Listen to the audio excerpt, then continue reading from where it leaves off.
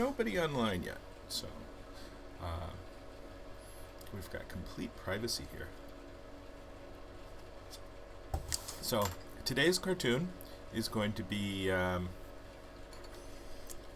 all the Republican candidates on a teeter-totter.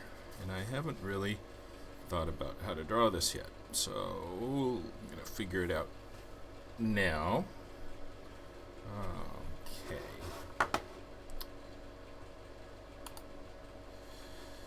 So I think I'm going to need a teeter-totter that's about like so. Halfway point.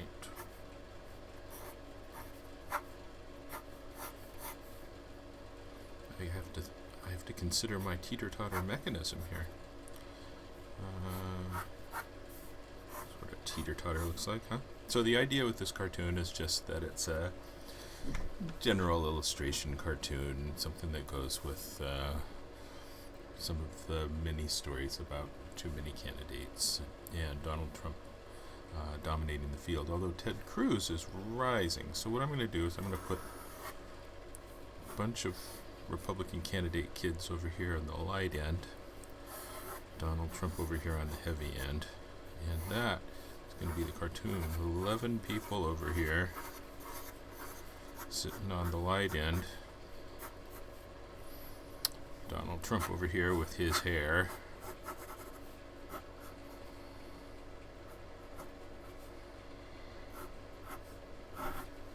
sitting on the heavy end. That's the cartoon. Okay, so let's start to sketch it out. This one's going to take a while because I've got 11 caricatures, although the caricatures should be pretty easy because I'm drawing them all as kids, which is a natural simplifier. Put this over here. I made a list of all the candidates I need to have on here, and kind of a thick list. The news today in the newspaper here in California, where it's raining cats and dogs, is that Ted Cruz is tied with Donald Trump in California for our primary that doesn't happen until June. So it looks like Ted Cruz is running against Donald Trump. Okay. Let's end that there and end that there. Does that look like a good teeter-totter?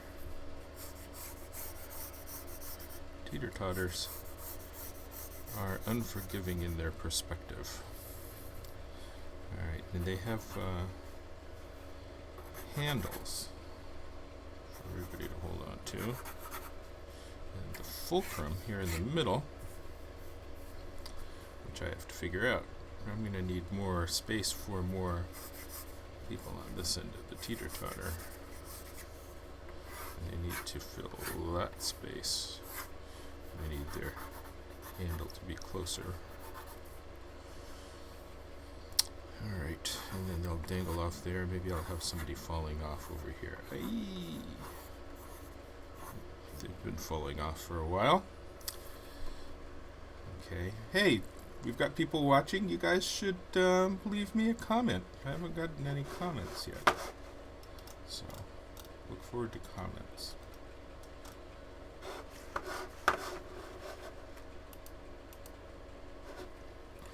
People complain about me not being responsive enough to their emails.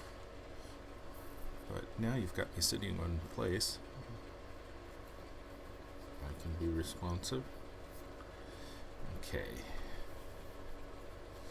So fulcrum point, I guess, is about here.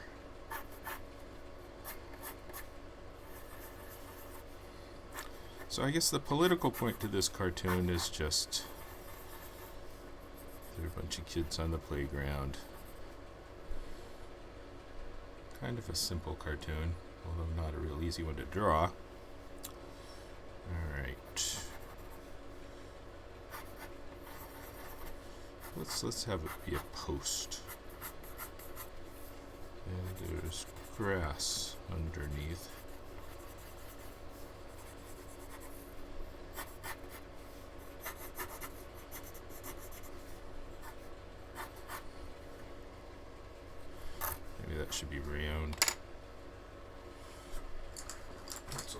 eraser. So, since nobody likes to comment, I'm left talking to myself the whole time. I like to draw these with a hard pencil because I'm not inclined to do any rendering or draw things well. I can just draw for position, which is what I need to be doing right now as I get distracted by all these other little things. Tearing my paper with my hard pencil. Okay, let's put Trump here. And I guess he's going to have very bent legs. He's going to be bigger than everybody else. That's a good bent leg. Now, one thing I like to do with my grown-ups. Am I really describing Trump as a grown-up on the teeter-totter with all the kids? I guess I am. I'll make him more of a kid.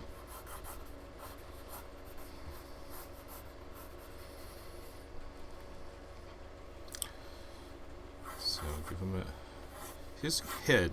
Everybody needs to have larger heads in a drawing like this. So let's put his head down halfway down his body there.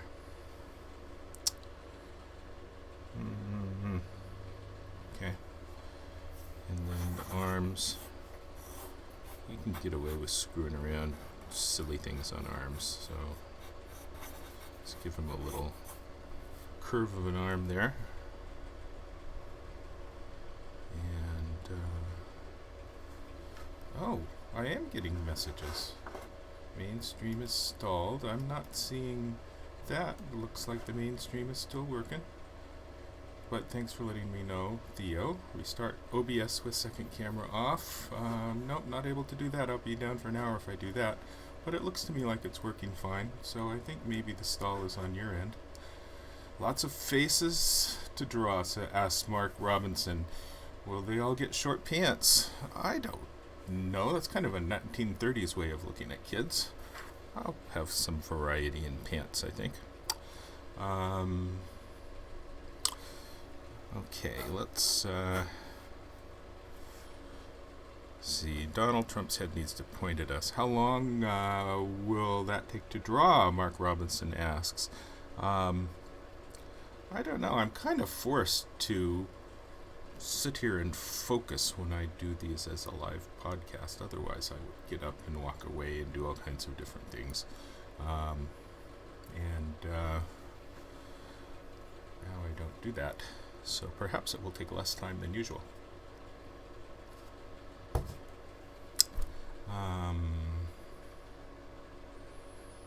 Oh, and Mark says the mainstream's working okay from his end. Very good. Yeah, I'm watching it on YouTube now. It looks good to me. I think maybe next time I'll give a little more room for the top of my head. Okay, Donald Trump's head. Now you can see what I'm looking at. Whenever anybody does caricatures now, we go to Google Images and look up whoever you're going to draw, and it gives you this wonderful spread of different face shots, although they tend often to be pretty much the same angle, which can be frustrating. It can be very difficult to get a good profile or to get the particular expression that you're looking for. Oh, you're watching. Mark Robinson tells he's watching on both his Roku and his computer. You account for two people watching, I guess, Mark. Never thought about watching it on the Roku. I guess there is a YouTube channel on the Roku, huh? That's pretty cool. I'm thinking that once I get up to speed with this stuff, that I'm gonna start doing it on Twitch. Because they have this lovely creative community where you can see lots of people drawing all day long, which is kind of fun. I like the nature of it. I like the community aspect of being able to flip through. Do I have thumbnail sketches before drawing the main cartoon? That's what I did first. This is my thumbnail sketch. Trump on one end, all the other guys on the other end. Thank you for asking, Mark. So, one thing that's interesting about Trump is that he's got this, here. He's got this really a lot of hair on his forehead, and cartoonists like to make anything that's interesting bigger. So you want to make the hair on his forehead bigger. But actually, he's kind of an interesting face because his eyes are well up above the halfway point of his face where most people's eyes are. And he's really got quite a shallow forehead. So having that tuft of hair on his forehead is not really such a bad design decision that everybody wants to criticize him for, but actually his shallow forehead is a weak point, and that hair on his forehead is kind of a wise design decision. So what happens is this massive hair on the forehead kind of ends up being a little flat over here, and then he gets this little foxtail wisp on the back. None of these guys are in my lexicon of easy things to draw yet. Something I need to expand my easy to draw lexicon with these guys. They need to stick around for a while and not drop out.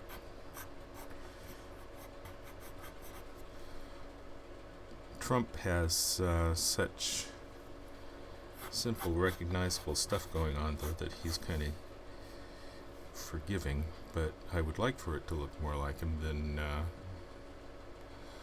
Mark writes, it took me a while to get a sense of drawing Trump. I turned his eyes into a permanent squint and pouty lips. The hair was more challenging. Yeah, and the hair is the main point, and it's interesting to see how the other cartoonists handle the hair. He needs the little poochy lips every time you can use them, but you can only use them in expressions that are okay with the poochy lips and the squint, which I guess I can get away with here. His eyes kind of point down a little bit. His eyebrows are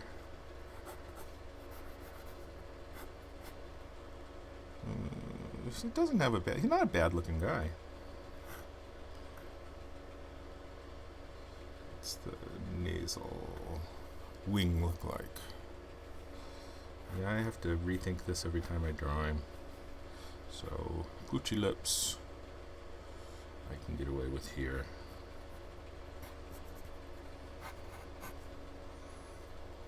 Nose is a little wide. Nose goes down kind of straight. Well, no, I guess it doesn't.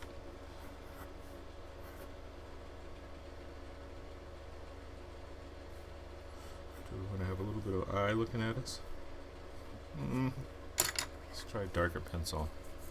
See if I can refine this a little bit. I've got his hand in the way on his... I do a lot of this back and forth futzing around. Ironic that he has such a small mouth, Mark writes. Yeah. It's not a bad mouth. It's kind of normal sized when you look at the normal pictures. The two edges of his mouth here and here line up with the pupils of his eyes as they are supposed to. So I don't think I'd call it a small mouth. So let's get a squint. And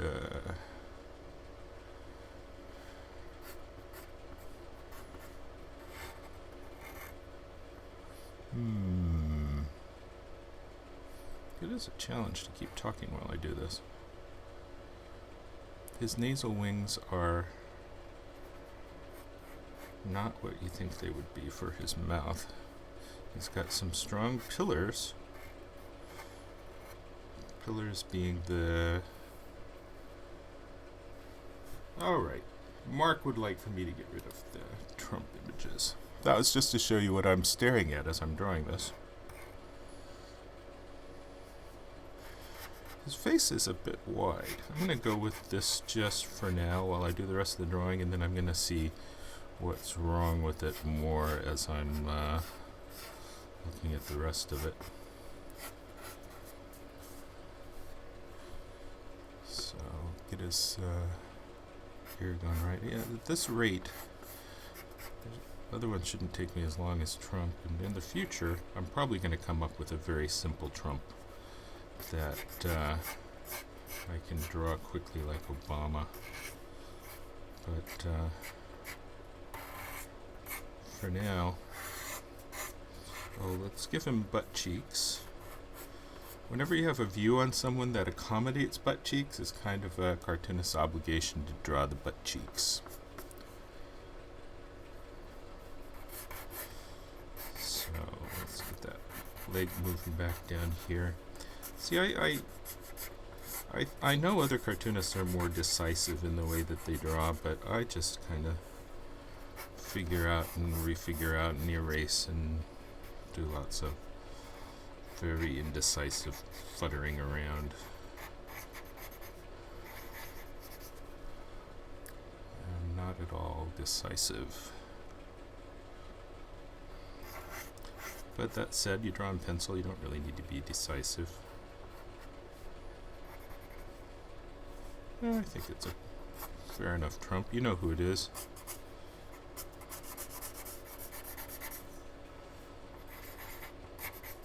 There's his handle. Alright, now these guys, I've got 10 more of them.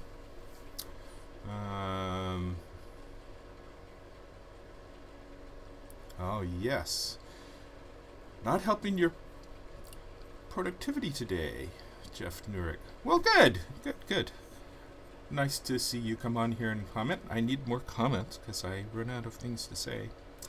Okay, now I need to bunch these kids. You know, I may need more space. So I'm going to add a little space to the top of this in case I need it.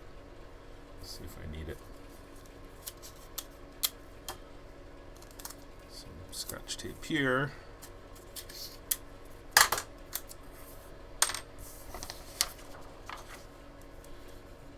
Yeah, I hear about cartoonists who draw really fast.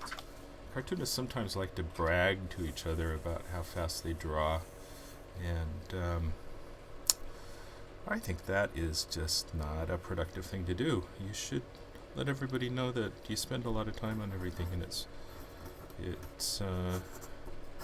doesn't come so easy. Otherwise, they're going to ask for changes all the time. They devalue your artwork.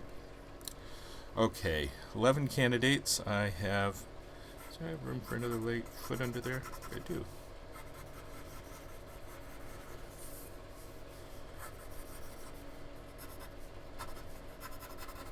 Okay. So, 10 more guys over here.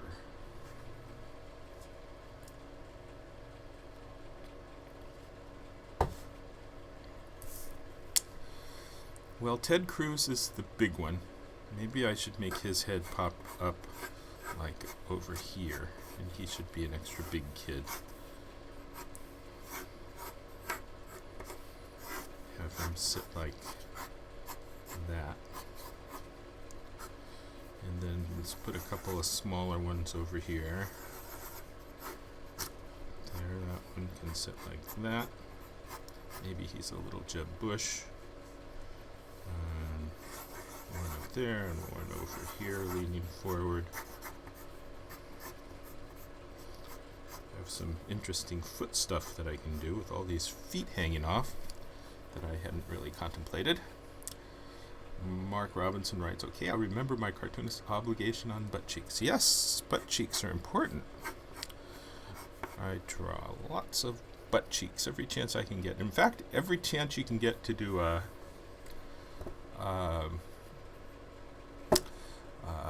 naked butt or dogs. I also draw lots of dogs. So dogs, butt cheeks.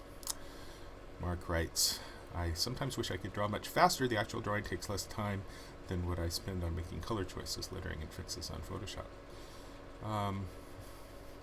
I don't know that it's a virtue to draw faster. Let's see, his curvy arm. I'll go here.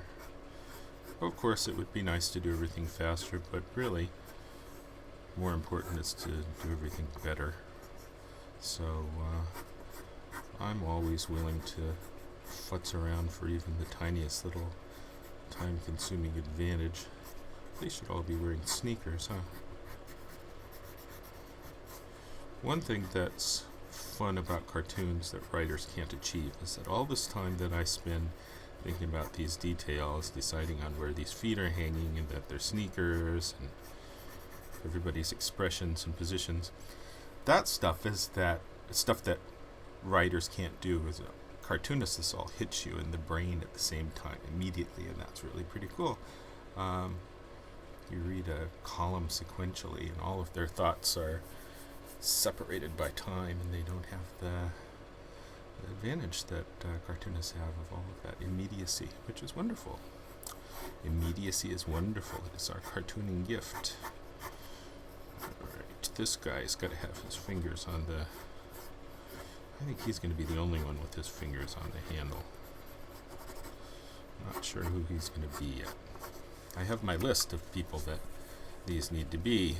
I have 11 altogether. 1, 2, 3, 4. I need to fit 6 more over here. There's a space for a head leaning in over the shoulder of Ted Cruz, who will be the tallest one. He needs a shoe that goes in a different direction. Maybe he's going to be Marco Rubio, because he's kind of next to Cruz. I do want Cruz to stick out up at the top. I did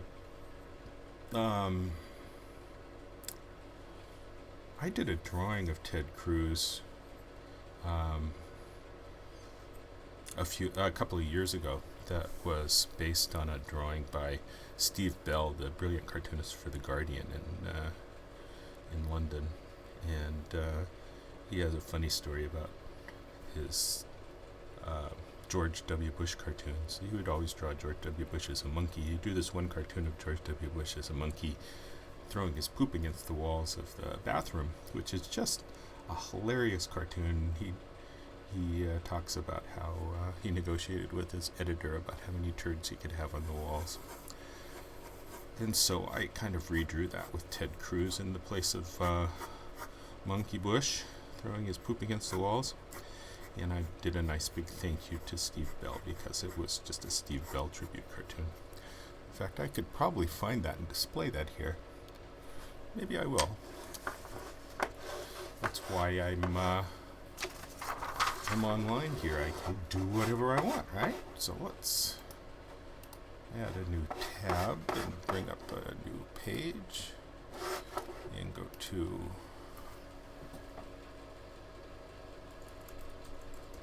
CagleCartoons.com. Cagle. Oops.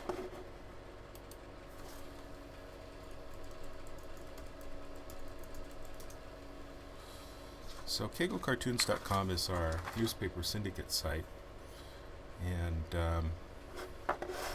bring this back up again. That's our newspaper syndicate site. Hopefully we'll get this remodeled and mobile friendly before too long. And on here, let's search for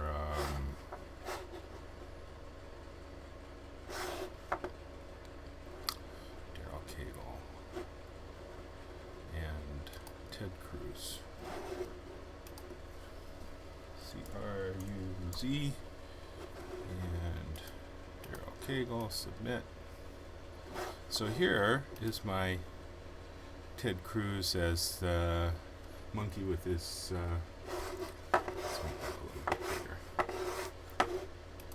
monkey with his poop on the wall, which I thought was wonderful fun. So I give speeches at colleges sometimes, and I was giving a speech at Belmont College in their art school. I asked all the students, there's Ted Cruz, you know who he is? And it was a little bit of an unfair question because he wasn't too well known yet. There was before the presidential race, but nobody knew who he was, which I thought was disturbing. And then I later gave a speech at Middle Tennessee State University. I showed this and I said, you know who Ted Cruz is, and they all knew who he was. And I said, you know, nobody at Belmont knew who he was. And then they all stood up and they cheered, yeah, because apparently they hate Belmont. So I had no idea.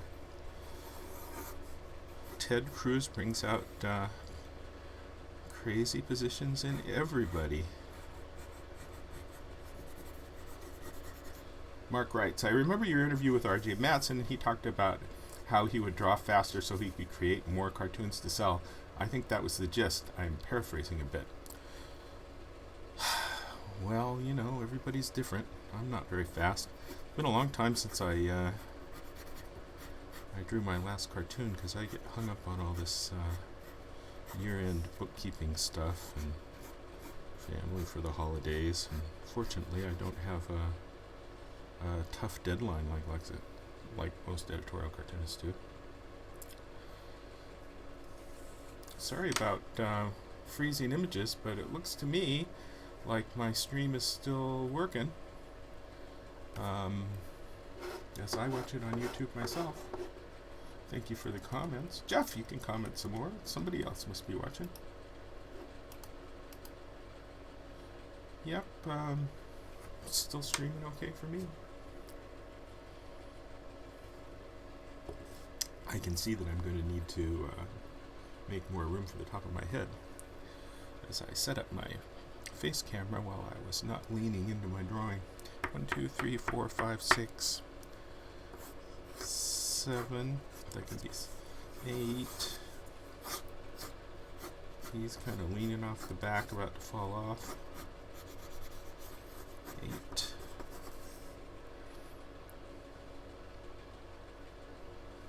9. How about a guy right here that's about to fall off? That sounds kind of cool. Let's give it another piece of paper because I ran out of space. I knew this would be a big, oversized one because all these little details. Let's add that over here. Oh, Roku and computer videos are now synchronized. That's nice to know, Mark. Thank you. Okay, that looks good. Down there. Up there. If anybody gets anything out of my videos, I think the main thing to get is don't worry about being indecisive. Well, if nobody sees anything except the final drawing, because people don't watch the videos. And do I want to have him falling off this much? Actually, foot in front of the other guy is kind of nice. Falling off like that. And his arms out like this. Who's the next one to fall off? Maybe that's Jeb Bush. I did a nice Jeb Bush falling down cartoon. We'll go back to that. So,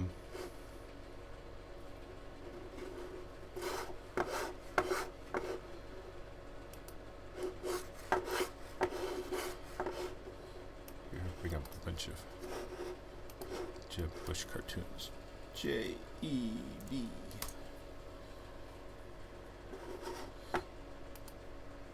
So this is my Jeb Bush falling down cartoon from the Newspaper Syndicate site.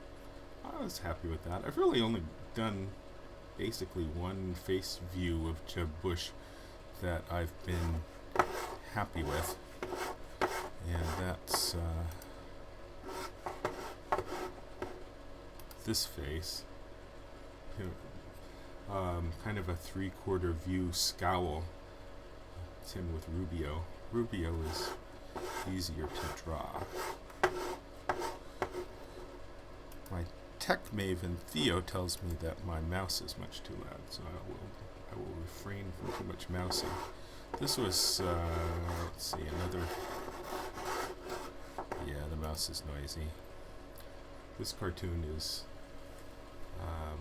not very prescient. Certainly didn't turn out to be a clash of old standards.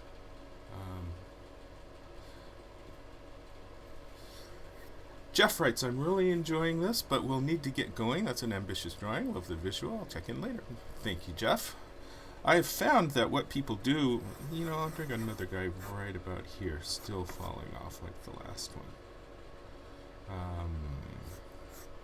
With the foot up like that, and another foot up like that.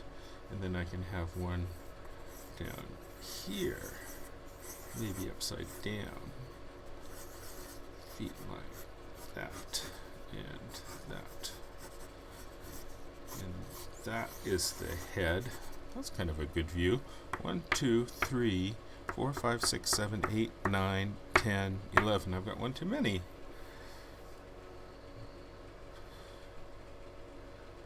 Well, I can eliminate, I can make this one a little bigger and eliminate that one. That's the editor's symbol for delete this. Thanks for stopping by, Jeff. Sorry to lose you. Come back. Okay.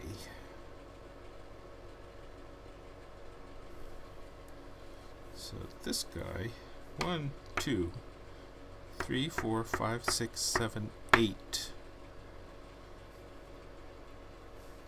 1, 2, 3, 4, 5, 6, 7, 8, 9, 10, 11. Okay, that's good. This guy needs a little bit of work.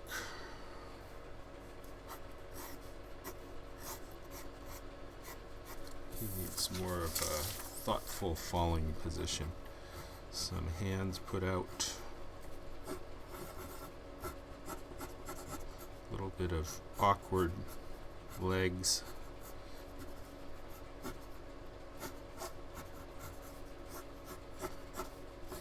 And the head up like that. Maybe that's Jeb. That's a good looking Jeb Bush, I guess. The graphic of your Jeb Bush playing card is still up. Can't see my drawing. I'm sorry. I need to think more about these things. I'm drawing like I assume you see what I'm drawing. Okay, so I switch from hard pencil to soft pencil, and the soft pencil just easily draws on top of the hard pencil. Sometimes I'll do this with ink, but I don't like the ink commitment.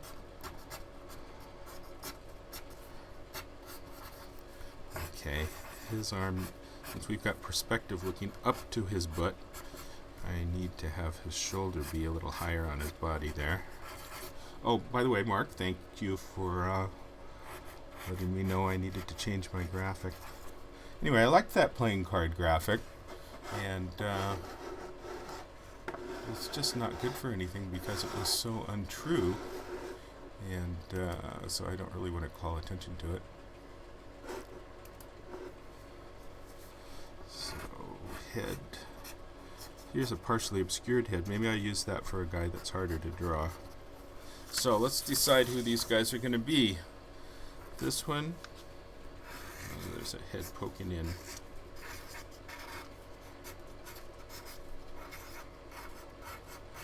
You can see why this drawing is going to take a long time. Oh, I'm sorry too about the delay. Mark, I'm about a minute and a half ahead of you here, so I get your comments a little bit late.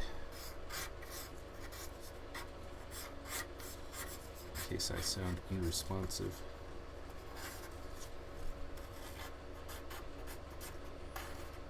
I naturally draw people in business suits now because I've drawn so many business suits. So the long sleeves and the business shoes are kind of a natural out of my hand, so I need to change those later as I think more about the guys all being kids. Now there's room up here for a little bit of leg and shoe disturbance in this direction, so let's give that guy a leg up. And this one behind here has room for a leg to fit through.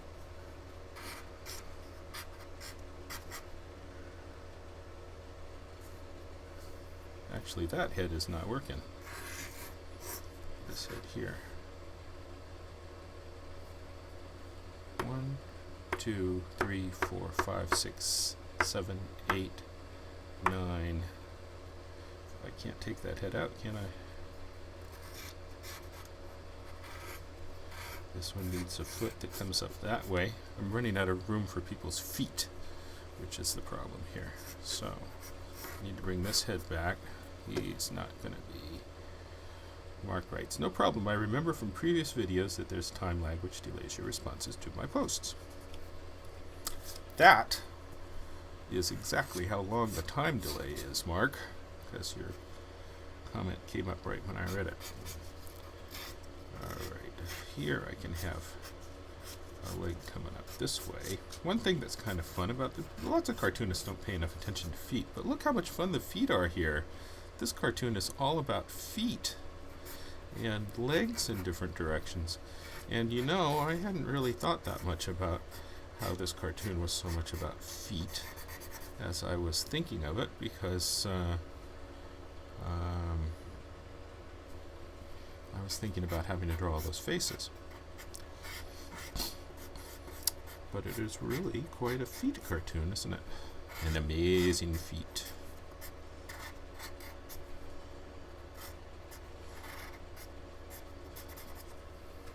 That's looking better. You know, the more you futz with it and sit on it and keep drawing all these little details, the more it hashes out.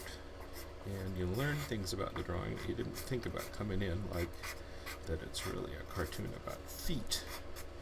I hadn't thought about that one bit. Now, this guy's head, Ted Cruz has a leg. He's got a leg. This guy has that leg.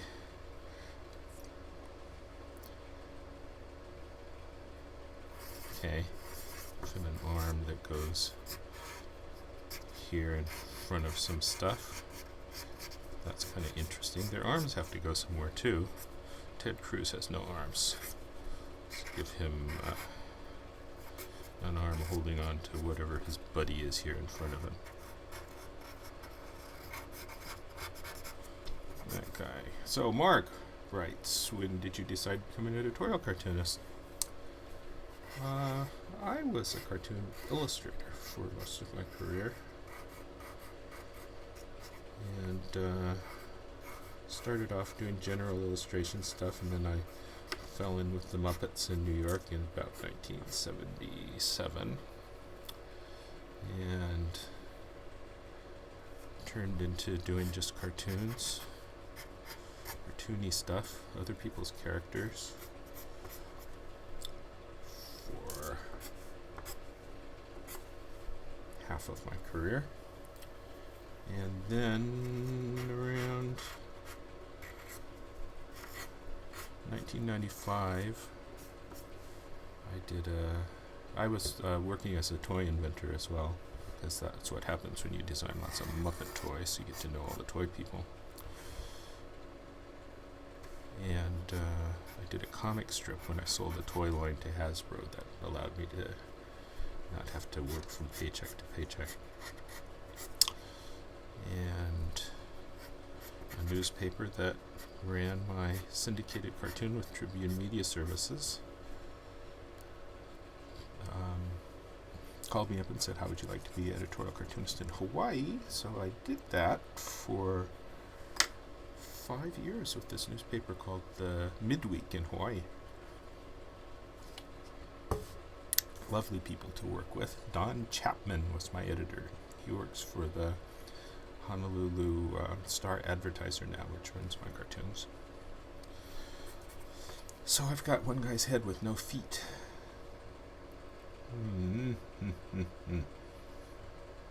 Anyway, that's an unusual editorial cartoonist story, because most editorial cartoonists have always been editorial cartoonists. We're never any other kind of cartoonist. And I'm a mid-career switcher. But that also led to my starting the syndicate, because I was dissatisfied with my Tribune Media Services tenure. And so I got together with a bunch of other guys who were similarly dissatisfied with syndicates, and we put together a package around year 2000. This is our 15th year, and so I have a dual role as cartoonist and syndicate boss. Which guy doesn't have a leg? This guy is sitting in the lap of the guy behind him. That solves his having no room for his butt. Mark writes, I was about to ask if you'd done a comic strip. Did you move to Hawaii or just visit a lot? My wife is from Hawaii. She actually went to high school with Obama at Punahou High School in Honolulu. And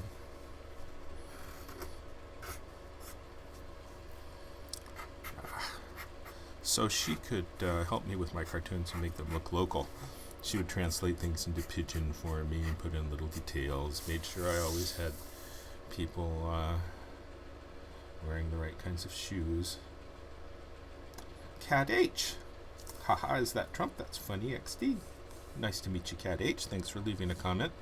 Yes, the idea of the cartoon I'm working on today is it's a teeter-totter cartoon.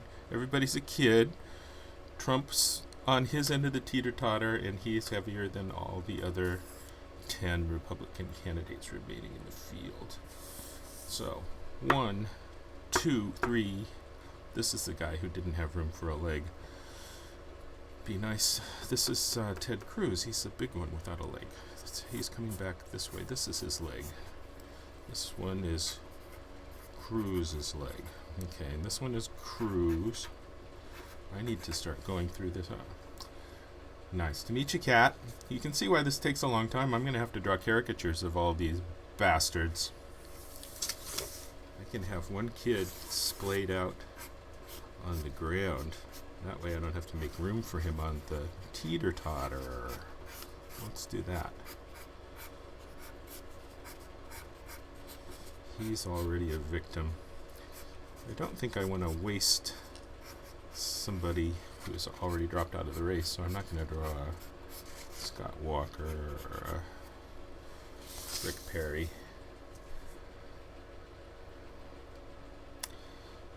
So I guess Cruz is looking the most secure on this teeter-totter, isn't he? I think he needs to be. I think he's kind of getting up to the point where he's the potential Trump killer. Okay, let's go back to what I'm looking at, just so you can see how I do this. With my loud mouse, sorry about that. So here I'm looking at Donald Trump still.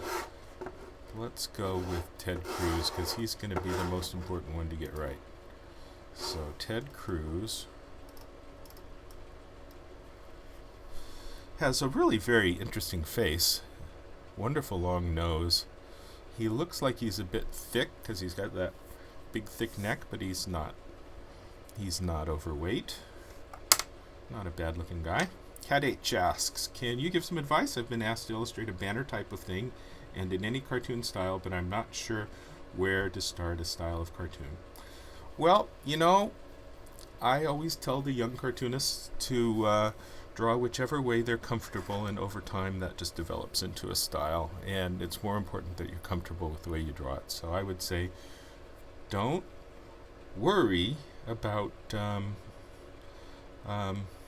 what your style is, unless you've got the client telling you they want a style and they want to see what the style is going to be first. Then just draw however makes you happy, and keep doing that, and your style will happen. Mark says, I foresee a lot of erasing in your near future. You know, I'm going to put a piece of drafting vellum on the top of this and then do the final line on top of it. So the erasing will come only from indecision and not from the necessity of too many lines on this piece of paper. Okay.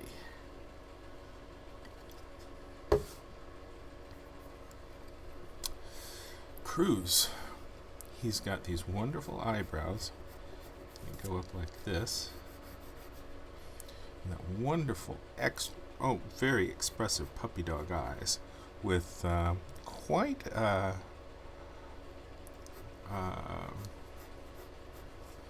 incline from the sides of his face in, and kind of a sad eye look. And then he's got this long, crooked nose, which is a lovely nose for cartoonists. That's starting to look a little... Oh, I'm sorry. Yes, the image is being blocked by my Ted Cruz's, and you're not seeing me drawing Ted Cruz here. And then he's got a flat upper lip, little upturned edges, and a little hint of the male pattern baldness in his hair here, which I'll just block out the shape for. Cat H writes, all they gave us was what it needs to look like, and I've been trying to draw cartoons in a style for a while, but I don't know what kind to stick to.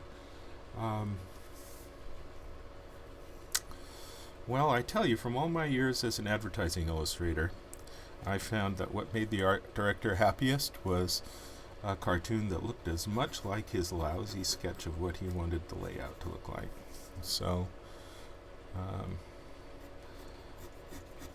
better ideas be damned, or else go for the gusto. But on a banner ad for a website, I'm not sure that there's a lot of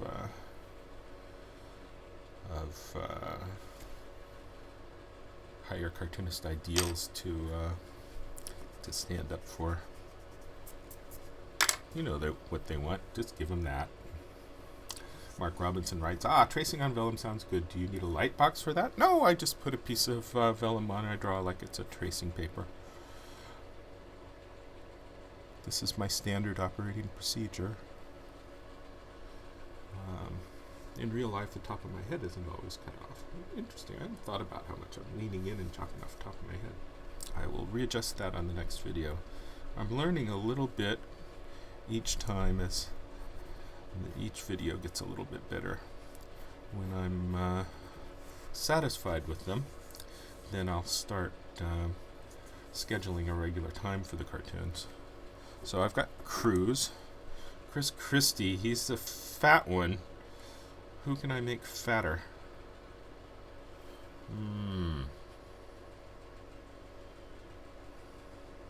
The front guy could be fat.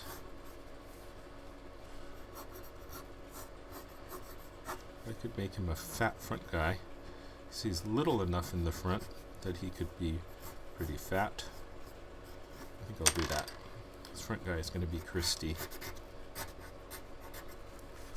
Come up and bring up my Christie images. I can hear my tech buddy Theo complaining about the sound of my mouse in my brain each time I do the mouse now. So here's Christie, and what's deceiving about Christie when you caricature him is that you get all of these images of his face head on, but he's got his interesting nose that you only really see being interesting in a profile or three-quarter view, and it's hard to get those. But that's what's interesting about the guy. He's got this long, pointy nose.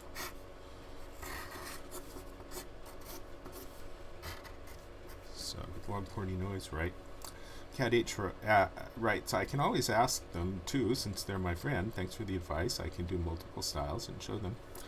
Cat, I recommend that you do not do multiple things to show them. You do multiple things on your own and figure out what you want to do. But if you show the client more than one alternative, they will always pick the alternative that is not the best one. So if you have to show them more than one, make sure the other ones you show them are lousy, so that they're bound to pick the one that you like best. And because ultimately, you want all your drawings to be the ones that you liked best. And you don't want to be screwed up by editors picking things that are not best, because what the editors want is not at all like what we think is best. Mark writes, it almost seems like Christie should be the biggest one in the seesaw. Well, I'm giving them size based more on their importance than their actual weight. So Christie is one of the larger guys, but basically I think we've got Ted Cruz versus Donald Trump, and none of them have much size. So Christie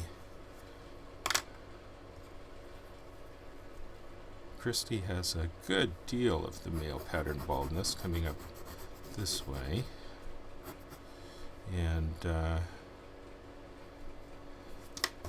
I'm going to do a little bit of erasing, clear his face space.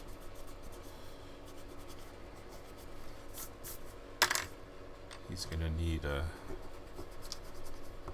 wider head.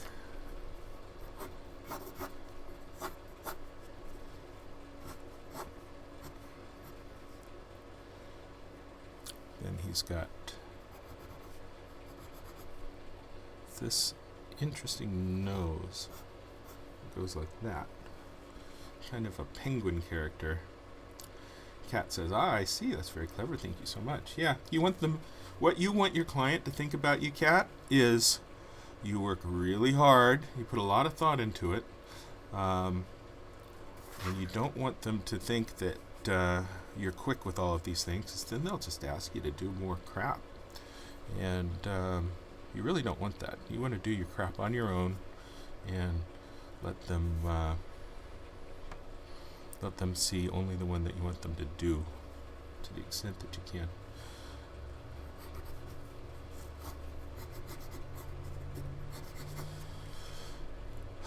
Okay, Christie has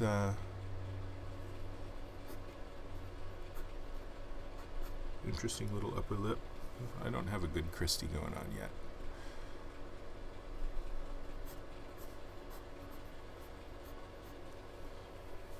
That's a pretty lousy Christie. I may be spending a good deal of time on him.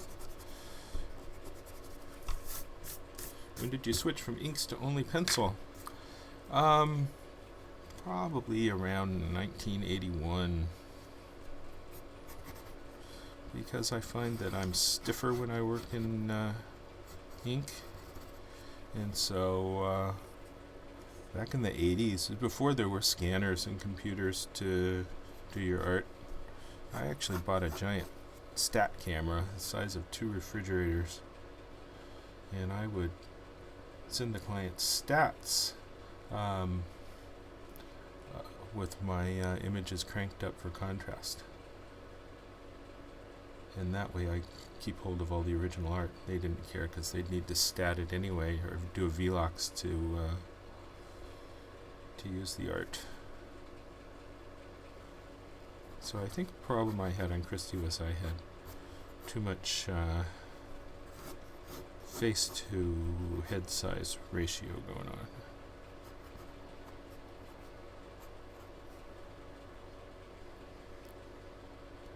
I'm having the trouble with him of no good side view.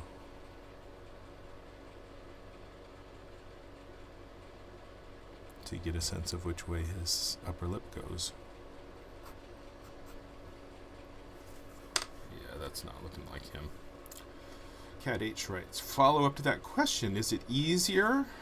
Is what easier? I guess it's easier to show them only the drawings that you want them to see. Ooh, thunder. We've got crazy rain here in Santa Barbara today.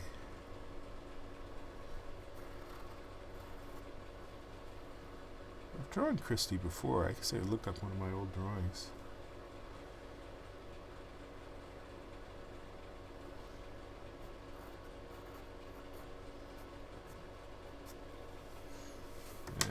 Having trouble with him today. I might come back to him in a minute. One of the tricks of doing caricatures is you come back to them later and you can see things more clearly than you can at a time when you're struggling with them. So I'm struggling with Christie right now. Maybe sorry about moving the mouse. Easier switching from ink to pencil? Well, everybody draws in pencil. You need to develop a skill with ink, and I'm comfortable with ink, but I get too stiff when I'm thinking about being committed to the lines that I put down. And for me, drawing is always a question of trying to make it look like it's easier than it is. And so I want things to look like they were simple and fast and easy, although I don't want the editors thinking that. And I do think when you watch me on these videos that you can see that it's harder for me than it looks like it should be. Boy, Christie is, everything is head on with this guy. He just doesn't do the side views. Alright, let's give him a little bit of up in the air stuff going on. And his big pointy nose. And he's got pillars.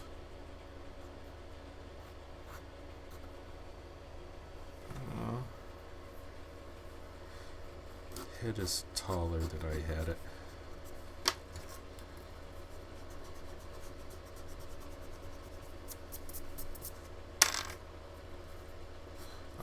If you're doing a color painting, back when I did paintings, I haven't done paintings for a long time, you can always get away with colored pencil instead of ink in your cartoons. And so I don't see any need for ink.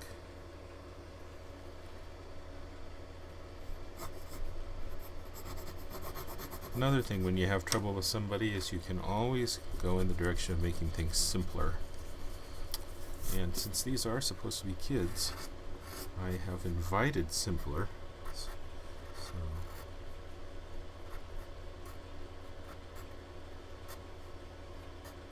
let's try the simpler one. He does have the droopy eyes. There, that's a little bit better. His head got a good deal bigger as I did that, didn't it? And he's got a tuft that goes like that.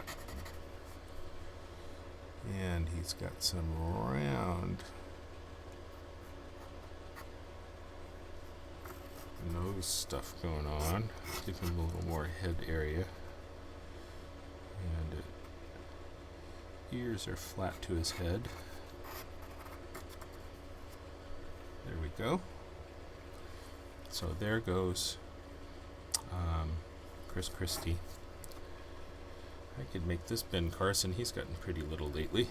He can use an arm that goes up here and holds onto Christie's shoulder. So let's take a look at Ben Carson. I'm going to come back to all of these face images when I do the final art for everybody's face. Cat writes, where do you get your inspiration to draw? I find myself lacking inspiration for days on end. Well, if you lack inspiration, you can follow a procedure. Procedure would be, for an editorial cartoonist, is write down what the headlines are that day, and then write down what are the popular current metaphors for things going on. Maybe it's the Star Wars movie, and then make a chart and try to draw connections between things, because it's a standard cartoon thing to combine two unrelated stories together, and then it's funny just because they're unrelated. So that's my Ben Carson page, in case anybody is interested in what I'm looking at now. I'm switching to Ben Carson. He's going to be in this little spot. Christie needs more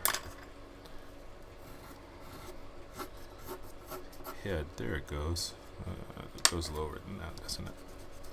You know, also, I can fix a lot of these relational things when I go into doing my trace, and then when I scan it and put it in Photoshop. Okay. So Ben Carson. Ben Carson's actually quite a good-looking guy, which makes him harder to draw. Anybody that's good-looking, harder to draw.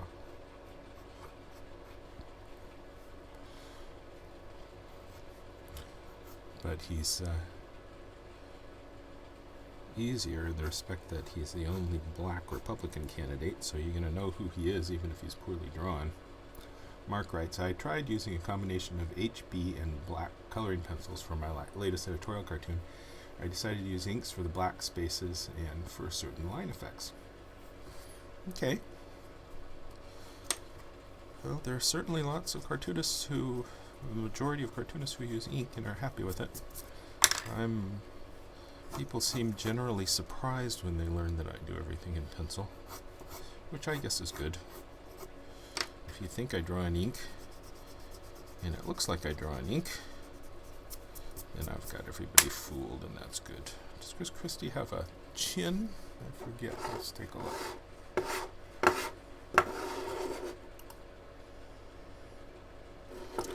You know, he doesn't. His chin kind of just disappears, doesn't it? A little bit of a chin way down here. He's going to have to improve over time. I give him open eyes? Maybe I do, maybe I don't. Let him stew for a little bit while I think about him. Okay, back to Ben Carson.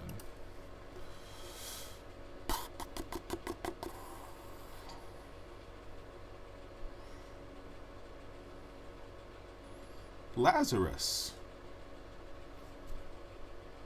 Nice to meet you, Lazarus. Yeah, I think I'm going to be here a heck of a long time drawing this, so yeah, you came back with plenty of time.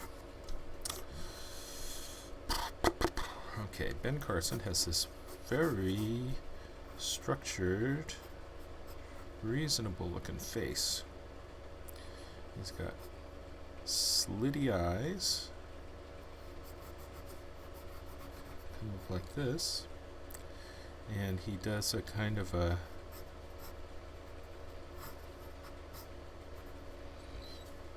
yeah, I think I've kind of got him there. Got more chin than that. I find that as I'm drawing all of these guys, their heads get bigger, which is okay because they're kids, and I'm going to need to simplify this when I do the final drawing on top of them.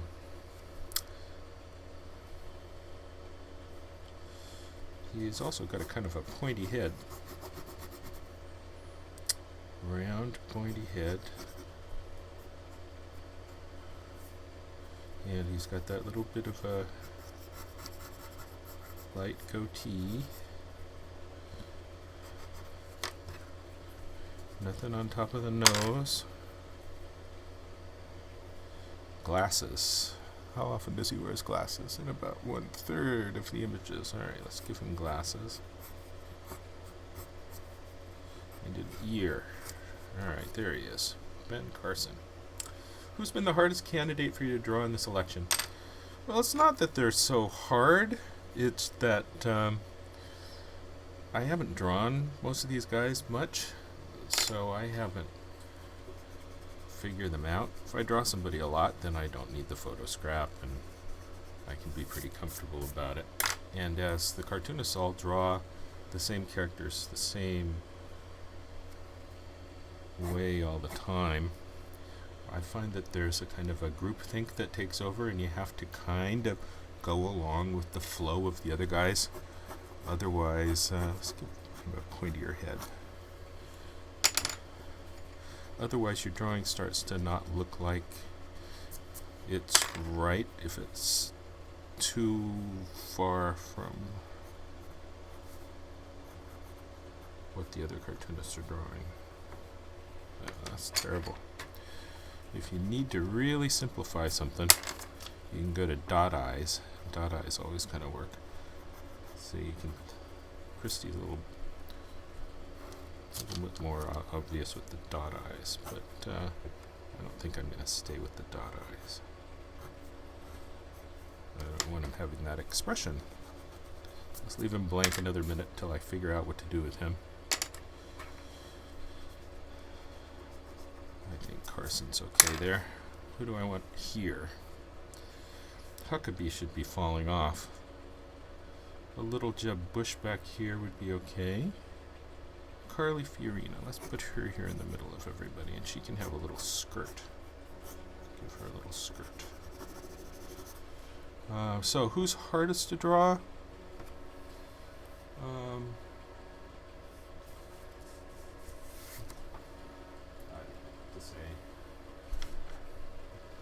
The hardest things to draw in general are handsome people and pretty women, because they have the fewest features to exaggerate. Carly Fiorina's not bad looking, but she's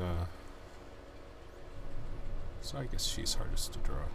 Okay, let's go with hey, I can hide Rand Paul back here and have nothing but hair going on. Ooh, listen to the big thunder. Wow, we even had hail this morning, and it's really dark outside. Ouch. Yeah, let's do Rand Paul back here. Where's Rand Paul? Okay. So, again, apologies for my mouse, but here you can see all my Rand Paul images. He is great for having this wild mop of curly hair, but the rest of his face is not particularly memorable. Kind of a everyman puddin' face. Go back to where I know you want to be.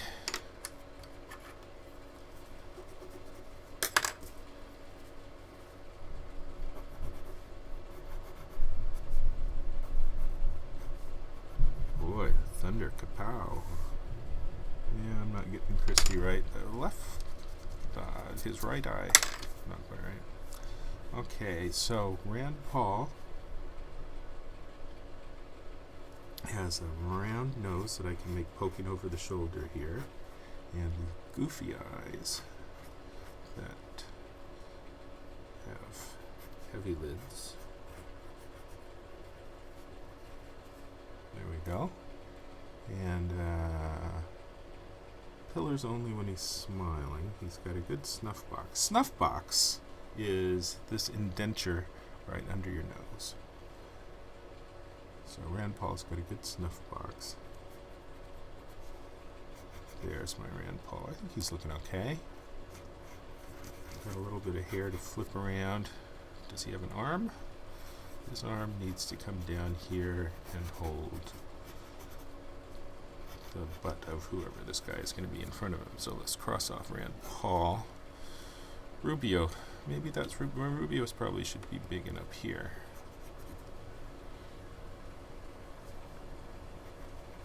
Rand Paul has a little bit of a lower lip and a little bit of a round chin, doesn't he? A round, weak chin.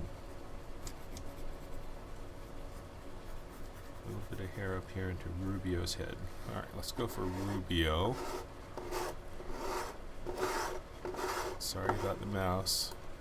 Alright, Rubio. Now Rubio is kind of, here you can see Rubio. Rubio's kind of a tougher one to draw in the respect that he is a good looking guy. And anybody that's good looking is tougher to draw. Do I plan to, Lazarus writes, do you plan to do a cartoon about the affluenza teen and his mom? Nope. I try to avoid crime cartoons wherever I can, because everybody agrees that crime is bad. Everybody doesn't like the affluenza kid, and I don't have anything different to say than crime is bad and I don't like the affluenza kid. Okay. So, this is going to be Rubio. And who should this be? Oh, I was going to make this Carly Fiorina with the skirt. Alright, let's see what I can do with Rubio, with the piece of paper broken in the middle of his face. Okay. Boy, the thunder keeps rumbling. Rain keeps falling. Rubio. Okay, well, he's got an interesting, strong superciliary ridge, his eyebrow ridge in his skull. His nose dips back to bottom level, the lower level between the eyes.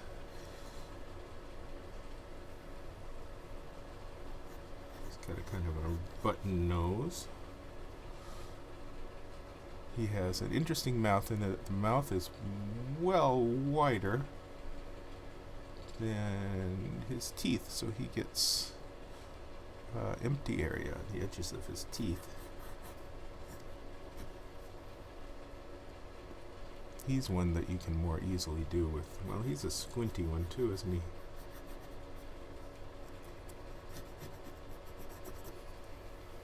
He's starting to bald, but he's still got a good head of hair. So let's make the head go round like that, make the hair go on top of it.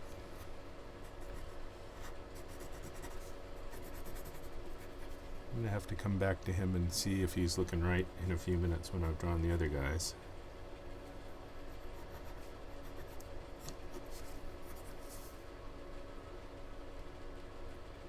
It does have kind of a low nose, so nose comes down like that. Mouth is, he's got a fine looking mouth.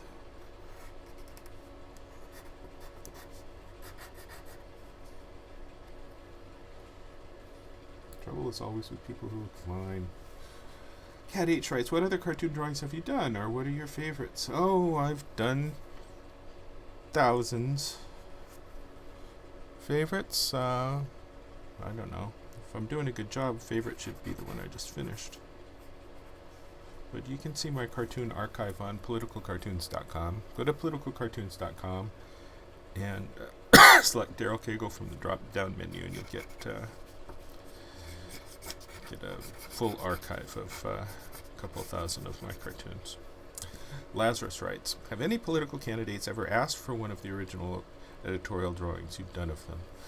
Yes, that happens. In fact, the only time I ever hear from politicians is when they want a cartoon like a trophy to hang on their wall. And it doesn't happen that often. I have a kind of a standard thing that I say, which is you can have the original art you want, so long as you make a contribution for $800 to the National Multiple Sclerosis Society. And sometimes they can write back and say, but I'd rather give it to this charity, and then I usually say yes. And if it's a nice charity, they're not given to the NRA or something, which has never come up. So sometimes I'm surprised. Typically they like to get something for nothing, and they don't want to make even a tax-deductible contribution. Good example of that is John Kerry. I heard from his campaign back when he was running for president. They wanted one of my John Kerry cartoons, and I said $800 to multiple sclerosis, and then they were gone. They just wanted free cartoons. Got a call from Donald Rumsfeld. Wanted a cartoon I drew of him. Apparently, Donald Rumsfeld has a office with a wall full of Donald Rumsfeld cartoons. And he had no problem making the contribution to Multiple Sclerosis Society. I sent him the cartoon. I trust that my cartoon is on his wall. Back when Steve Forbes ran for president, he was famous for offering to buy every cartoon a cartoonist drew of him from all the cartoonists, and which is really kind of a smart business plan, because you get the cartoonist drawing you more. I'm not sure that's a good thing, because cartoons are always negative, but he did get more cartoons drawn of himself by doing that. So and the cartoonists loved having their stuff sold, so I guess that works for him. Maybe it worked for Donald Rumsfeld. I know he's bought a lot of cartoons from other people. So here is Carly Fiorina. I'm going to have Carly Fiorina squeezed into the group. I could do button eyes on Marco Rubio. I don't have a good Marco Rubio yet, so we'll have to Maybe he always needs the teeth. Let's give him that. See what happens. Marco Rubio. Oh, I'm sorry. Back to my drawing.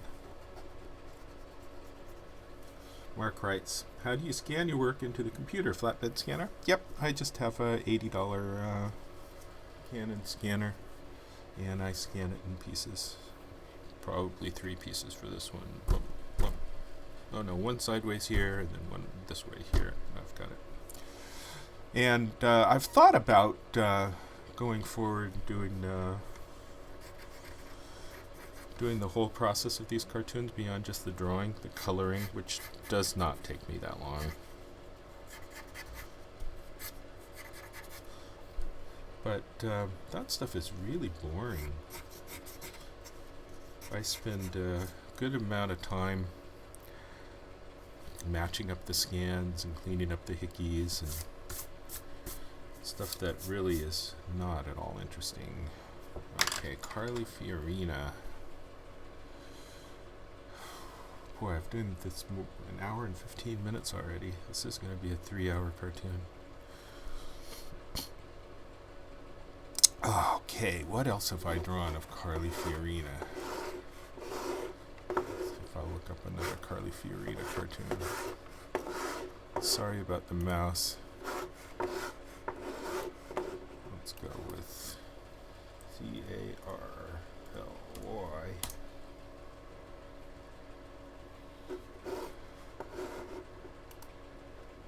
Okay, here's a Carly Fiorina cartoon. I'll show you that. There she is. She's got a kind of interesting eyes. She's always got a kind of a mean look on her face. But she's nice looking. So a little bit mean, a little bit condescending, a little bit nice looking.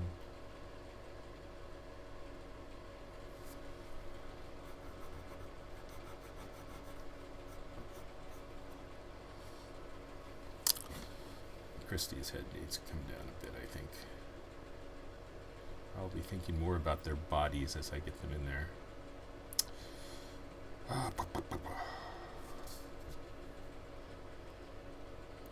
Okay, Carly Fiorina. Back to looking at her. She has some interesting squinty eyes that have a directionality to them, and a good deal of width between them too, huh?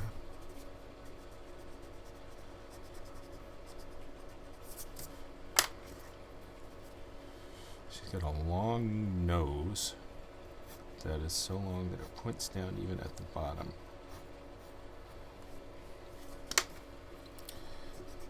Long face as well.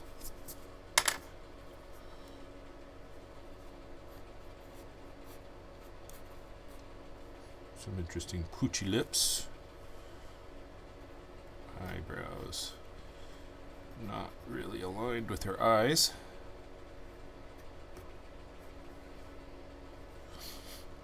Her hair does a lot to define her.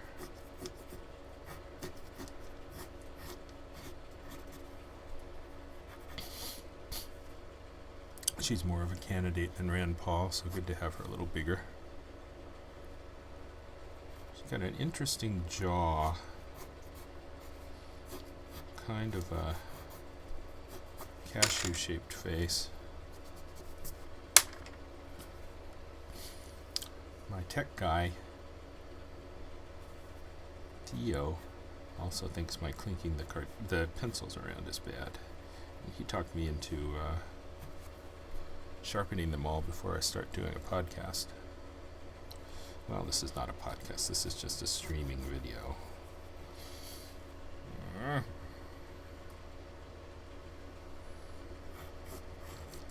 She can have a little hair obscure that side of Ben Carson.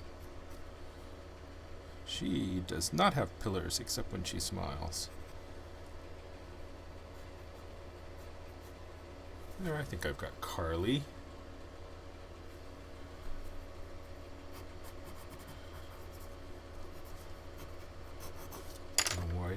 up a little bit, make sure that she's got... Oh, I have a man's arm on her, don't I? I thought I might do a video just on the difference between drawing men and women's arms and men and women's hands.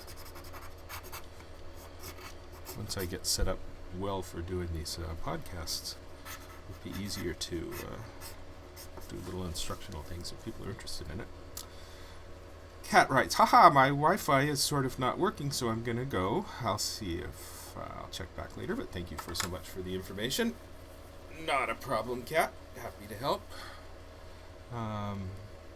Yeah, come back. I find that more people look at these when I have them archived on the site after I'm done, because I announce them in the newsletter or something. Excuse me. That's my method for sneezing off camera. Lazarus writes, for the sake of drawing cartoons, who would you prefer to win the upcoming election? I don't think it matters. I think probably the best cartoon character of them all is Hillary, because she's got so much depth of story and character. So, let's see, John Kasich. You know who draws a great John Kasich is Nate Beeler. Just a wonderful Kasich. Because he's in Ohio and Kasich is the local guy, he gets lots of experience with Kasich.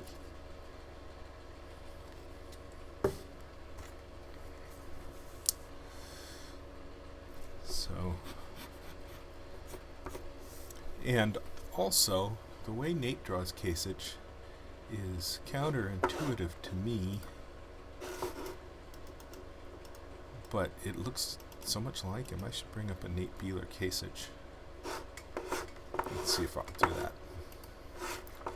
Let's go to Cagle Cartoon site, come up with Beeler and Kasich. I can show you that. Looks like I should have this centered on the right side, doesn't it? Let's go for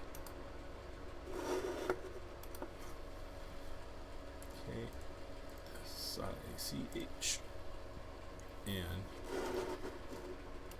Nate Beeler. Nate Beeler is the king of Kasich, and he draws him squinty with a very interesting looking upper lip, which is great fun. Yeah, look at that. You know, I would not think of drawing him like that. And it's wonderful. It's just wonderful. Let's get another big Kasich head from Beeler. Well, Beeler's got 2 pages of Kasich. Oh, that's a good looking Kasich. Go for that and that one. Well, that's a good looking one too.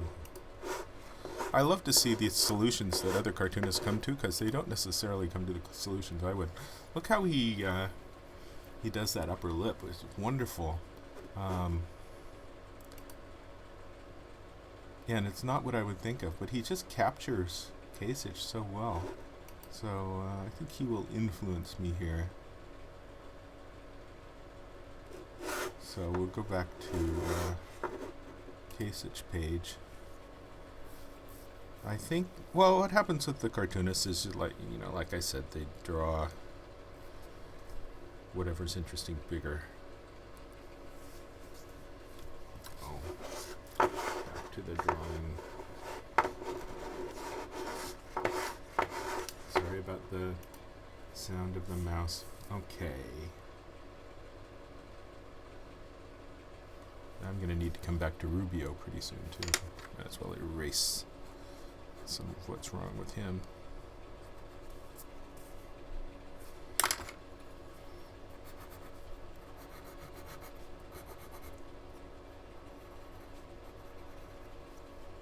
That's looking more like him. A little bit. It'll be good when I finally finish it. Kasich. Should Kasich be the one swallowing off?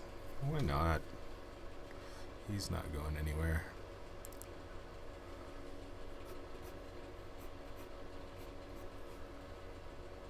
He's got squinty upshot eyes.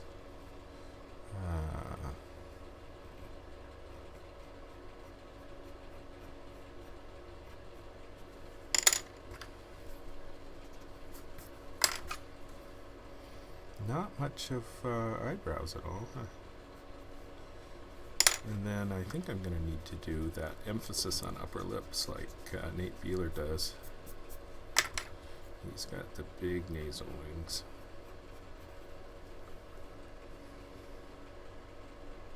Upper lip kind of curves in, doesn't it?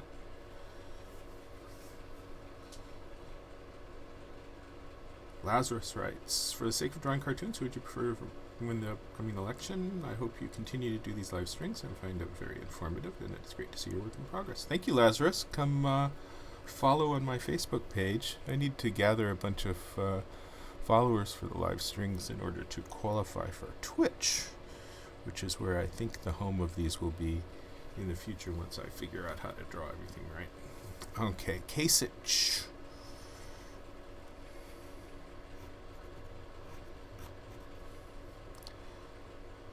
I want to overemphasize the mouth because that's what Nate Beeler does so well, but I obviously don't have a good Kasich yet. In fact, people are not going to know him, so having him up here in this spot might not be such a good idea.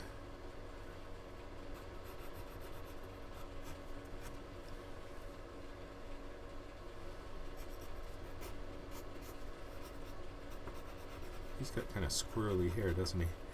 And a prominent, though weak forehead.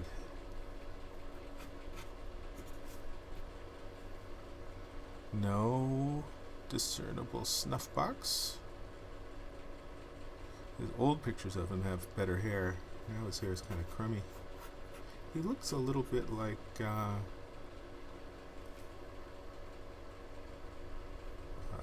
what's his name from the Larry Sanders Show? I'm forgetting. Okay, ear is close to his head and unnoteworthy.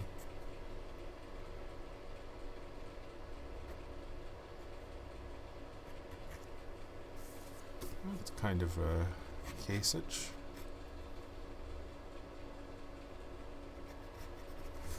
Alright, let's cross Kasich off. And I cross Rubio off. I've got Huckabee, Bush, Santorum. I've got Trump.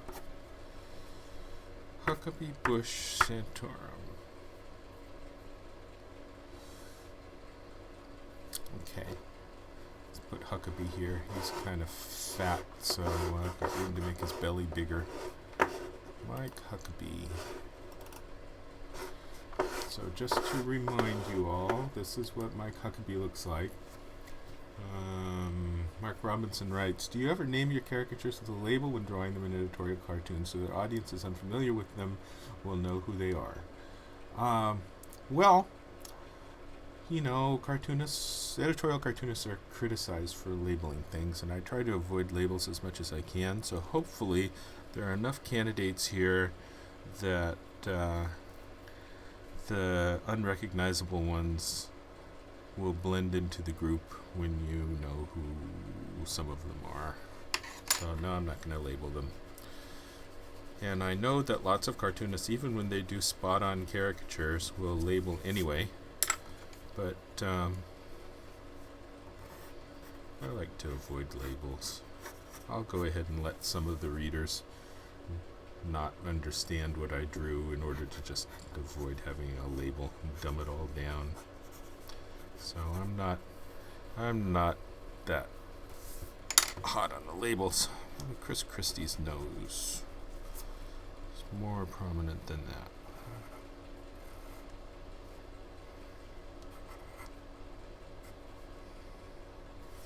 That's a little bit better for him.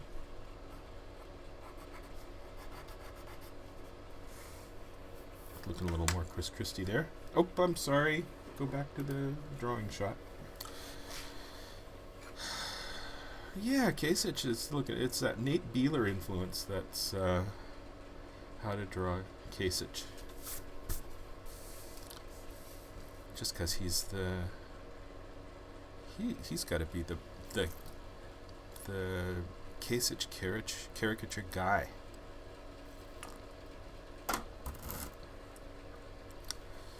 You know, his hands on this are just not working. So let's make his hands grab the actual teeter-totter. That'll actually make him look a little fatter, which is good.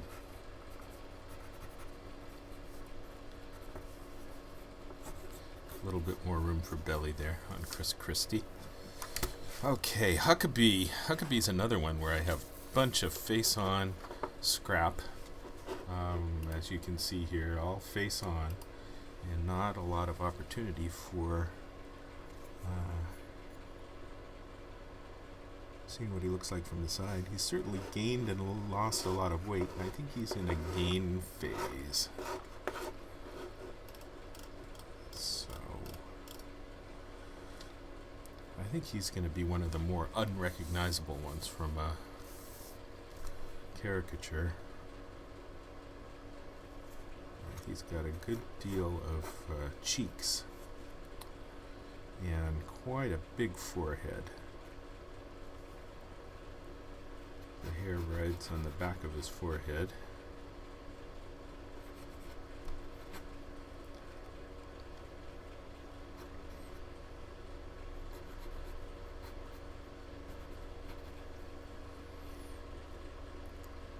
Nose go down and then out.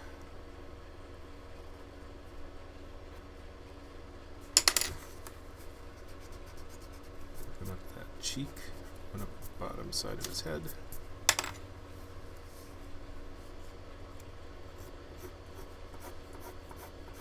So one thing I notice on the Twitch feed, which is lovely in their creative community, is that they've got a whole bunch of artists there who just, you know, they're illustrators and comic book artists, and they draw all day long. And you can just leave a window open on your favorite artist and see them every day at work all day long, which is nice. I'd love to have windows on the drawing tables of all my favorite cartoonists. I'd leave a bunch of live streams of my favorite guys open all the time.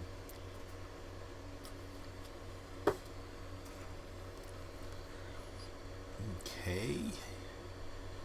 He's kind of got a deep set upper lip.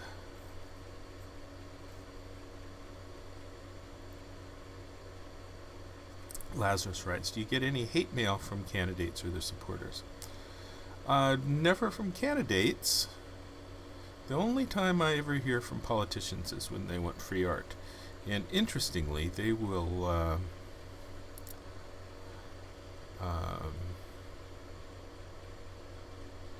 only look at the cartoons as trophies. And even if you draw a terrible cartoon, you hear from them wanting to hang it on the wall like a trophy. Kind of like a battle trophy, I guess. He has some interesting front teeth. He'll have his mouth open a little bit.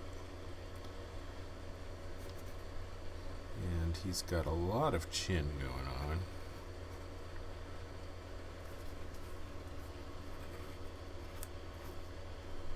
What do I want to do with his eyes? He could deal with dot eyes.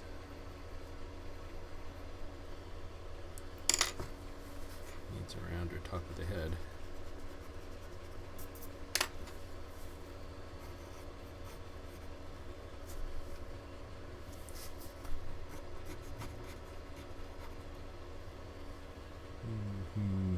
He's got the cute little puppy dog eye thing going on. I think I've got Huckabee. Put him in school kid clothes, which is something I'll do when I trace. And I'll also get the positions on the legs and arms better when I do the trace. So there's Huckabee. Let's cross him off the list. Jeb Bush, Rick Santorum. Alright, let's make this guy on the very bottom Rick Santorum, and I'll leave Jeb Bush for last. I think Jeb Bush is kind of hard to draw. So, Rick Santorum. He's kind of a nothing candidate right now. Here, I'll show you again, my apologies for the sound of the mouse. So here's Rick Santorum.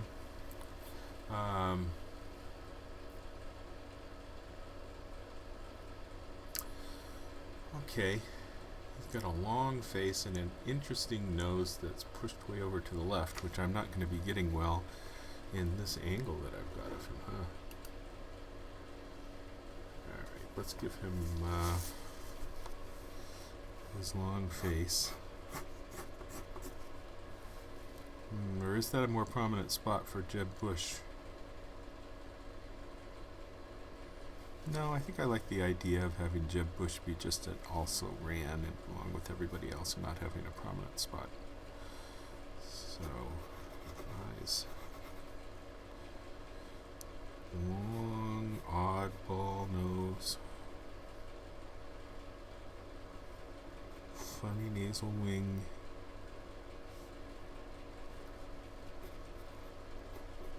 Again, the squinty eyes up by his.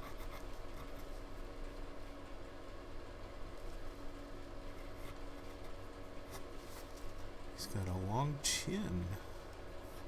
I can put that down here. And what do you do for his mouth when you don't want him smiling? Every darn photo is smiling.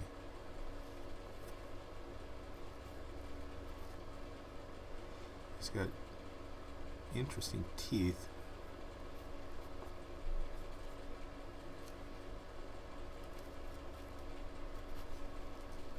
Alright, I think that's looking like Rick Santorum. Let's give him some more hair.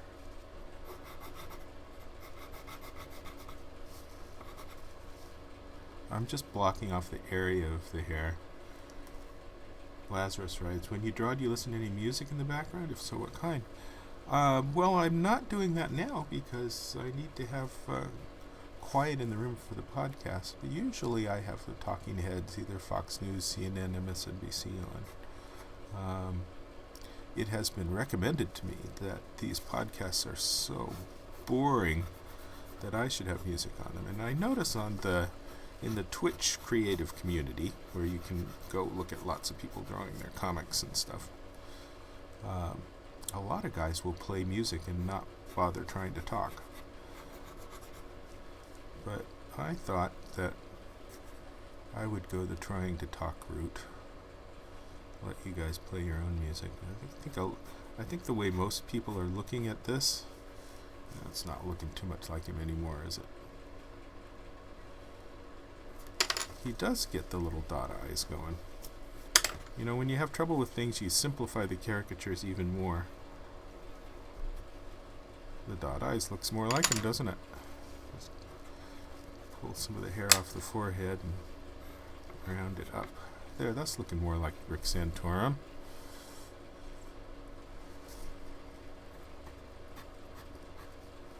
Okay. His arm is going to need to be a little better than that.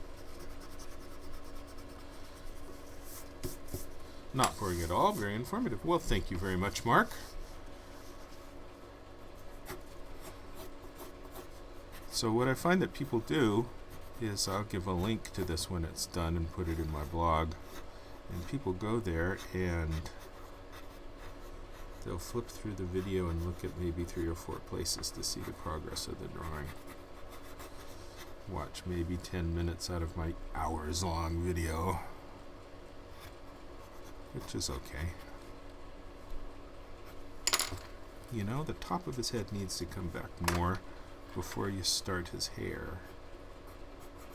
There, that's better. That's more Rick Santorum, huh? He's gonna keep those dot eyes.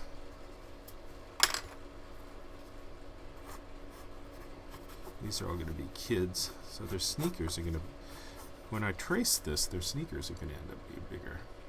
Oh, thank you for the kind words, Lazarus, who writes, I agree with Mark.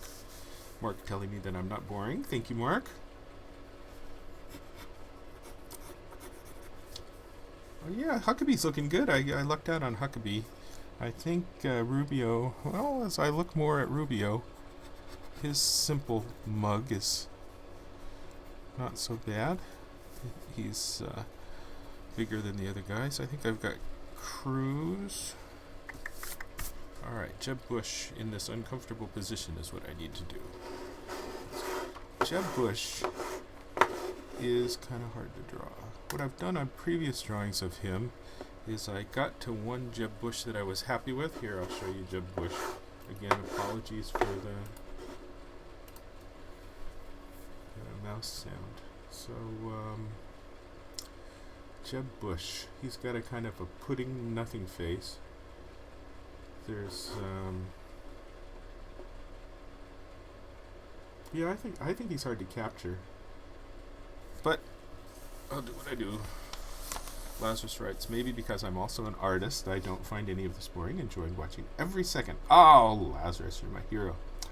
Mark Robinson writes, well, being able to chat with you while you do your work provides a lot of valuable information. Good. Well, ask all the questions you want. I've got to find something to keep talking about as I sit here for hours. Get a little bit of this tape out of the way of Jeb Bush's head. The romance of being an editorial cartoonist. Okay, so what shape will his head be as he falls down backwards? Oh, Santorum's looking more like Santorum the more I get away from him.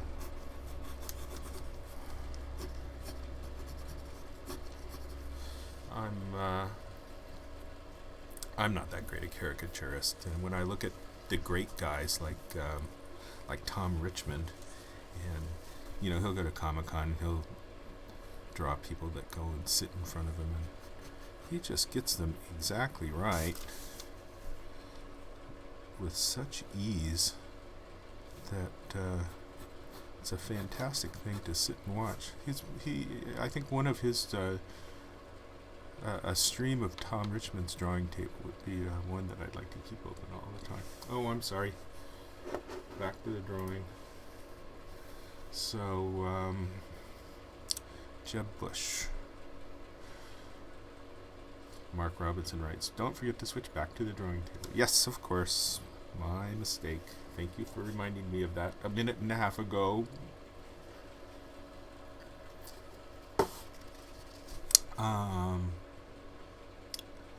Actually, I get your comments in real time. It's my video that's a minute and a half late. So it's my response that comes late, but I see your comment right away. Jeb Bush. I have drawn Jeb Bush with the dot eyes, which is a cheat. But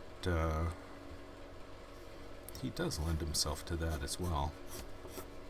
His head is shaped like shaped to come down into a thick neck, although he's not a particularly thick guy. Lazarus writes, do you no longer draw your cartoons on Bristol board? No, I draw them on drafting vellum. And the drafting vellum is sturdy, wonderful stuff. It's waterproof. It's supposed to last forever, be archive quality. I like the look of a drawing that looks like it's a drawing, so I actually prefer the look of pencil to ink. A lot of guys draw so cleanly in ink that I can't tell the difference between their drawing and a good copy of their drawing. In fact, some of these new color copies are so impressive. I see scans of original art, and it's got so many details from the original drawing that I can't tell the difference between the copy and the original. I should go to some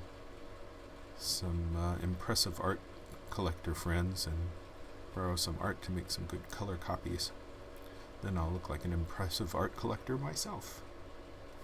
So Bristol board, no, Bristol board is good for guys who do serious inking, and there were times in my career when I would draw in the light blue and do serious inking on top in Bristol board, but I tend not to. And I don't do paintings anymore like I used to on the Bristol board. My watercolor days are just when I happen to be out with a little travel watercolor kit. I used to do lots and lots of paintings. Alright, he's got a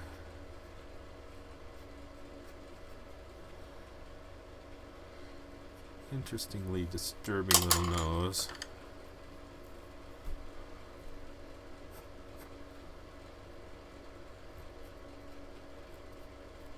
A little hint of bush family in his nasal wings.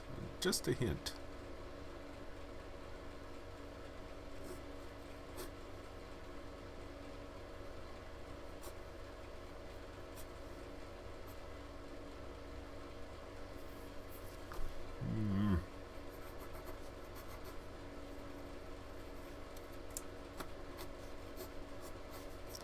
I'm gonna have to struggle with Jeb Bush. I've always struggled with Jeb Bush. I had that one good caricature of him that worked for a bit, and then I lifted it for a couple of drawings where I was having trouble caricaturing, which is always an option here. I can go to an old drawing and paste a head on top if I don't come up with a Jeb Bush that I like.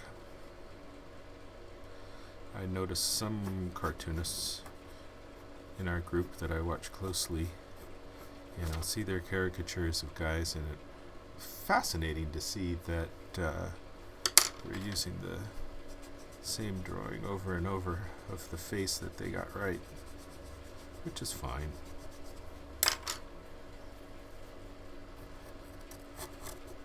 The thunder and lightning have stopped.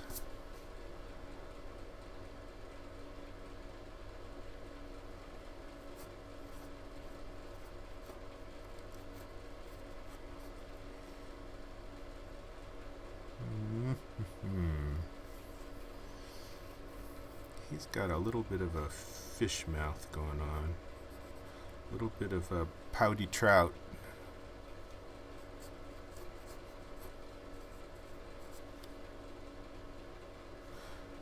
Actually, Marco Rubio's got more of a classic trouty mouth, doesn't he? Big upper lip that does the trouty thing. I'm going to have trouble making this be a recognizable Jeb Bush. I might just paste the face on him. If I do that, I'll do it later in Photoshop if I'm unhappy with my ultimate Jeb. So he comes out to a chin, and then the chin comes in.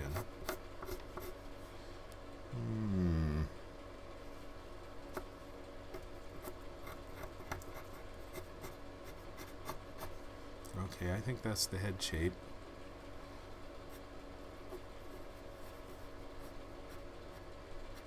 He's got a prominent snuff box.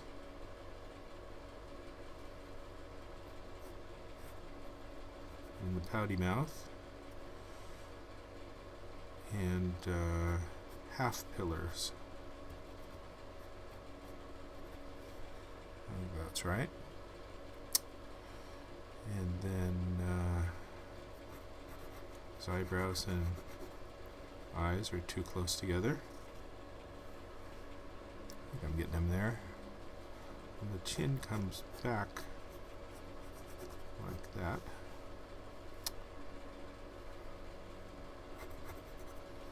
And then I think I need the glasses on him. Although he doesn't wear the glasses sometimes. Nope, he's wearing the glasses in every photo. Alright.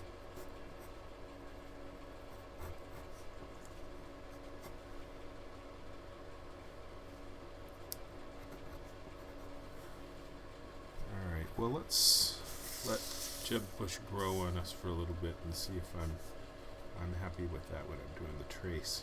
So a little bit of shadow there. A little bit of perspective on the teeter-totter. I think I'm ready to go to the vellum, and then by the time I get back to Jeb Bush, I'll see what's wrong with him. Oh, let's go back to Christie. since he's got a prominent spot, he might win New Hampshire. Okay, Christie. He's got interesting teeth too. He's got a small mouth in this respect that his eyes are close together. You want to make the edges of the mouth line up with the pupils and the eyes. His is a little bit shy.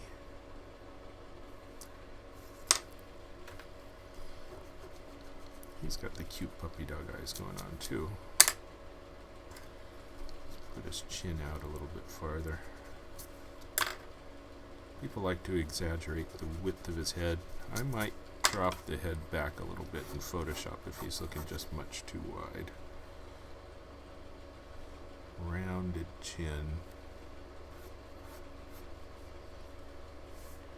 And then the eyes are droopy under the angry eyebrows. Well, his eyebrows are wide around the nose. Do you have any friendly rivalry with other editorial cartoonists? Well, we have competition. We're in just about half of America's daily paid circulation newspapers, 850 papers about. I have to say about because we have groups that subscribe, and then we have pay-per-use customers that use us regularly that I could describe as regular customers, but I probably shouldn't because they don't actually subscribe. They do pay for each cartoon. So, generally about 850. There's about 1,400, 1,500 newspapers, paid circulation newspapers in America. And so we have intense competition from the other syndicate packages. Editors only buy packages now.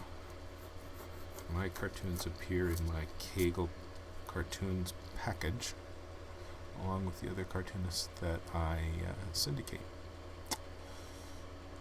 And so, yeah, always keep an eye on what the other cartoonists are drawing, because not having a paper, I can draw what I want each day. I'm not really limited to the headlines. I can draw a general cartoon like this anytime I want. Whereas if I worked for a newspaper, I'd kind of be tied down today to drawing President Clinton with his executive orders on guns, which I didn't really care to do. We'll have plenty of cartoons about that.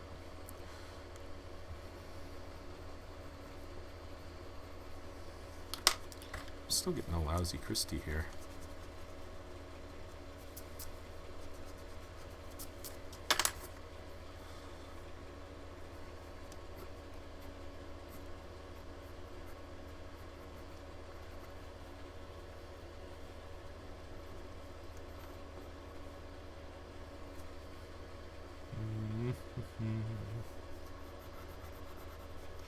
But I think our package is by far the best package in terms of quality, quantity, and price.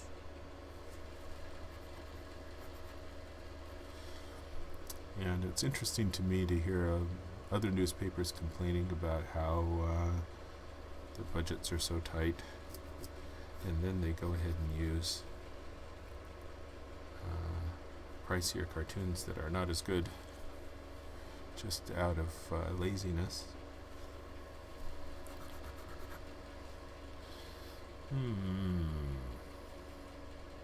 He has expressive eyes.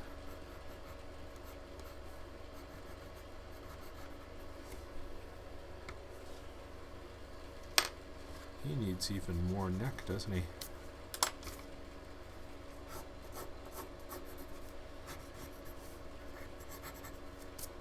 That's actually looking more like him. If I give him eyeballs in there, is that better? Maybe it is.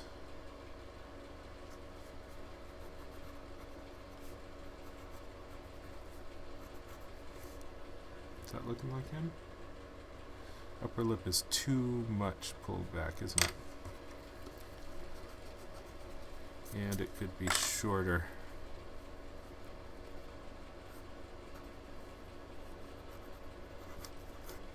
That looks a little more like him. That abbreviated mouth. Still not right. Do I want to give him more forehead? He has quite a bit of forehead. His eyes really do come down halfway to his chin, although not halfway to the bottom of his neck. Mark Robinson, President Clinton's executive order on guns, a little Freudian slip maybe. No, that's what I would draw if I was working for a newspaper. I think I'd be stuck to do that. You have to draw the major story of the day. That's what it is today. Lazarus asks, apologize. Oh, I completely agree about newspapers being greedy and paying for cartoons. Newspapers are in trouble. I can do a screed on newspapers. They're not in that much trouble. A lot of news about diminishing audience for newspapers, but they have plenty of audience. They're still good and viable. The problem with newspapers is they lost their income. They lost their classified ads to Craigslist. They lost all the Hump Wanted ads. They're losing the real estate now to all these websites that do a better job. And so their problem is on the income side more than the audience side. Also, the newspapers took on all this crazy debt in an orgy of consolidation, buying each other and racking up debt. This eye is looking wrong in Christie. The other eye looks right. Cover up that one eye and he looks like Christie. Alright, so what do I need to do?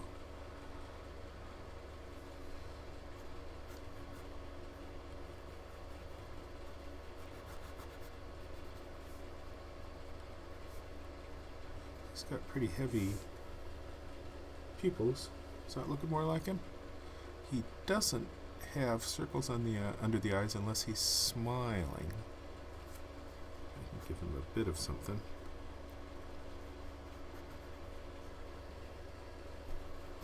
Okay.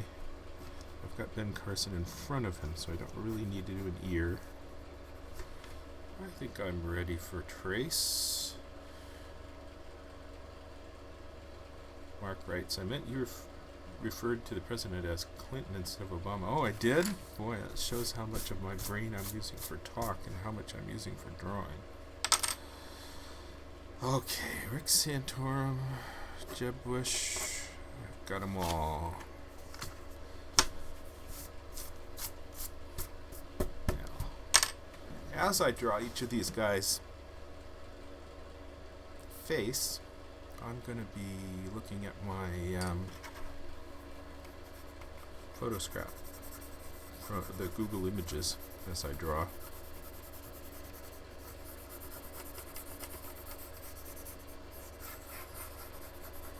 Where's the horizon? Here's the horizon. Horizon don't matter for color.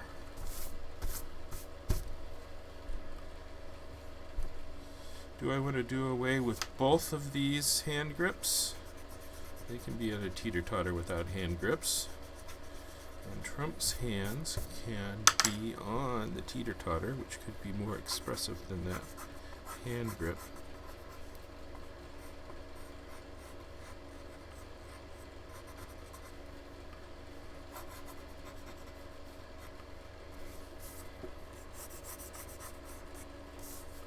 I'm not sure that's better. Is it better? Okay. You use Photoshop to color your comics, asks Lazarus. Yes, I do. And it may be that I'll do a video showing that, but I do think that is boring. Remember to give everybody sneakers. Note to self. Sneakers. Okay, I think I'm ready to go to final line on this. I will grab my drafting vellum.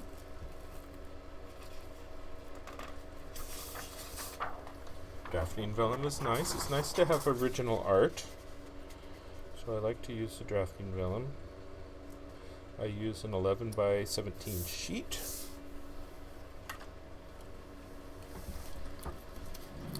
just trace. Well, I shouldn't say I just trace. I actually redraw the whole thing and rethink the whole thing as I'm drawing, which is, well, different than tracing.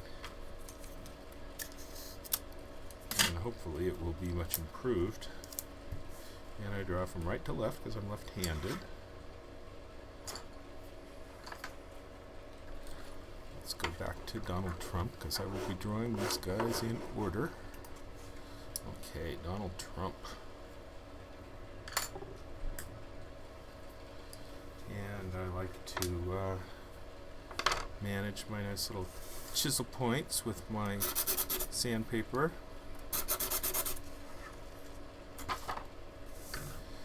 Alright.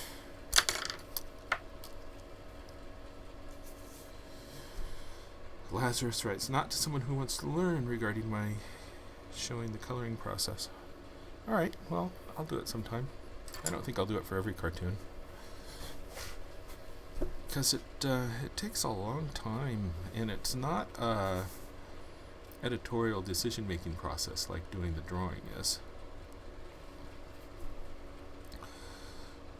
Okay, Trump has an interesting... Here, you want to look at Trump? Well, I draw Trump is probably what you should do. So Trump has these interesting squinty eyes in that they have a sharp turn down at the corners, and the corners are higher than the middles of his eyes. So let's try that. His eyebrows, his gray eyebrows hang down. People think Trump is a wonderful cartoon character, and I hear from the international cartoonists about how just awful they think Trump is. He's a monster. How can you stand him? But my personal feeling about him is that he's not as bad as the other Republicans. Those guys are real knuckle-dragging Neanderthals who I worry about wanting to get us on the right side of the apocalypse and jump into every Middle East thing, which I don't think Trump will do. He likes the idea of sitting back and letting them fight each other. At least that's what he says. And I don't worry that he has all of that religious baggage. So I have not been as hard on Trump for all of his crazy things he says and the stuff that sounds borderline racist, because I'm going to vote for the guy least likely to get us into a war. He's not good for having views that show you where his nose goes in 3/4.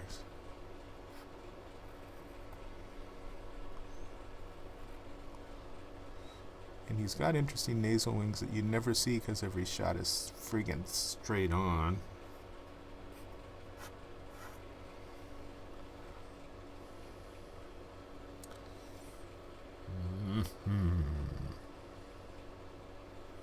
You guys should leave more comments. I've got nothing to talk about.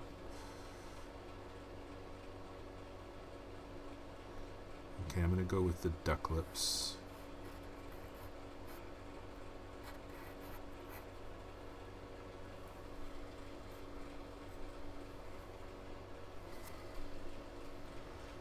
A little bit of shadow under his bottom lip consistently. Lovely pillar that goes off to the side. And he's got a good deal of width on his face.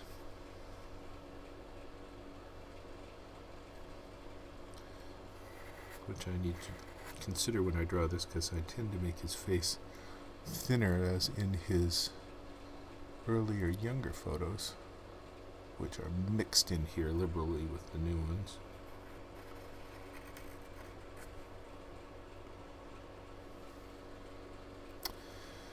Lazarus writes, I think Trump is liked because, unlike politicians, he'll answer the questions asked, popular or not. Politicians talk in circles and never answer the questions asked. Well, he does a lot of avoiding things he doesn't want to talk about as well. It's just that people like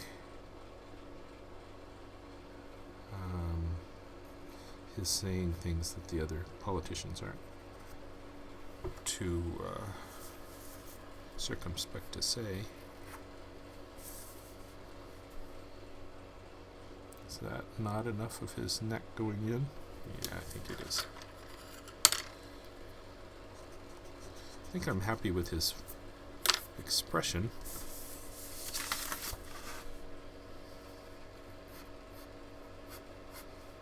Yeah, my reason for liking Trump, that he's unlikely to want to jump into Armageddon, I recognize is not the typical voter's point of view about Trump, because lots of those Republicans are eager to jump into the next Armageddon. Mark writes, sorry, got distracted with work on the editorial cartoons. I recently switched to color instead of gray tones for use on my papers website, which is not as much work as I anticipated. Mark, what paper do you draw for?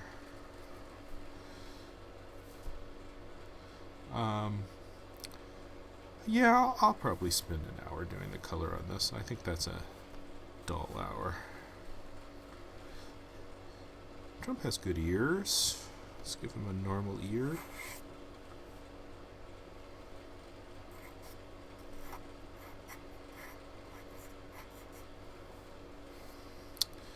Now the hair is a challenge because it is so wispy it doesn't lend itself to line art. Kind of wants to be a lighter, wispier line than I can do in a heavy cartoon. But let's give it a try.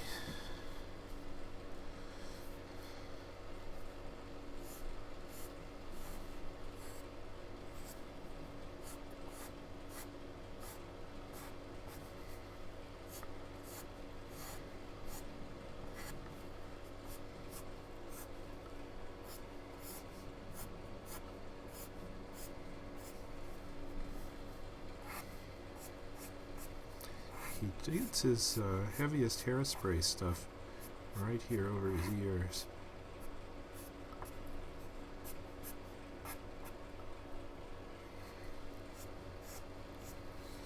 I'm going to go with that for a while, although I think I might come back before too long and futz with it.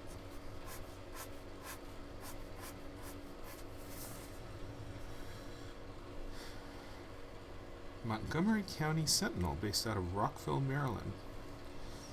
Well, that sounds good, Mark. Does your paper subscribe to Cagle cartoons? What other cartoons does your paper subscribe to?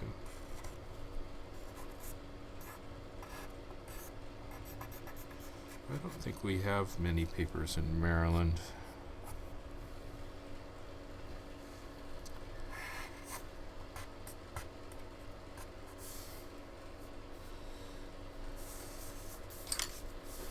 Kind of a nasty looking Trump, huh? I didn't intend that, but it kind of turned out that way. So when I do the cross-hatching, I try to make the cross-hatching describe the three-dimensional nature of their bodies. Mark writes, I'm also left-handed, and like you, I draw from right to left to prevent smearing. Lazarus writes, Michael Lukovich is also left-handed. Small world. Mark writes, I don't believe they subscribe to Cagle cartoons. They use a different service. Bastards! Well, I can tell you whatever different service they use. Lower quality and higher price. And so next time they tell you they can't afford to pay you something, point out their hypocrisy.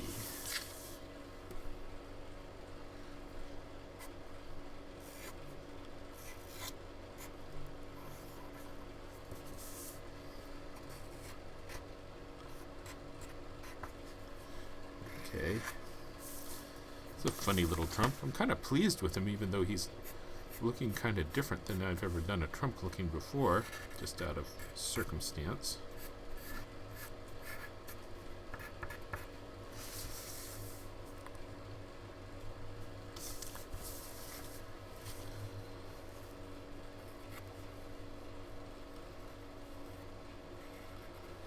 There are some different takes on Trump now that I think are going to, if he hangs around for a long time, are going to disappear in the groupthink.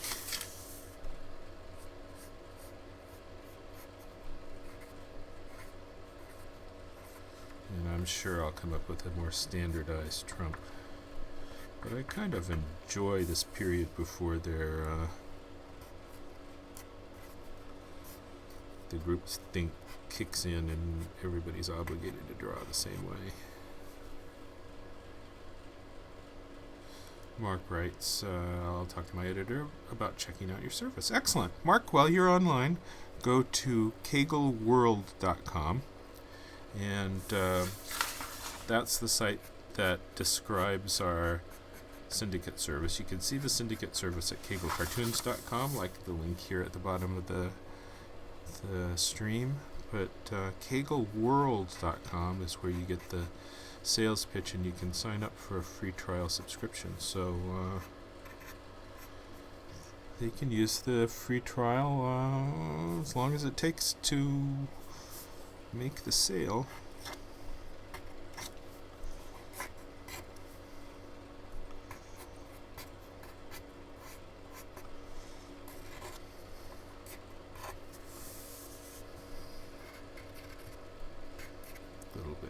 Calf bump, a little bit of knee bump, a little bit of show some curve in his pants. On a drawing this complicated, I will just do pretty much line stuff and then worry more about varying the tone as I go into Photoshop and do color and probably line art. Probably gray for this. I find that if I do, I prefer line art in cartoons to the grayscale when they have to print in black and white, which most papers still do. But I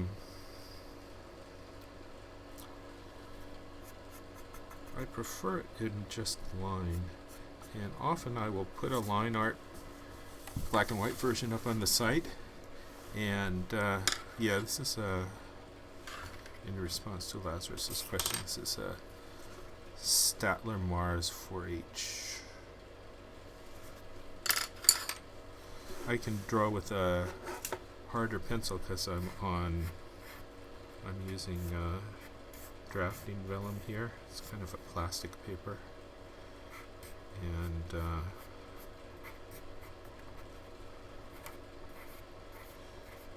it doesn't tear like regular bond paper like I was using before, and it's got a tooth to it that allows me to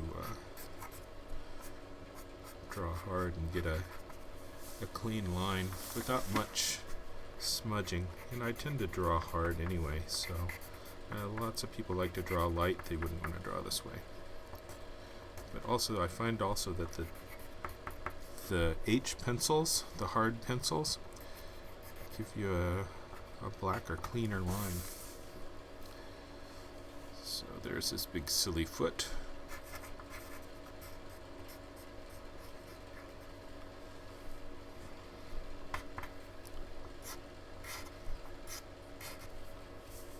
Boy, I'm over 2 hours on this drawing already. Jeff writes, have you played around with an iPad Pro yet? Yes, I have. I went in just to check it out because I thought that would be a lovely alternative. I've got the 12-inch Wacom that I had tried to use as a portable thing, and it's really not portable. But they've got a new portable Wacom that my cartoonist daughter, Susie Cagle, uses and was showing to me, and it's just lovely and costs the same as the iPad Pro. And I know that if I had an iPad Pro, I would just be so frustrated by that line's wrong. So frustrated by just wanting to use it like a Wacom tablet so that I could do things in Photoshop. Those new little apps, they're Adobe apps and stuff, are not doing what I want them to do. So the idea of doing anything on the iPad is not worthwhile to me, except as a screen for the Mac using Photoshop, which you can do in that program AstroPad, which I bought, and it's a lovely little program, but I think not as nice as the Wacom tablet that's meant for that.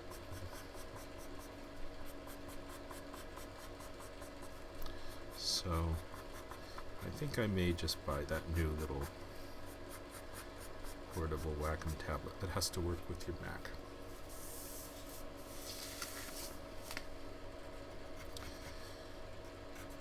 I know Tim Cook at Apple is always talking about how, no, we're never going to put a Mac into an iPad. And what I want is for them to put a Mac into an iPad. I don't like having what should be a computer run a cell phone operating system. And I think if Apple listened more to their customers, they would hear more people saying that. But that's just me, and my way of responding to that is to buy yet another Wacom tablet, because that new thing is just so nice.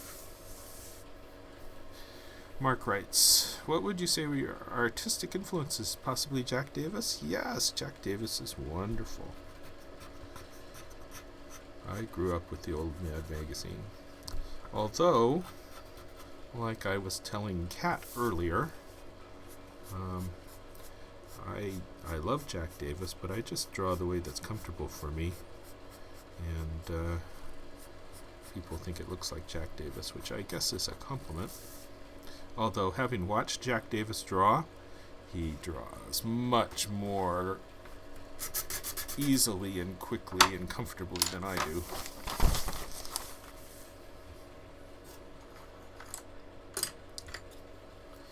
So I think I've got Trump on his end looking fairly good. Let's see if we can get this fulcrum right.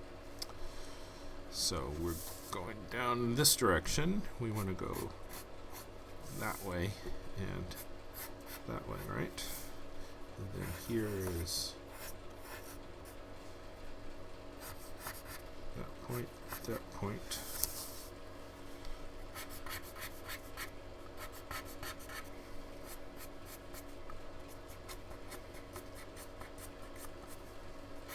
Okay, we got that.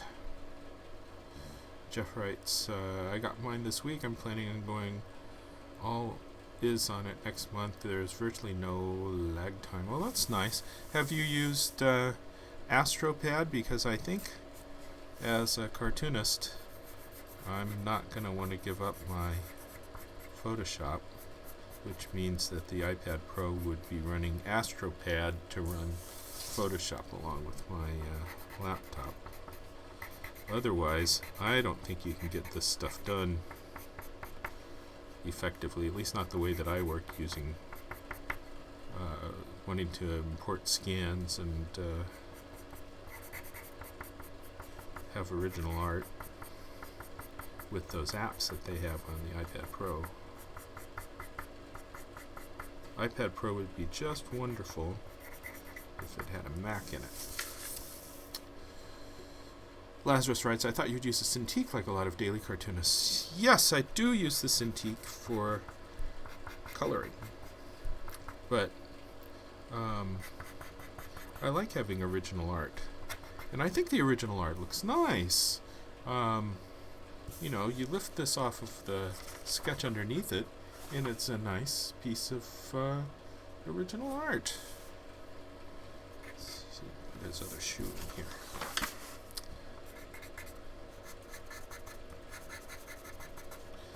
I don't want to give up the idea of original art. I'd like to have shows sometimes. I like to be able to sell the originals occasionally to those few politicians who will pay for it. Sometimes businessmen and lawyers buy things on topics that interest them. Sometimes you get an anonymous person who wants to buy it, doesn't want to tell you who they are. I've had that happen a couple times with corporate cartoons. One about Disney, I think, sold to some Disney executive because they didn't want to tell me who he was. But that's alright.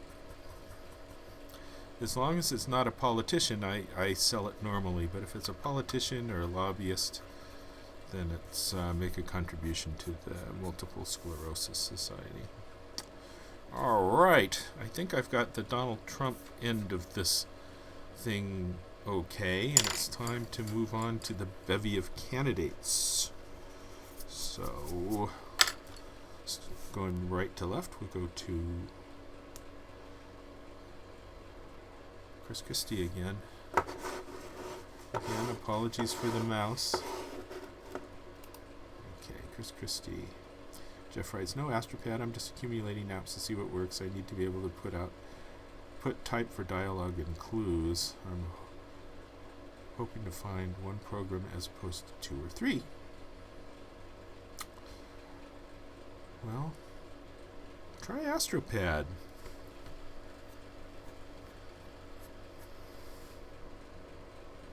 I think Astropad is actually quite nice. I tested it on my regular iPad and I was unhappy with it because it didn't have all of the nice features that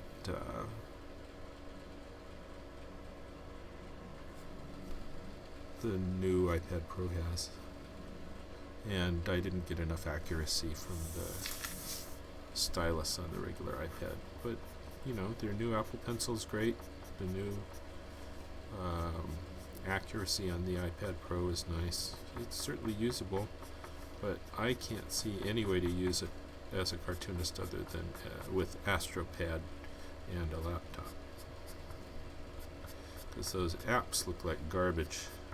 They look like stuff that people want to use to demonstrate and say, ooh, for a cool moment, but then when it comes to actually getting your work done, how do I do this, how do I do that? You can't really get that done.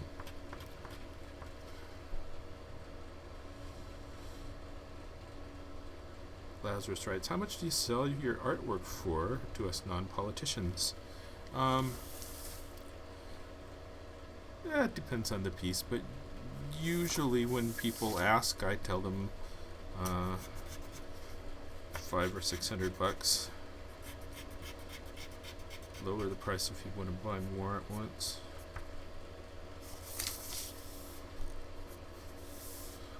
Alright, Christie. I have to commit to this Christie face now, don't I? A little more chisel point here.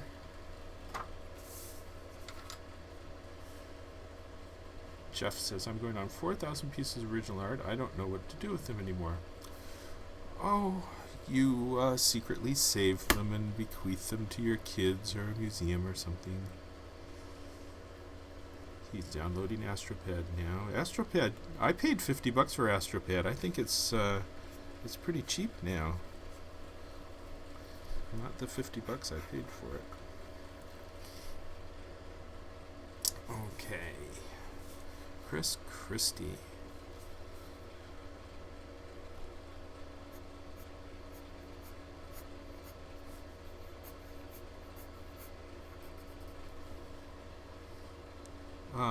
I've got to say I was kind of impressed with Astropad.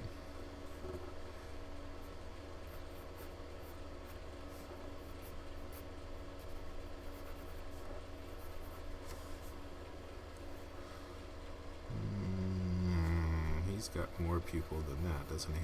One thing I notice when Tom Richmond draws, the last thing he draws is $19.99 for Astropad. Yeah, that's a bargain. Astropad, you got to have Astropad. It's an iPad Pro necessity.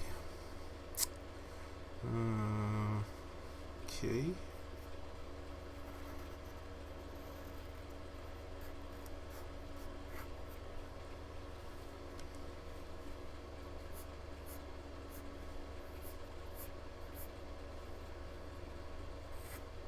Give him a bit more cheek and girth.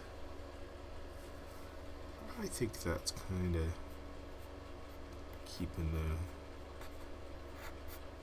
Christie attitude.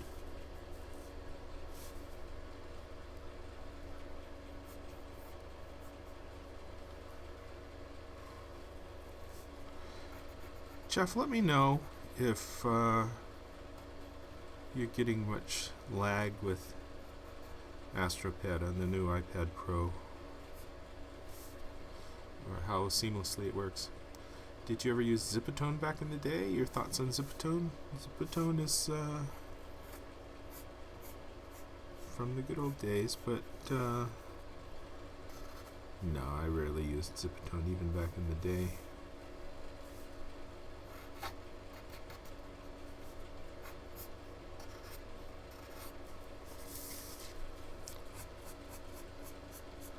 That Christie face is going to have to change. It's not good enough.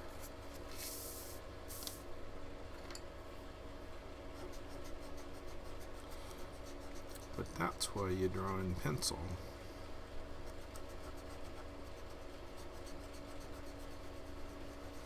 I actually go through more of these yellow pencils, just using up the erasers.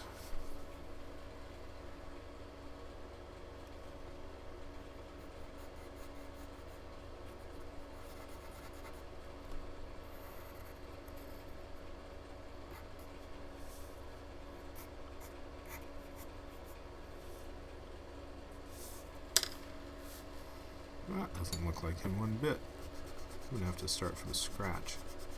I may need to leave him and come back, because I'm not getting a good Christie.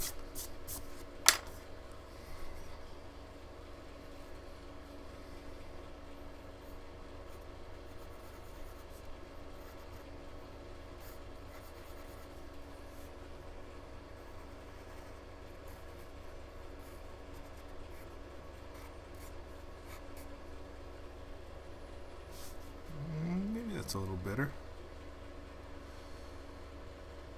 Lazarus asks, what did you use to color your comics with before, Dr. Martin? You know, back in the extra old days, I still wanted to use black as a separate hard line layer, like in comic books. And I would very often use this crazy process of creating a blueprint on a piece of illustration board, so that the black line art I would shoot it as a stat on clear, or else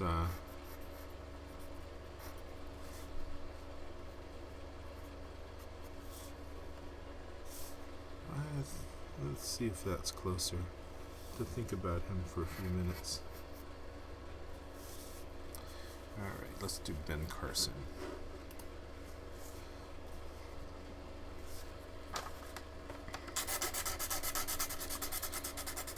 Anyway, the idea with the Sunday funnies and comic books is you got black on a separate layer, so when you have your lousy printing, it's not going to break up into a bunch of bad registration, garbage, fill, and gum. And I liked that. So I would do this extra process, and since I had a stat camera to shoot my own art on clear, it was not much of a problem. Although it would have been an unreasonable expense for other cartoonists without a stat camera.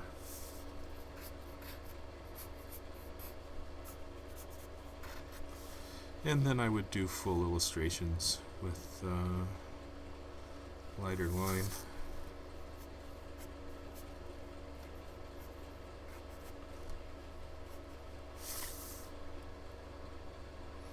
It's kind of got a little kid character to the Christie, doesn't it? I keep working on him, although I brought up Dr. Carson. So, Dr. Martin, no. Because I did regular paintings. The guys that use the Dr. Martin's eyes will draw in India ink and then use Dr. Martin's on top, because it's nice and light and clear over the black lines. But no, I never did that. Although I love the other artists, many of the artists who do. I love Mort Drucker's stuff with all the Dr. Martin's dies. He's the Dr. Martin's dies master.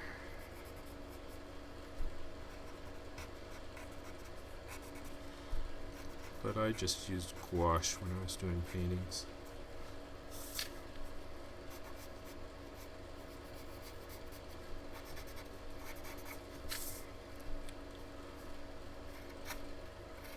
I have a little room to fatten up his chubby leg.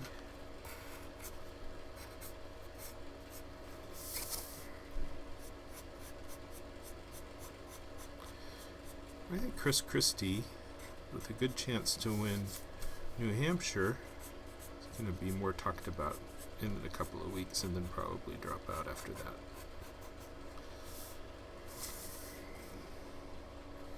Should he be looking at Trump? Hadn't quite thought about that. Change his gaze to be down at Trump.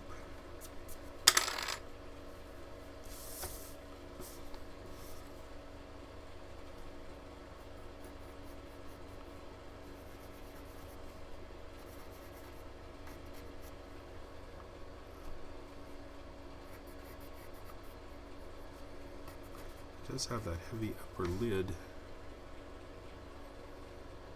Kind of looks like him. Not really happy with the drawing, but I'm kind of happy with that it looks like him. We'll leave him for a little bit and do Carson. Carson has angular features and a round head.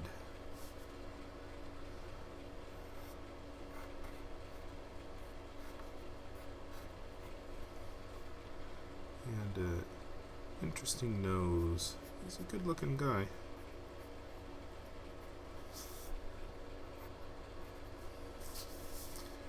A little bit of mustache there, down into his little bit of goatee. I'm not sure you even call that a goatee when it's that short.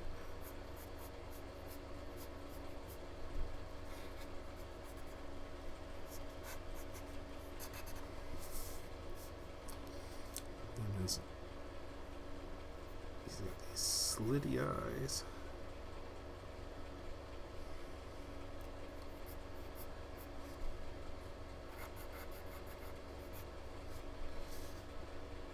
And a very unexpressive mouth for as much of his face as is devoted to his mouth.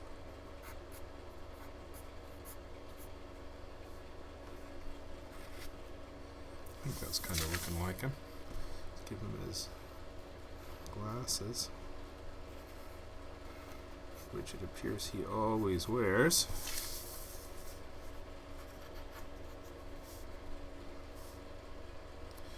Around the top of the head.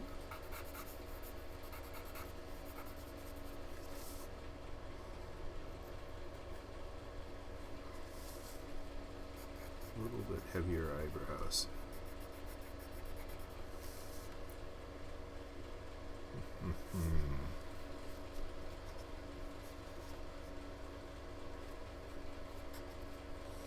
I think that's Carson. Heavier eyed.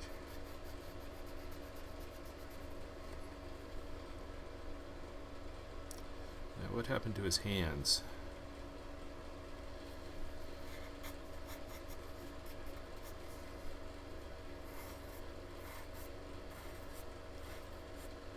I think at one time I was thinking he would be Christie, so I gave him a fat hand.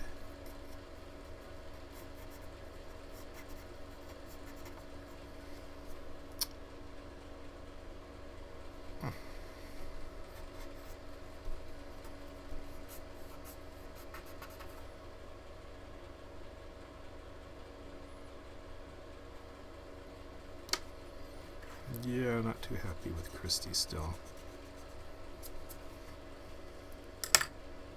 Should see what I've done on Christie before. I'm not sure I liked the way I drew him before either.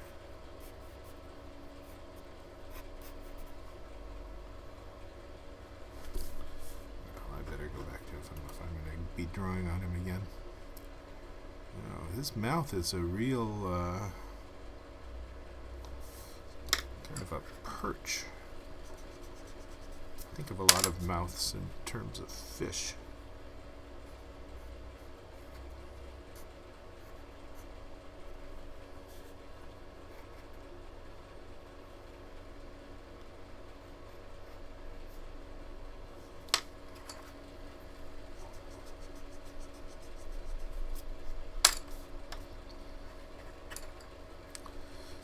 I'll go back to him in a minute again. All right, Ted Cruz.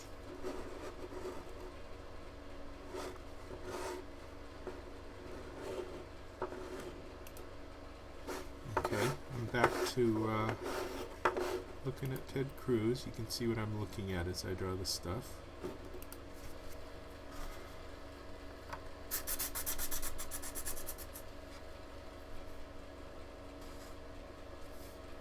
Yeah, Christie's going to need a complete redo.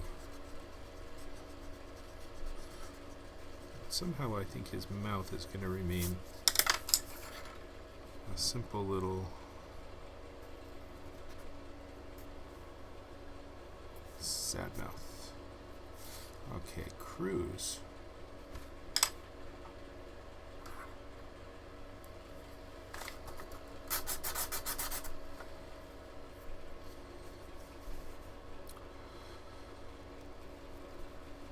And he has very interesting big eyes.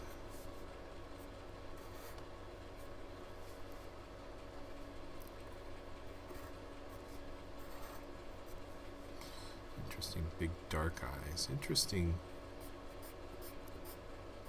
big eyebrows that point up.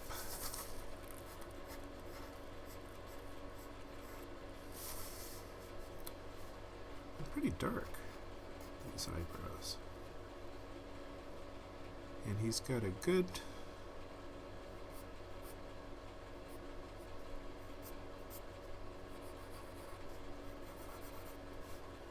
lower eyelid. Lazarus writes, those eyes on Ted Cruz. Yep, those eyes.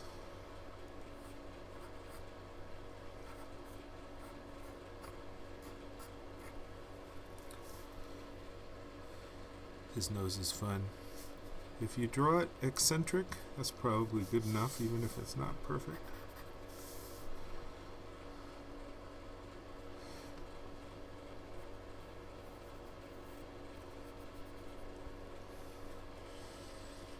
Mouth is pretty simple and straight. He's got a bottom lip and very little pillar.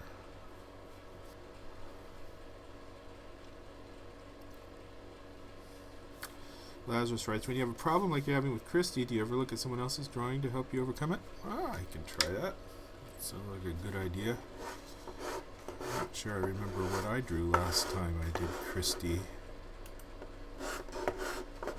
Let's try Christy.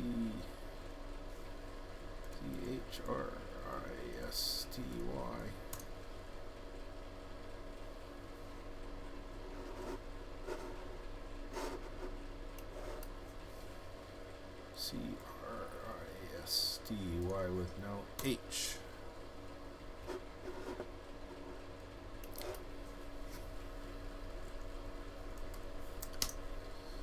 Am I just spelling his name wrong? I know I've drawn the guy before.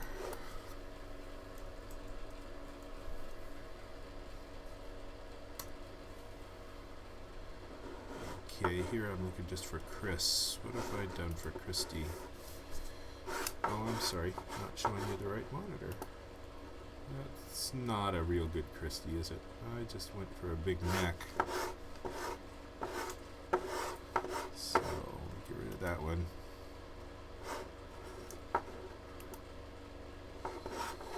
Have I drawn him before that? No, I don't think I have any other Christies. Here he is.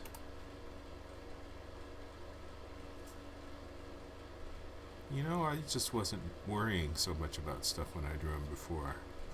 And I went for cartoonier eyes. I think that's the key to Christie is you just go for it and don't worry about it so much. Alright, so that's what I'm going to do. Actually, that's probably the solution to most things. Jeff writes, Astropad's going to take some getting used to.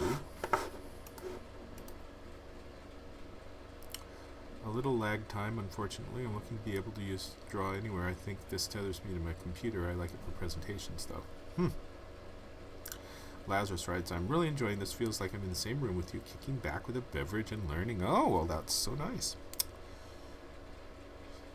Alright, Christie. Let's give him some bigger cartoony eyes like I did before.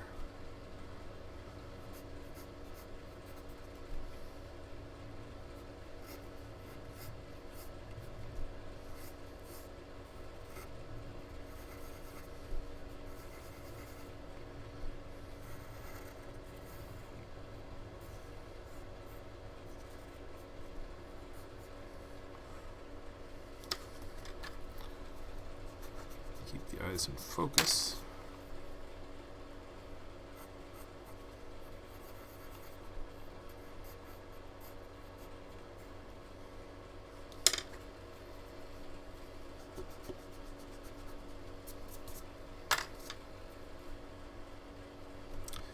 Yeah, I think cartooning is much more intimidating when you think of your heroes drawing effortlessly. And it is not effortless, and you make lots of mistakes, and even the top guys make mistakes. That kind of looks a little better.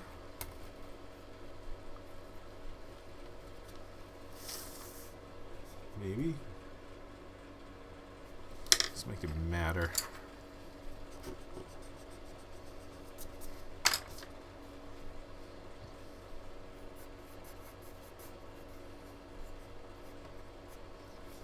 Mad helps with him.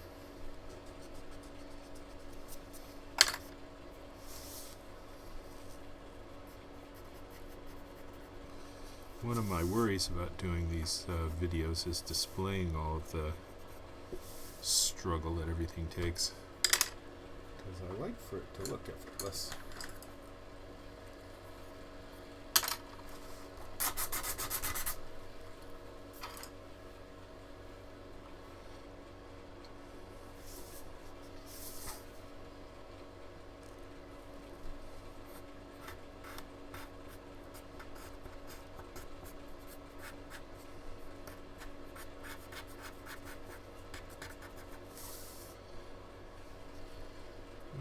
Let's let this Christie germinate for a little bit while I'm working on the other guys.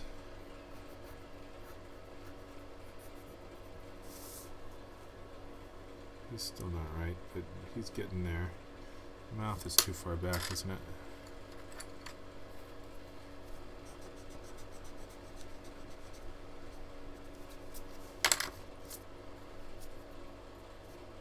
I think Cruz is looking pretty good.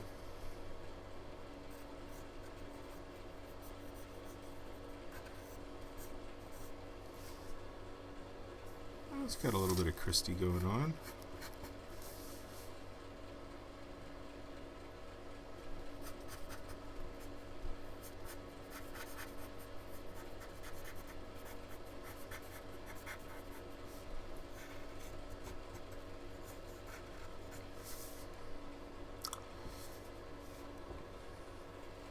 It's kind of getting there. He's got no snuff box.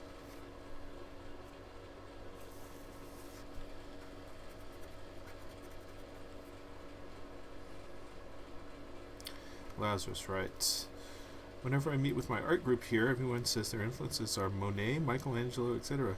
I tell them mine are editorial cartoonists, and they all look at me funny. Well, depends on what you draw, I guess.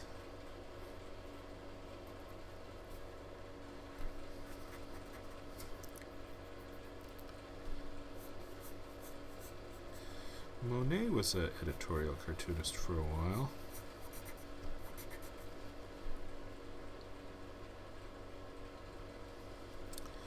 Tell people that your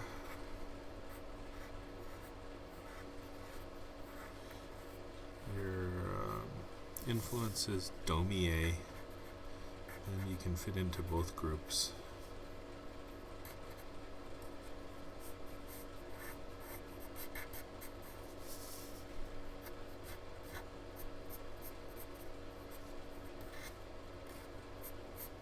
You know, I complain about a drawing like this taking 4 hours, but I used to spend days on illustrations. The process of painting takes a long time.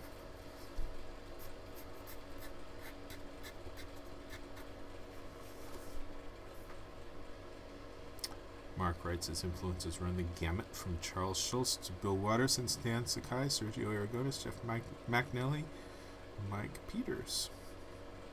Those guys are all great. I met all of them except for Bill Watterson, who I would like to meet, but I think that's true of most cartoonists, and I would imagine that if most cartoonists wanted to meet you, that's a little bit off-putting, so I can't really blame him for being a hermit.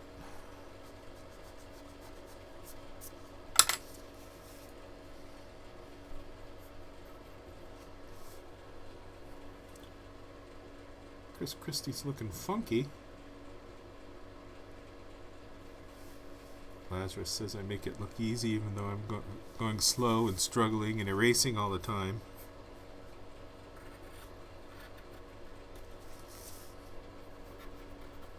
I've never thought about it being easy. The donkeys and the elephants are easy. Things like caricatures, that's what takes the time and slows you down.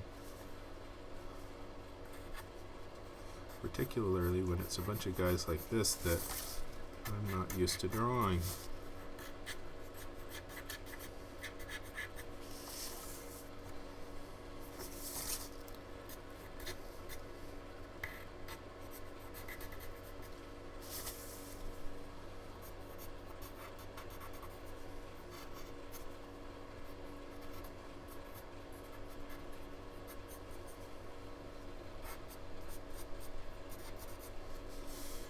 Alright, let's go to Carly Fiorina.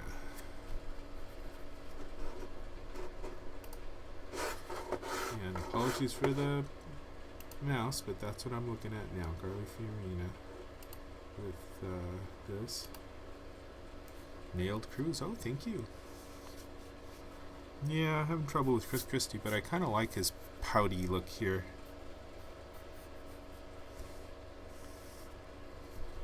I may just stick with something that's not ideal for him.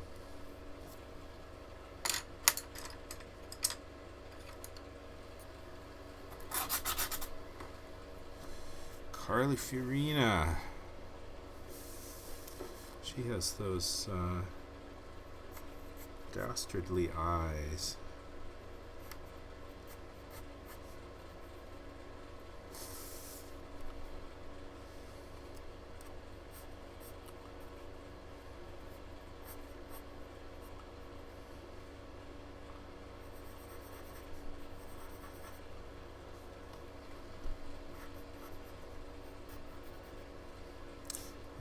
Extra long straight nose.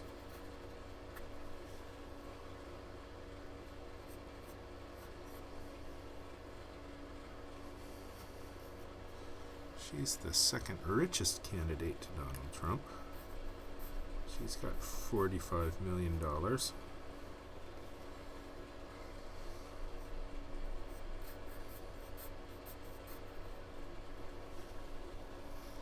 I guess that frees you up to dedicate your life to fighting Planned Parenthood, huh?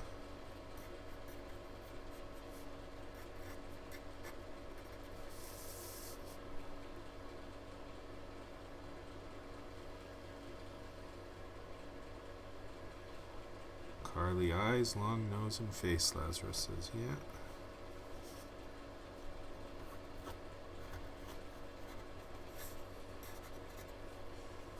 That's not good for her chin.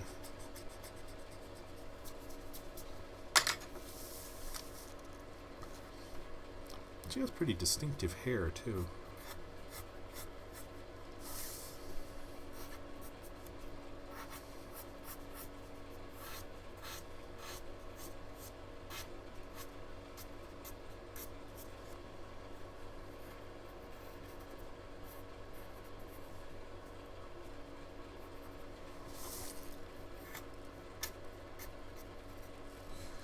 So I'm disappointed to hear about that lag on Astropad. I hadn't tested Astropad out with the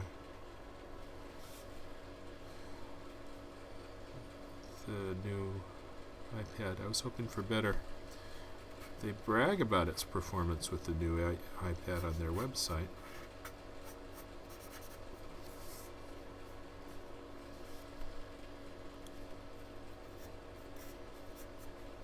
These guys aren't looking too much like kids, are they? They're looking like themselves.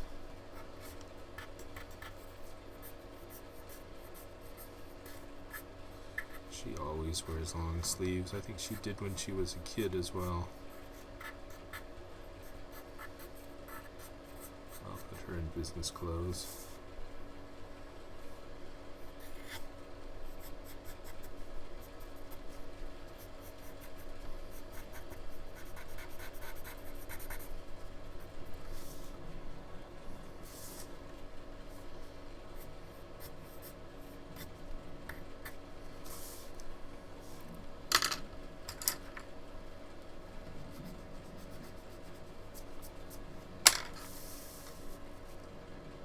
Okay.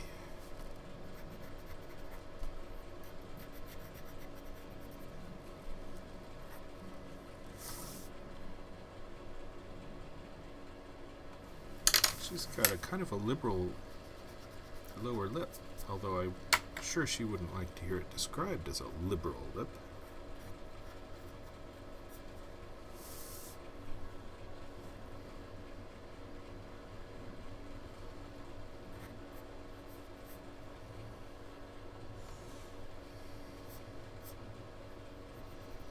I think she looks kind of mean.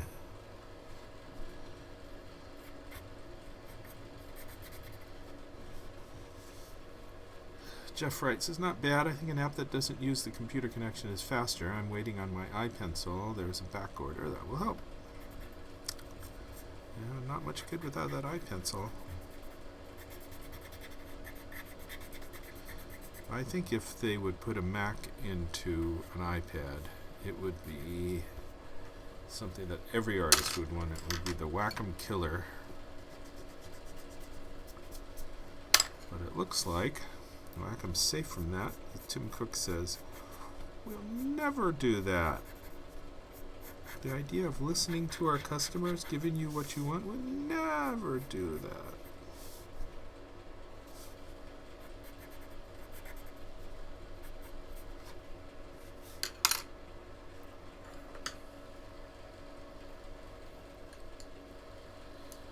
I'm going to have to sharpen some pencils.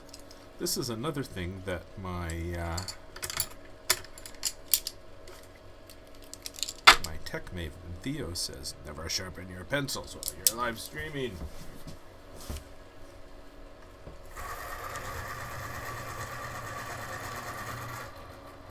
So I guess in the future I'm going to have to do a better job of estimating how many pencils I have to do.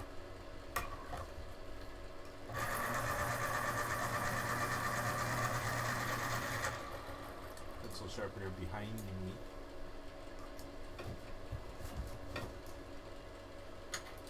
Pencil sharpener.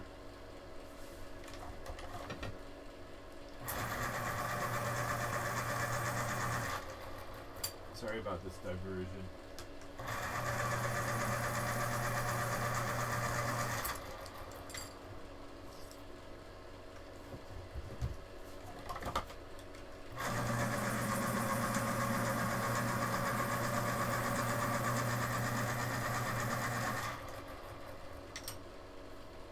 Done in a minute.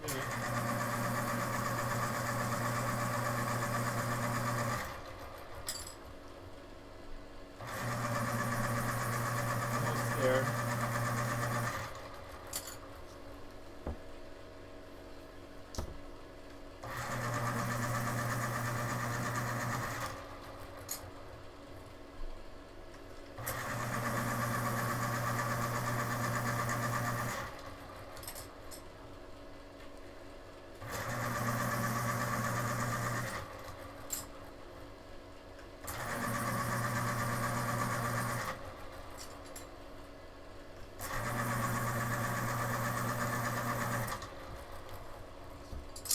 Yeah, one of these days, if these streams are successful, then I'll do some with that are more how-to stuff.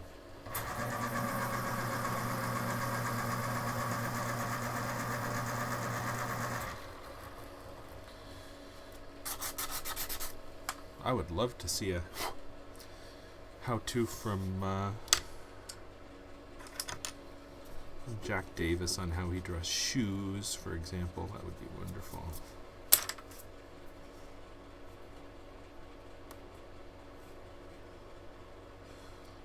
Carly has very interesting, odd lips.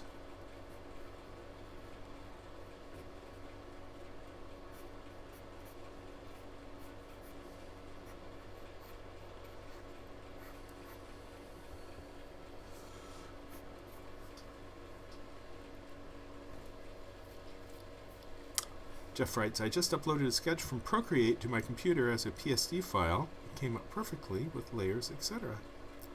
This may be a way for me to go. Oh, that's nice. So you uploaded it to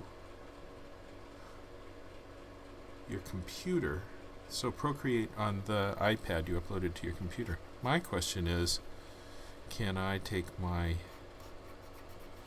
line drawing like I'm doing now, upload it to my iPad, and have a nice program to color it in where I'm keeping the black on a separate layer.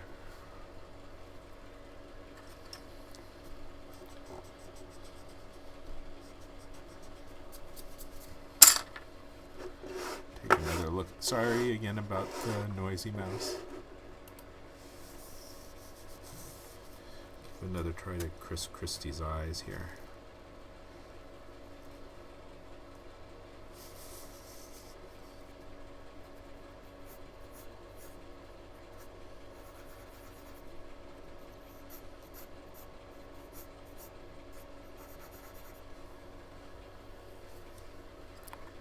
Let's put his mouth a little more directly under his nose.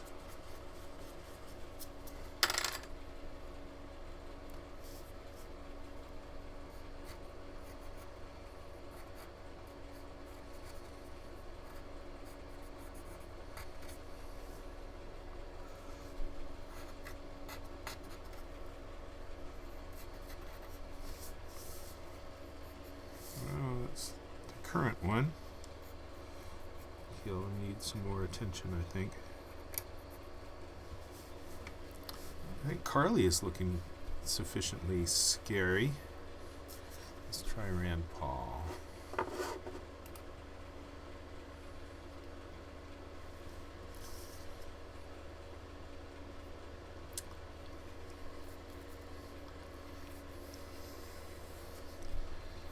So Jeff, it sounds like you're going to be using this iPad for your actual drawings.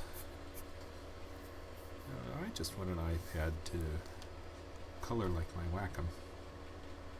Excuse me. I need a sneeze button. Okay, Rand Paul.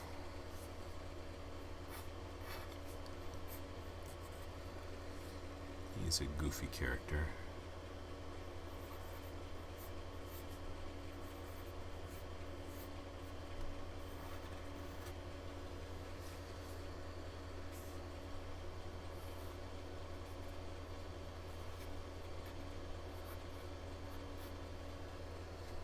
Looks like him.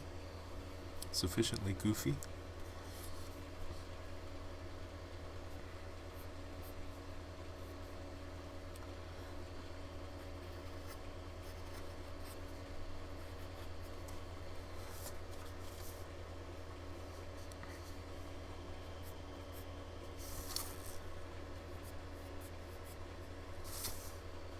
I think I've got him there.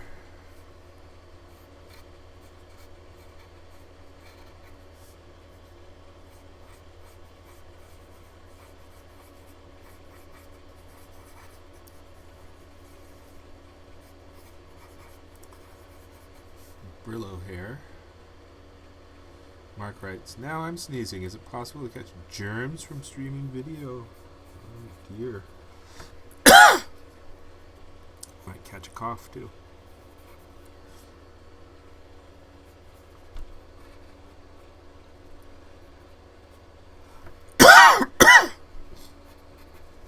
Alright.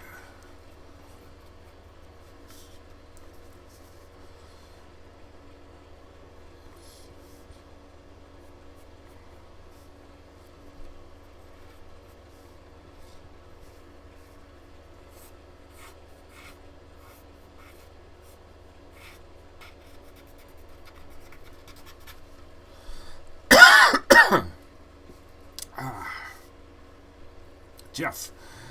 Well, the jumble is really only black and white, so it really may be my way to work at my kids' never-ending swim meets.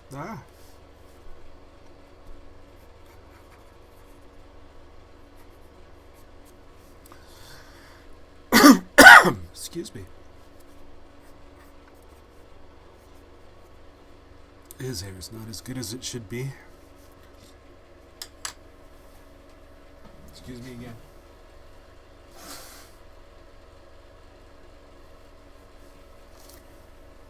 Hay fever on a rainy day.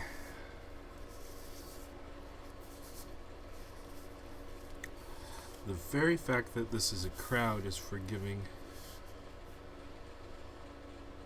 Alright, who's cut whose leg?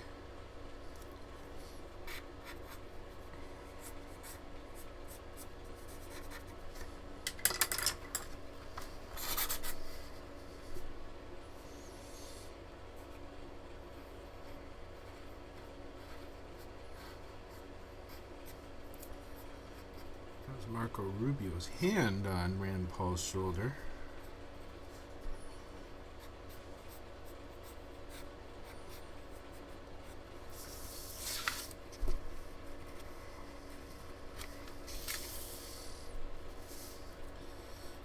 And Rand Paul's hand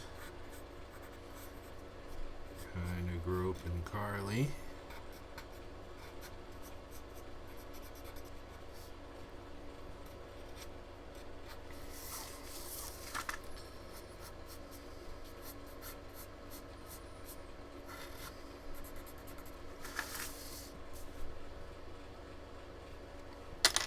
Let's do Rand Paul's hair over.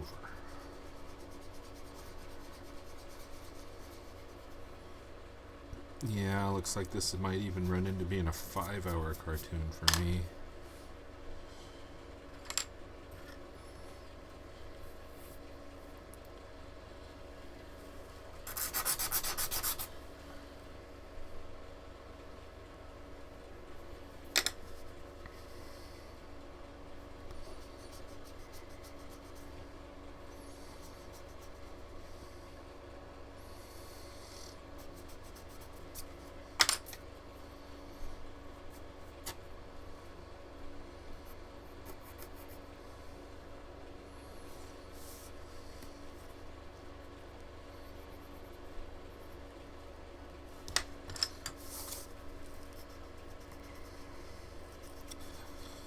If only they were all as easy to draw as Ted Cruz and Ben Carson.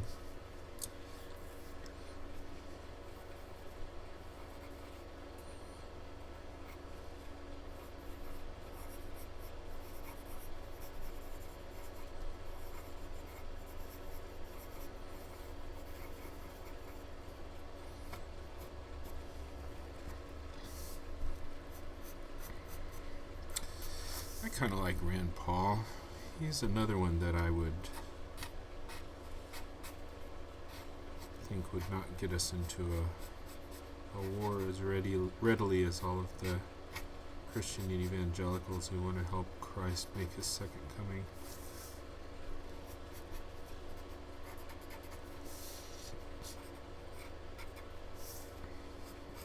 I worry about those guys.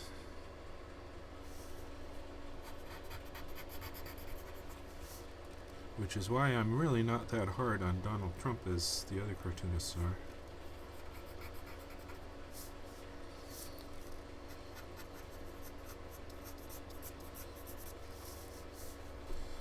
Because for me, wanting to jump into Armageddon is a much bigger deal than making some insulting or racist comments.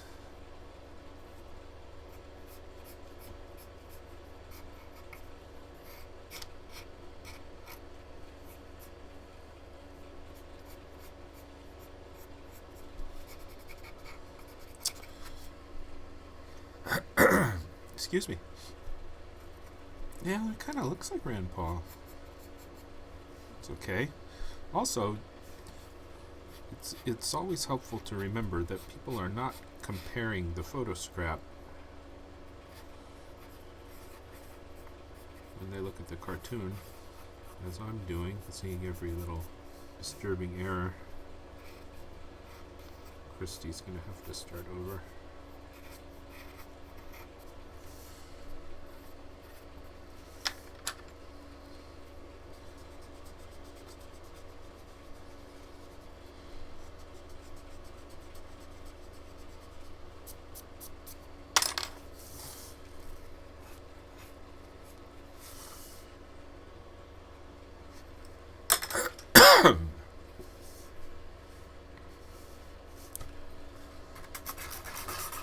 So Jeff, Jumble's never in color, huh?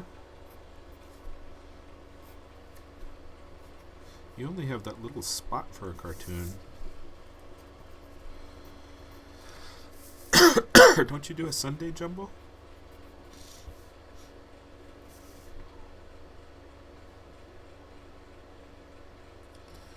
Alright, I think somebody's leg is poking through here between...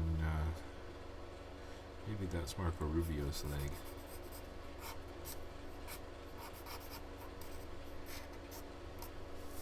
Poking through here between Rand Paul and Carly Fiorina.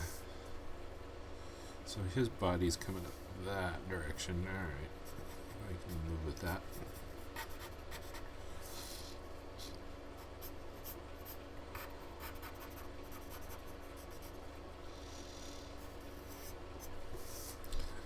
Carly's got her dress.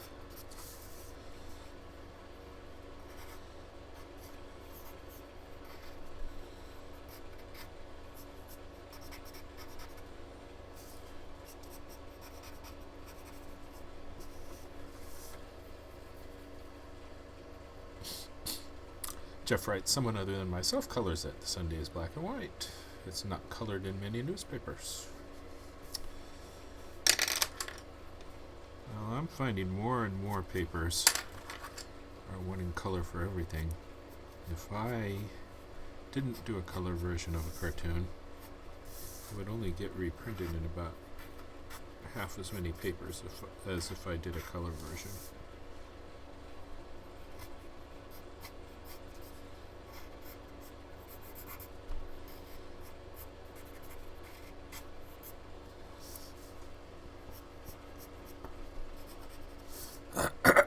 Excuse me. I think maybe another thing I need on these improving videos will be a sneeze button.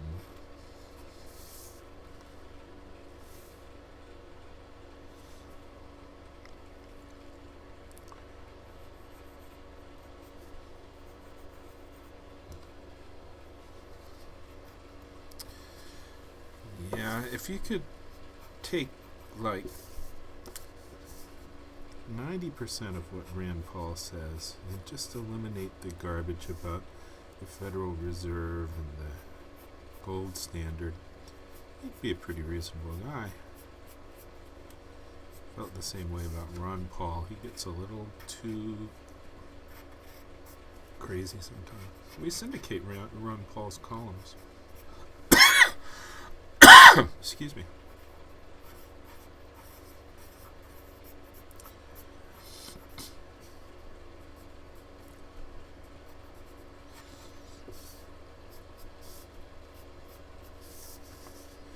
We don't play up Ron Paul's columns on the front page as much as the other columnists because he's not exclusive to us. But he is available to all subscribers. An excellent columnist.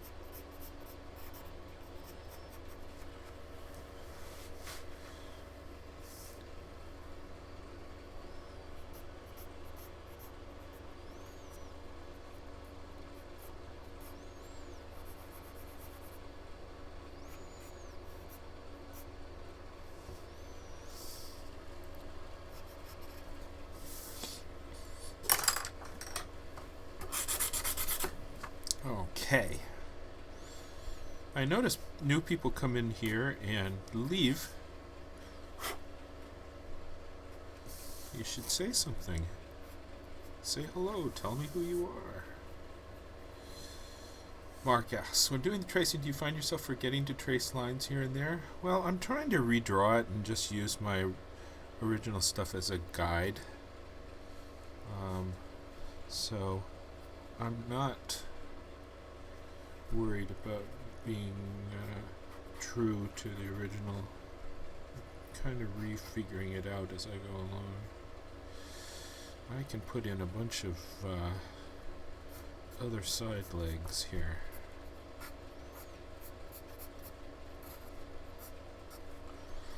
To complicate it up a little bit.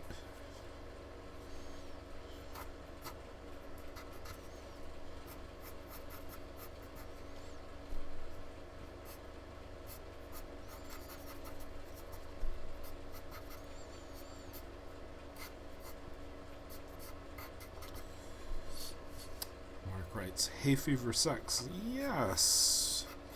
And a rainy day, a rainy winter's day is not what I would expect a hay fever day to be.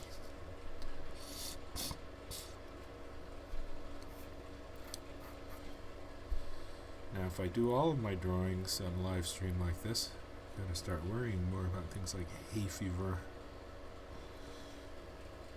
I like this tangle of legs.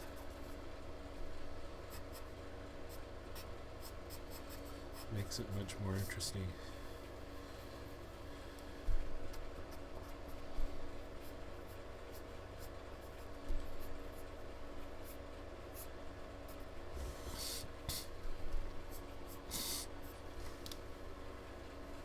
Excuse me.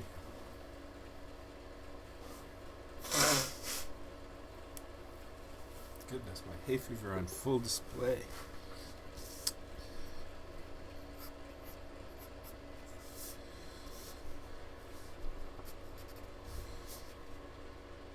Getting kind of satisfied with Christie. See, he's getting a little bit of shine and drawing on too much. I think maybe Rand Paul needs some better at matching eyeballs. Maybe just another dot. Yeah, that improved him. Just a dot. Okay, let's go to Marco Rubio.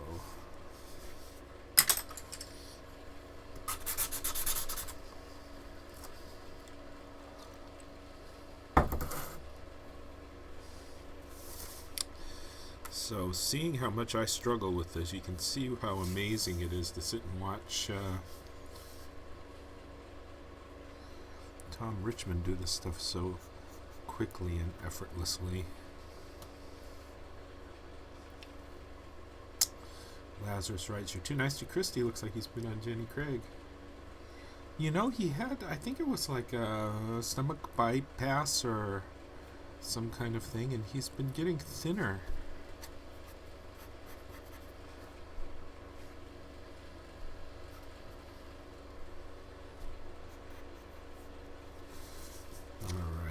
Rubio has good looking eyebrows. Good looking heavy eyebrows. People tell me that I should speed these things up and make a podcast out of them being sped up so that you see me going at super speed doing a drawing in about 10 minutes.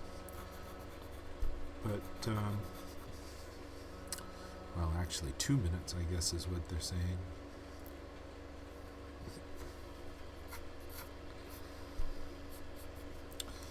I don't think I'm that good for that because I move the paper around so much.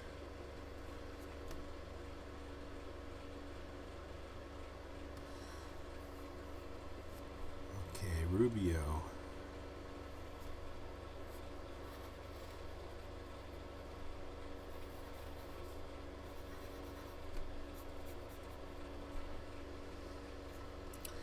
Got a little bit of pillars.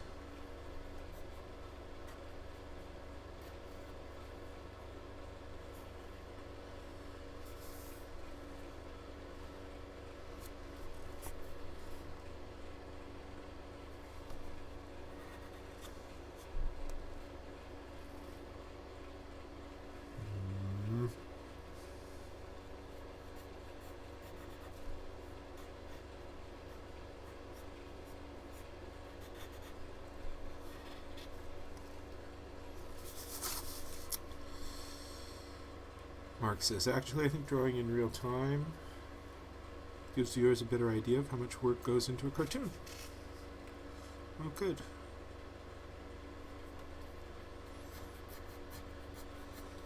It may be that viewers would rather not think about that. He's got a little bit of Huckabee going on with him. That's not good.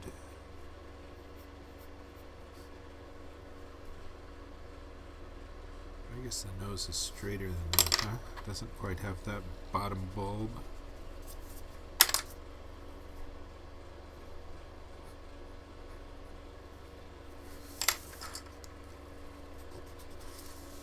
Hello, can you just leave it by the door? You need a signature?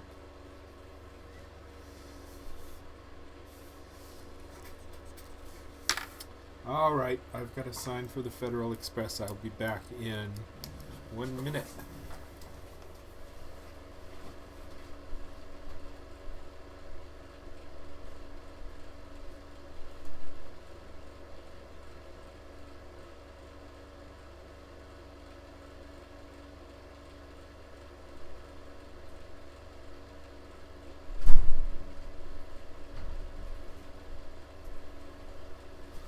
Sorry about that. I haven't quite figured on a procedure for that kind of stuff. What to do about the Federal Express guy knocking on the door. Yeah, that nose is still wrong. It doesn't point down like that. It's really quite round.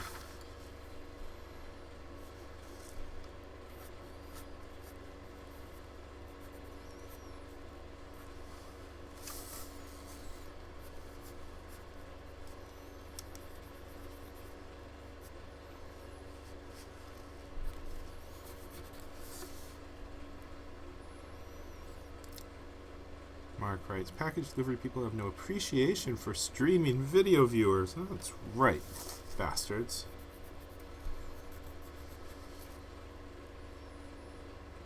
He's got a good deal of separation between his eyebrows.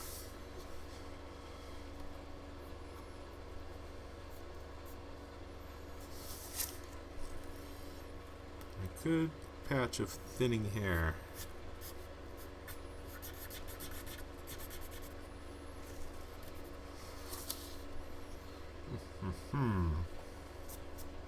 I think that's looking kind of right.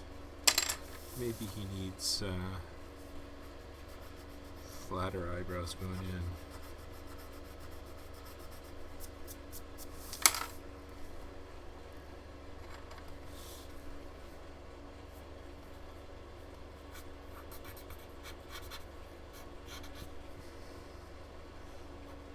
Got decent looking ears.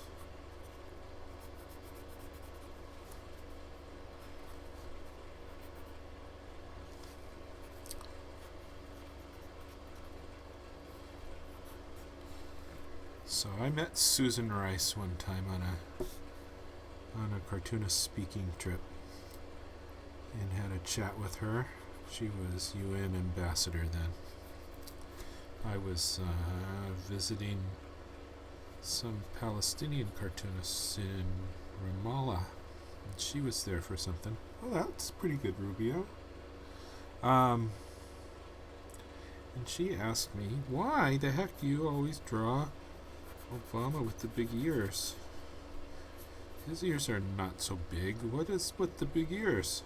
And I've noticed recently Obama talks about cartoons with the big ears and and I just told her I have no choice. I gotta go with the crowd or else it doesn't look like I've drawn Obama. I think she got quite the bum rap from the Republicans over Benghazi. Alright, let's go to John Kasich. And just to remind you, that's what I'm looking at for John Kasich. Yeah, Christie needs another eye. It's getting a little closer. Okay, Kasich.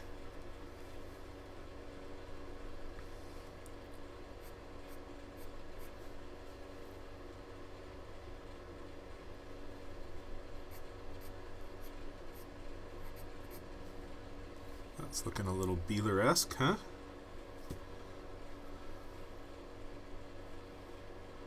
I'm a big Nate Beeler fan. Mark writes, caricatures always exaggerate people's prominent features. I drew big ears on George W. Bush. Yeah. George W. Bush also had the two little eyes that needed to get closer together. And he got overall shorter. And he had a huge upper lip, which didn't actually exist on him, but his upper lip was asymmetrical and interesting, so you have to respond to that by drawing it bigger. And then everybody else draws him that way, and if you don't do it, you just look wrong.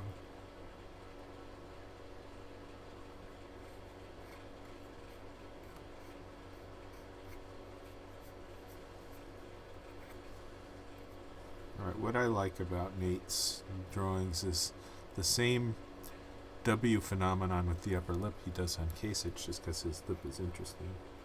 Even though it doesn't look anything like that, it feels like it's right when you do it.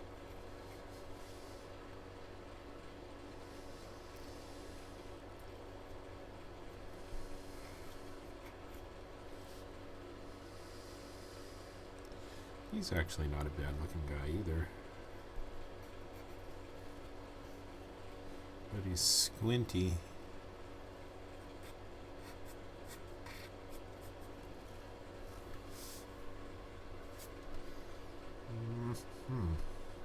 Hey, you guys, be sure to follow me on YouTube. So I haven't really announced these streams well. When I get to the point that I'm satisfied with them, I need to stick to a schedule and put the schedule up on the website and announce it in advance in the newsletter. I haven't done that yet.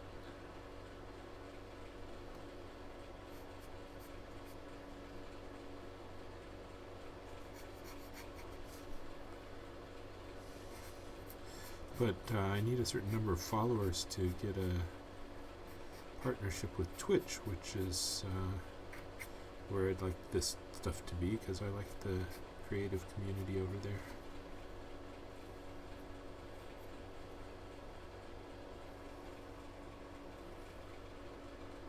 I think I had him better in the first sketch.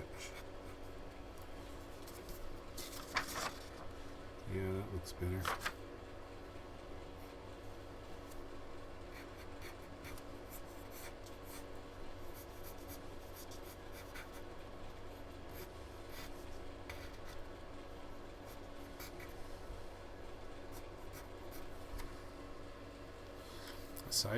Lazarus writes, aside from crime-related cartoons, what other subjects do you avoid drawing? I like to avoid the celebrity obituaries and the weather. because in general I don't have much to add on either of those topics. And when I worked for a newspaper, I felt like I had to draw whatever was the big story of the day. And that led to a lot of obituaries and weather cartoons. My most popular cartoon ever in terms of love letters from readers was on the death of NASCAR driver Dale Earnhardt. I drew a kid in a ride-on car with his number 3 black ride-on car. And I got hundreds, probably 1,000 letters from readers who were big NASCAR fans. Oh, it's so wonderful, your drawing of Dale Earnhardt. It captures my feelings. And that's what they do with these celebrity obituary cartoons. The readers transfer their feelings of love for the celebrity onto the cartoonist, and they're so happy about what you have to, his hair. It's got kind of odd little Brillo hair. I look at the ease with which Beeler does Kasich. Look at Beeler again. Beeler is the Kasich master.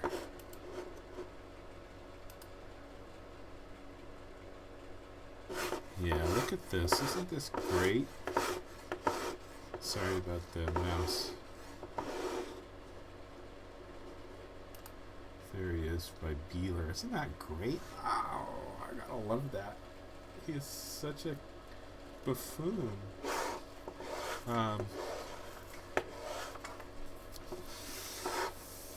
Sorry about the darn mouse noise. I know that's bad. So what's he got? Here's another.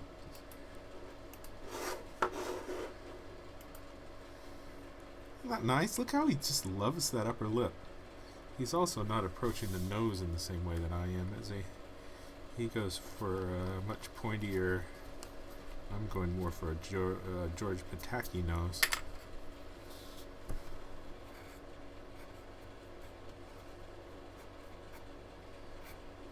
He's going for more of that. I definitely don't have him yet.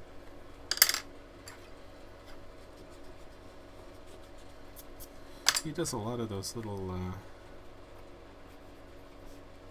upturned eyes too. Anyway, that's a temporary Kasich. He's got to go. I'm going to move on to Huckabee.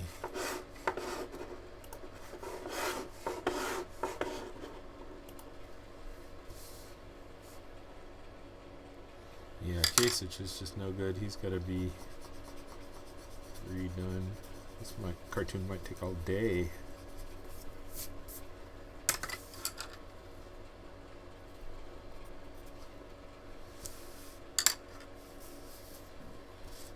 Okay, Huckabee. I'd say Huckabee is the presidential candidate I like least. And he's the most militaristic and intolerant.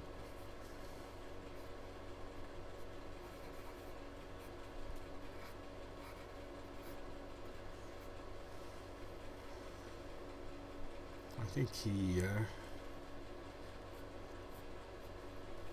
gets along well by selling himself to the other militaristic and intolerant part of the voters. He's got a little bit of a snuff box.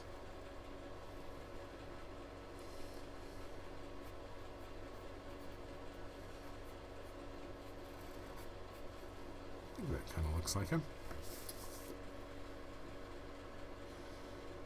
Mark writes, I'm also a fan of Nate Beeler's work. I got to meet him once at the Small Press Expo in Bethesda. Yeah, I think Nate is great.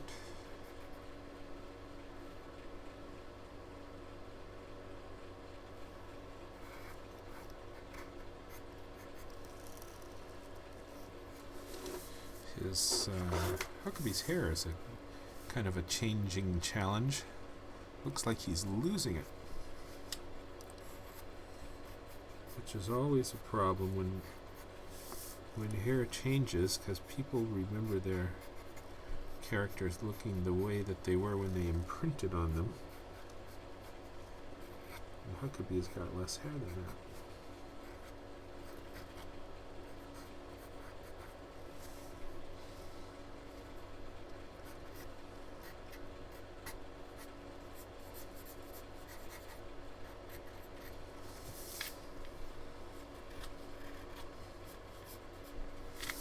He does have a good deal of chin under, double chin under his chin.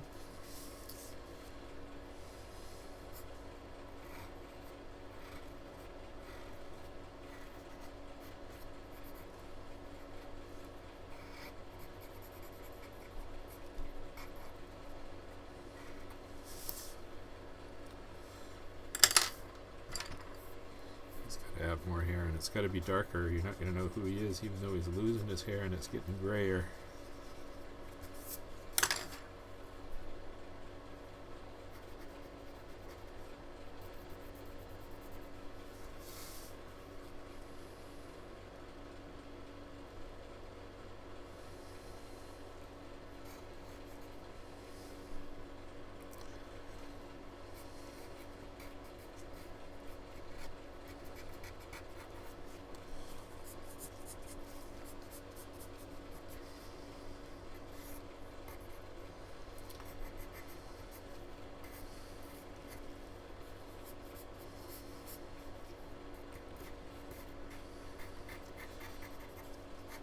So, as I get better at this, I'll add some more bells and whistles, get it to run a little cleaner.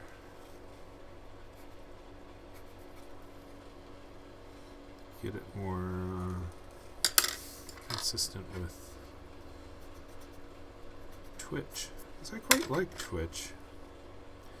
I've found it interesting watching the sculptors. It's a skill set I don't have, or I haven't bothered to try to develop. So it's kind of fun to watch them again in real time. And of course they've got projects that keep them working all day, every day. Theo's going to complain about the sound of my clinking pencils. Be careful how you clink your pencils.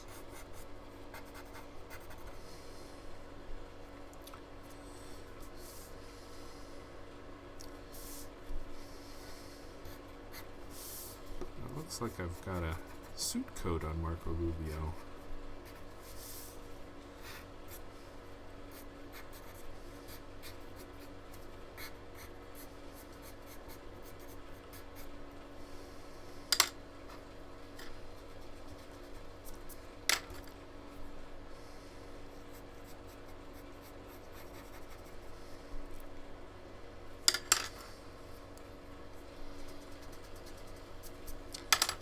Room for his foot to fit over there. Oh, part of Huckabee's problem is I don't have his face round enough.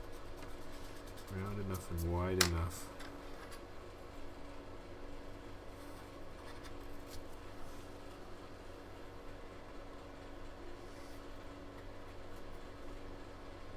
The eyebrows are very expressive on him. I think he's going to have to change as well.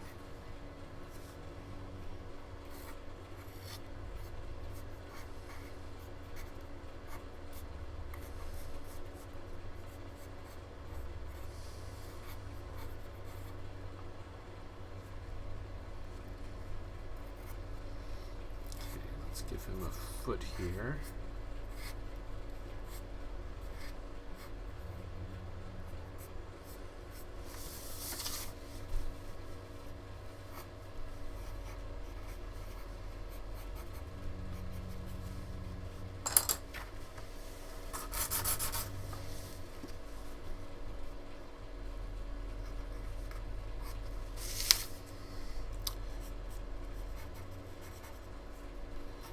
Yeah, I can see why you might suggest that I do labels on all these people. Don't drop your pencil so loud, Theo will say.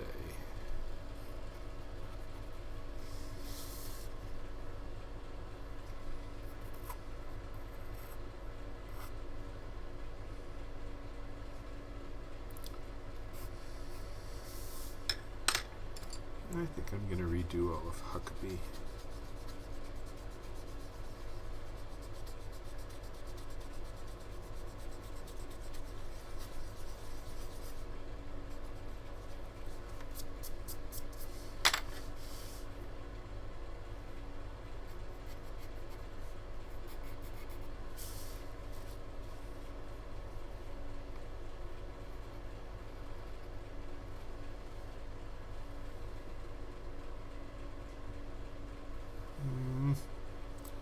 It's one of those times when I should probably have music, huh? I think I would be annoyed by a podcast where I had to listen to whatever music that the guy picked that he wanted to listen to on the podcast. I'm gonna resist that suggestion.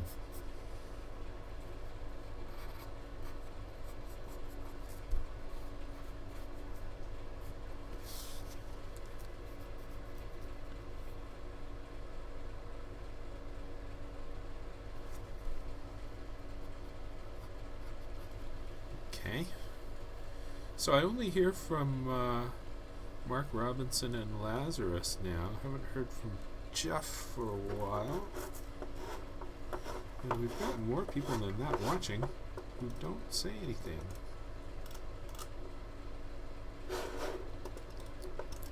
Be nice if you said something. Alright.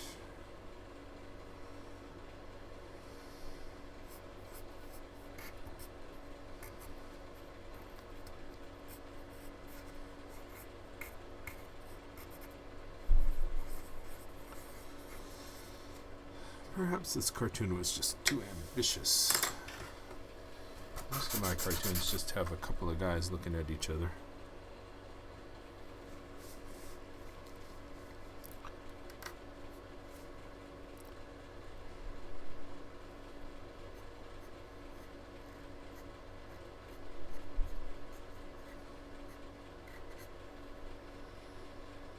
Huckabee's got quite the chin that I'm not getting right. Got it up too high. Chin runs pretty low.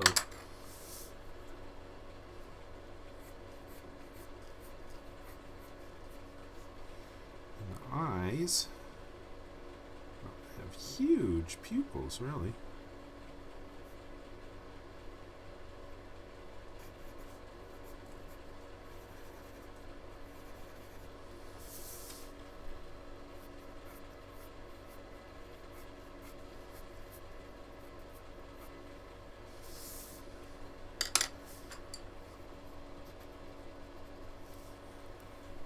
Nose is bigger than that, isn't it?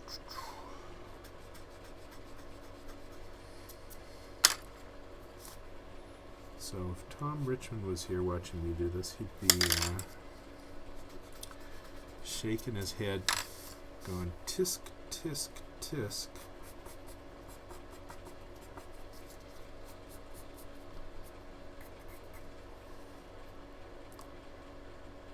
Kind of a bulbous thing, huh?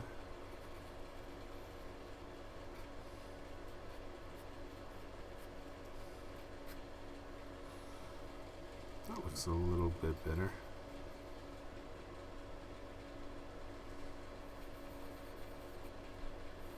So much pupil he's got.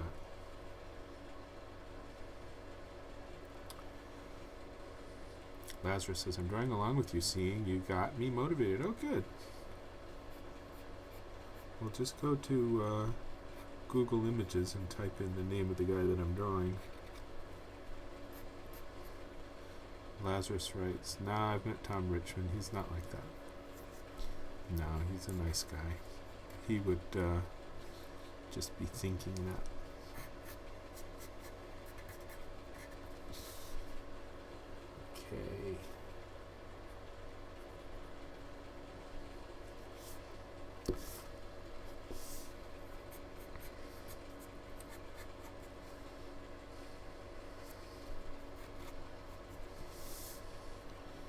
Yeah, it kind of looks like Huckabee. I'll do some more work on Kasich again. Bring Kasich back up.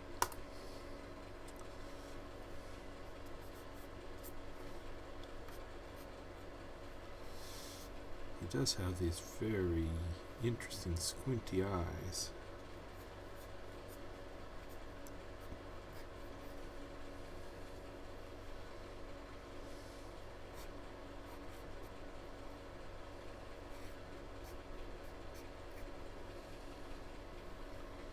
The nose is odd.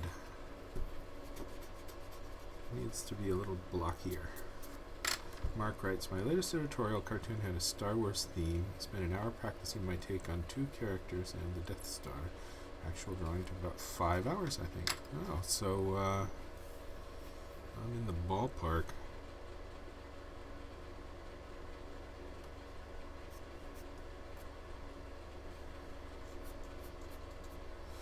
Well, when I look at those guys on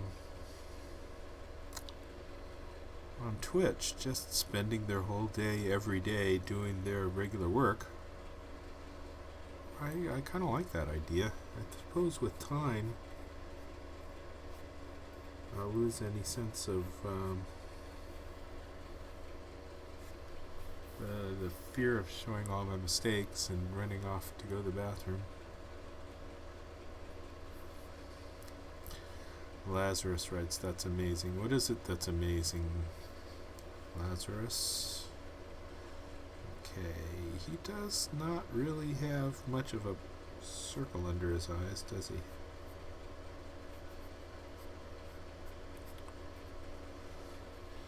I think I need to go with that big silly upper lip a la Nate Dealer.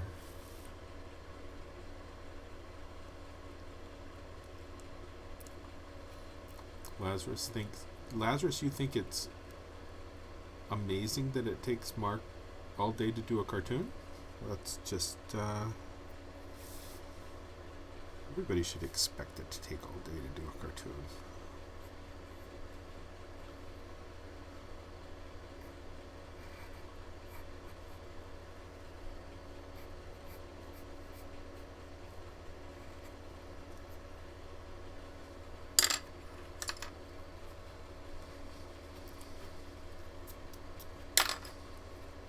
Theo in my head says, don't clank your pencils.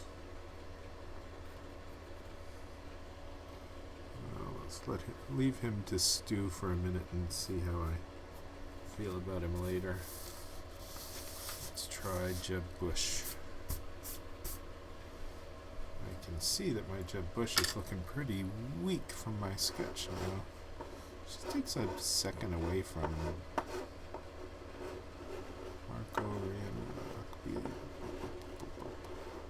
Okay, switch to Jeb Bush.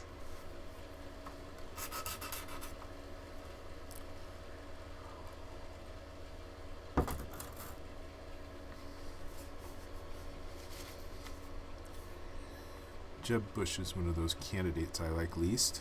It's nice to see other people are feeling the same way.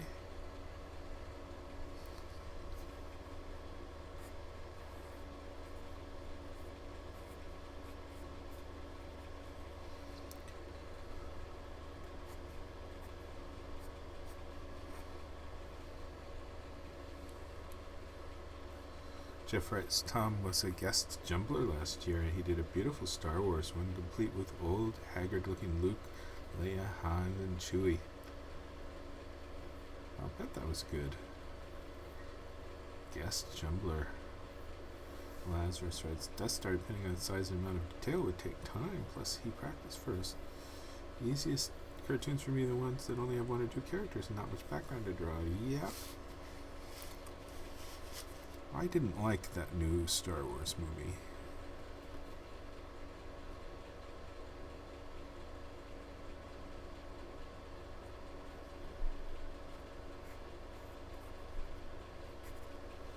Completely unnecessary for them to kill Han Solo. And I've seen enough Star Wars movie where, They built a new Death Star, but this one's bigger and more powerful than the last one. And they went and shot some planets and killed everybody on the planets. Isn't that terrible? The same movie over and over.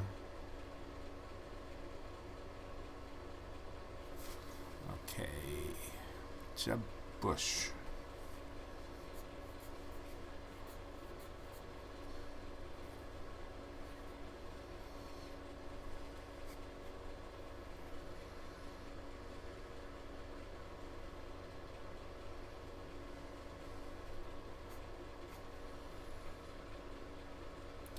Jeff. Oh, I'm sorry. You haven't seen the new Star Wars movie. My apologies. I talk too freely.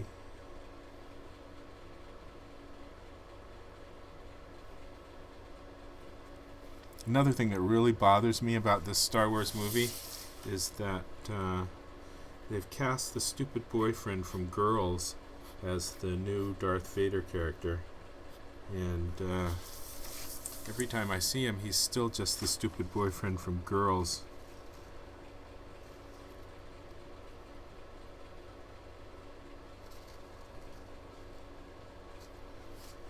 Really bugs me when they pick an actor who's too well known for doing something else and expect you to just accept the guy being somebody else. You can't have the stupid boyfriend from Girls be the new Darth Vader. He just doesn't have the gravitas. He's, wherever I see him, he's the stupid boyfriend from Girls.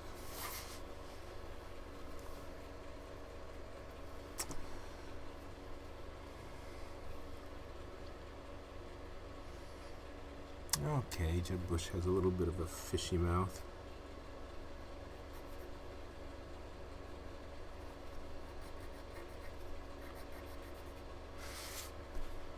Kind of looks like him. A little bit. He's got a good deal of forehead.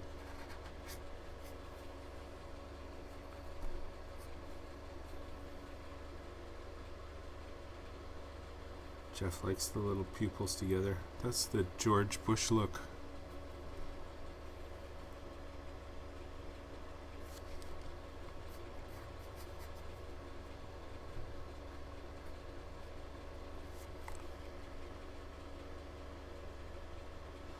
Well, caricatures are not my strong suit. I just sometimes have to do them.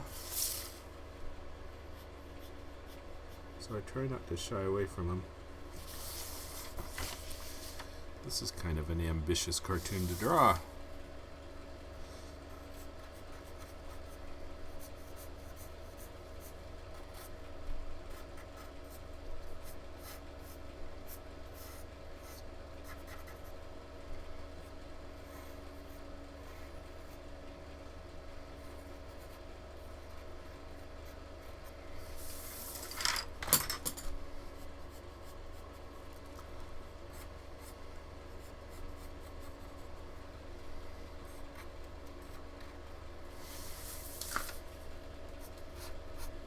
So I'm thinking about having these things edited down to 3 or 4 minutes and posting it as a podcast, maybe 10 minutes. It won't be an interesting... Oh, I'm getting thunder again.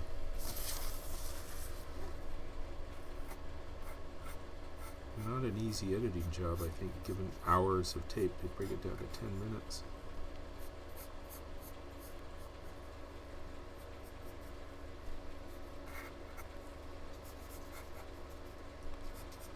Once in a while I should break into something that's like a art lesson that could be culled out separately.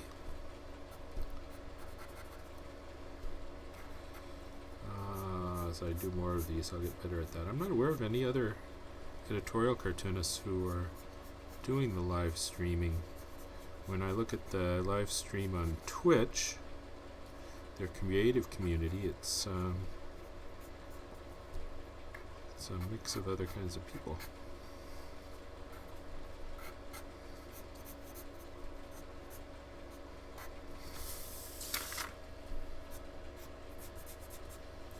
do like the sculptures.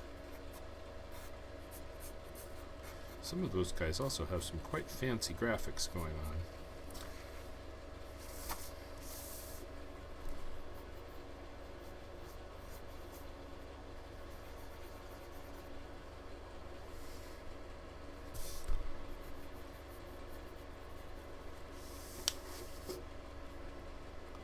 Oh, Kasich is looking a little more Kasich now that I'm had a minute away from him. Bush's hair.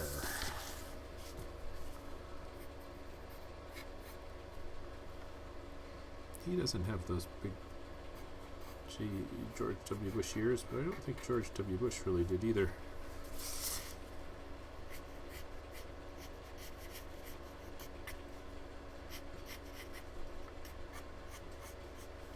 Okay. Lazarus writes, interesting how many people have drawn Trump as Darth Vader. Well, there's a lot of Darth Vader, whoever at the moment you want to say is bad. But I don't agree with that. Trump is kind of a showman buffoon, but I'll vote for a showman buffoon who won't jump into a war in the Middle East and spout all the crazy religious stuff that the other guys do that makes me so nervous. Right? I think that's kind of looking like Bush. Santorum.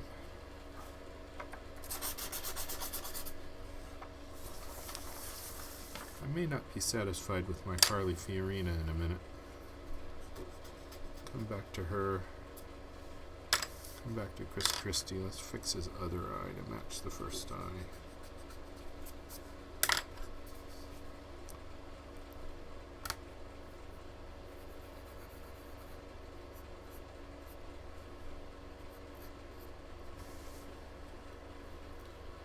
It's looking a little more like him. I'm going to need to adjust the lights here so that they are not reflecting on the pencil so much. Mark writes, I remember a former co-worker who objected to Samuel Jackson as Jedi Master Mace Windu as he had played a drug addict in Jungle Fever, forgetting Ewan McGregor's breakout role in Trainspotting. I like the happy accidents that happen as you draw cartoons that worked out better than you originally planned. Well, actually, I'm counting on accidents making things look better, because the plan is usually pretty lousy. Alright, Santorum. Santorum is that ugly fella. And he's hard to draw from this angle because this is the way his nose points.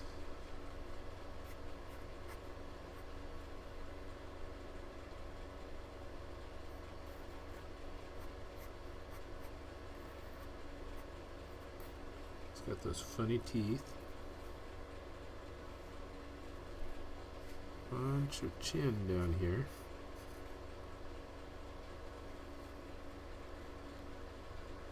I want to keep them simple.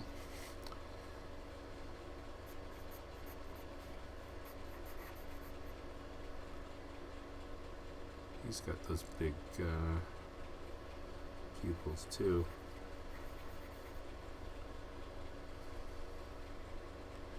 Not much going on in the way of circles under the eyes. Jeff writes, got to go cook dinner and get ready for poker night. Hopefully we can play again in Memphis. What a great drawing. It was fun watching. Look forward to the next one. Very nice of you, Jeff. Yeah, I enjoyed going out to lunch with you in D.C. You are a gentleman. So, see you next time.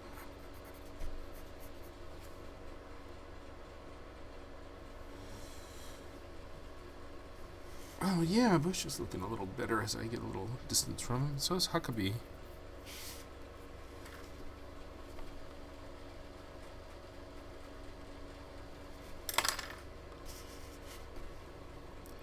Santorum's actually looking kind of funny.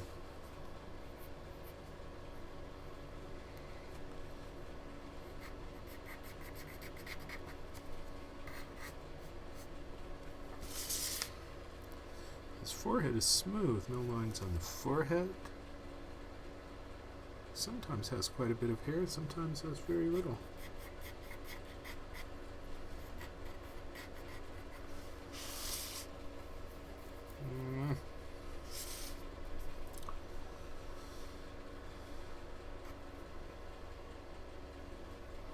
I'm concerned that he won't be recognizable. Yeah, you can see his hair on the other side as well.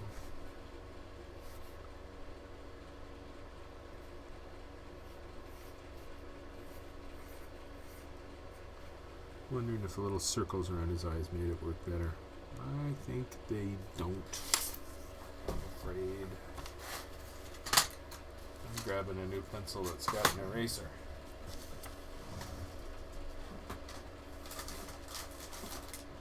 Think of where one is. Here we go. Pencils with erasers. I've got plenty.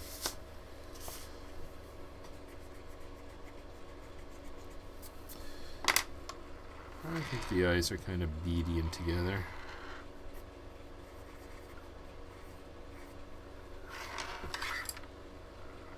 Alright. Lazarus writes, you're doing extremely well for the number of people you're drawing and having to do likenesses. Well, thank you, but I don't feel like I'm doing extremely well. Although Kasich is looking a little better the longer I get away from him. Kasich looks better. Fiorina looks worse. Christie, I'm wondering if I should just settle for that. Not quite sure. I might make his head smaller in Photoshop rather than redraw it. Let's go for all new eyes on Santorum.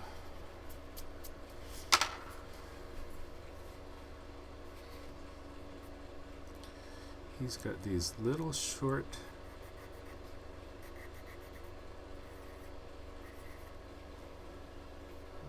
that's looking a little better.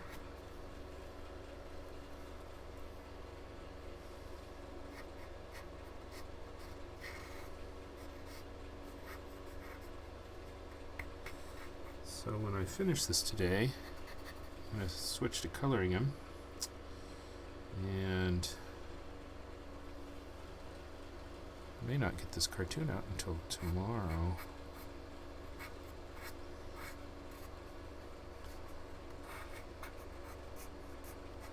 Santorum likes to wear sweaters, huh? Let's give him a sweater. V-neck. Mark writes, what's the best brand of pencils that have good erasers that don't smear? I don't have a good answer for that. I use these 4H pencils on the vellum because the vellum has a nice tooth to it that allows me to use the darker pencil. The darker pencil is actually well more practical because it smears so much less. Look at how little smearing I've got because I'm drawing with a 4H pencil. That's kind of nice. And you notice that I get a nice clean black line. That's because the drafting vellum has a tooth to it that makes the 4H pencil work much better.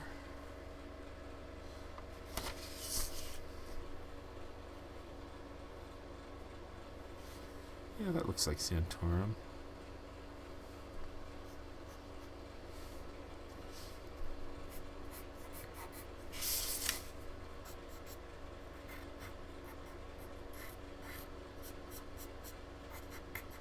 Anyway, so I just buy whatever the cheap yellow pencil is with the pink eraser on it at Office Depot.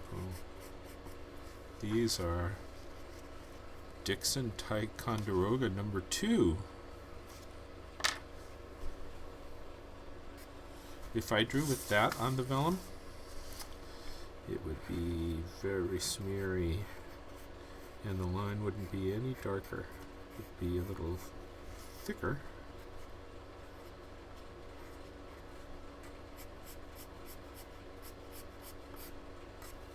There we go.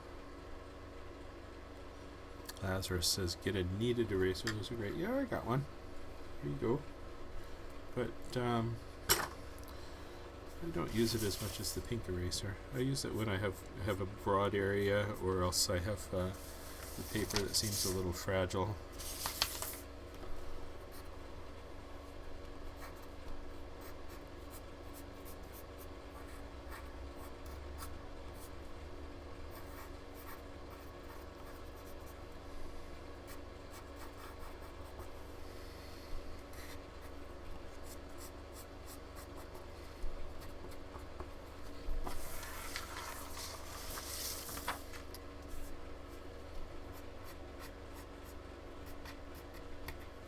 So I'm gonna throw in some tone on this.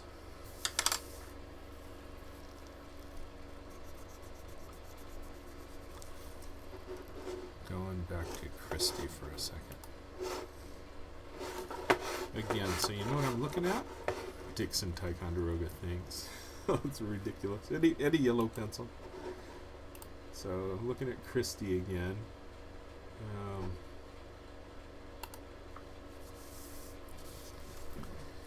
Why I'm having trouble with Christie. His face, in actuality, isn't the way that you perceive it. You perceive him to be this great, big, huge, fat guy.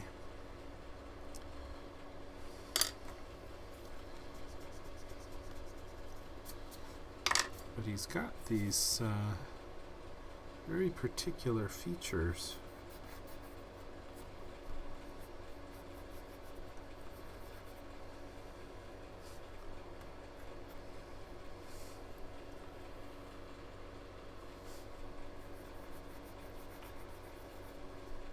And he's got these big puppy dog pupils. Oh, I'm going to have to do another pencil sharpening run. Sorry about that.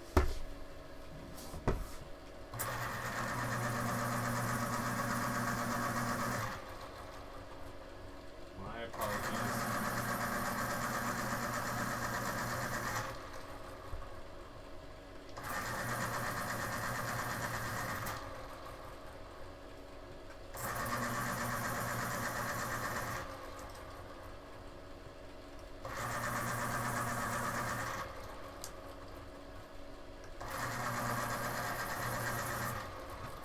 So my tech guy Theo says you should never be sharpening your pencils because you just get enough pencils that you don't need to sharpen them. You do it beforehand. And I guess that's good advice. Mark writes, I do have a kneaded eraser, but I like the pinpoint accuracy of pencil eraser. I suppose I could get one of those erasers shaped like a pencil. Actually, some of my favorite Castell pencil erasers tend to be stiff and smear red and black streaks no matter what. Well, I think that's more a matter of the pencil line you're erasing than the eraser.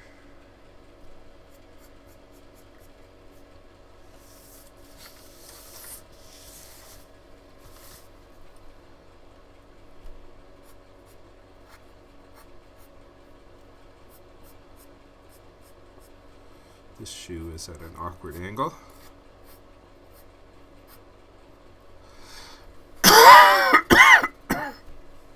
Excuse me. The hay fever speaks. I guess Centaur's looking okay. His eyebrows.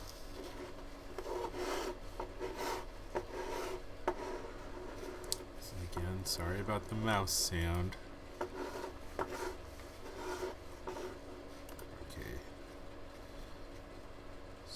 Santorum. The eyebrows are kind. Well, I guess they're not that wrong.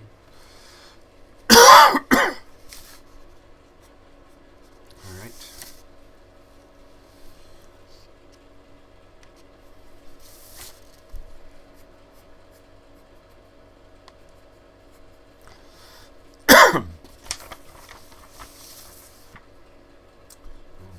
Jeb Bush needs another arm, doesn't he?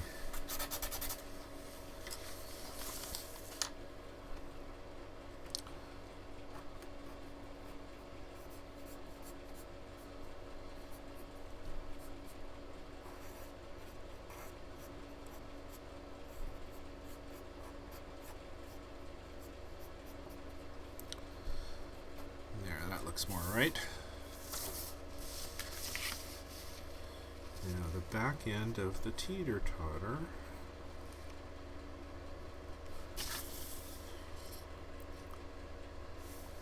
No, I've got to have Marco Rubio's leg come down there, don't I?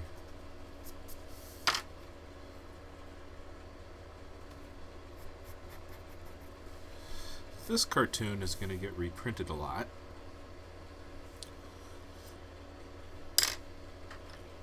Because it's got all the characters on it. It's general. Lots of stories about how big the field is, never end, and then it's who's going to drop out and how long is that going to take. And nothing to disagree with in this cartoon, really. Okay, let's look at Kasich.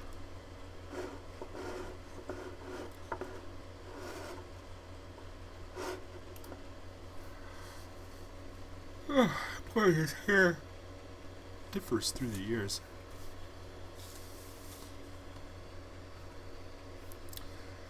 Lazarus writes, you draw for your high school newspaper or draw a lot in general back then? Yeah, I drew a lot. I collected comic books. Started off as an illustrator. Didn't draw much for the newspaper. I worked on the literary magazine in high school.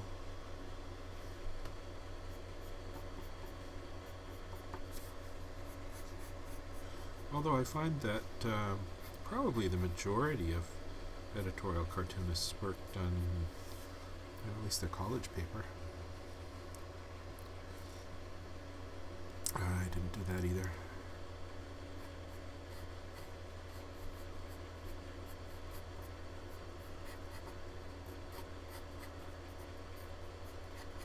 It's not looking like his hair, is it? See, he's got so little hair now, it's kind of a little Brillo poof next to his head. That's not a very good Kasich, though. Compare that to Beeler, and I look terrible.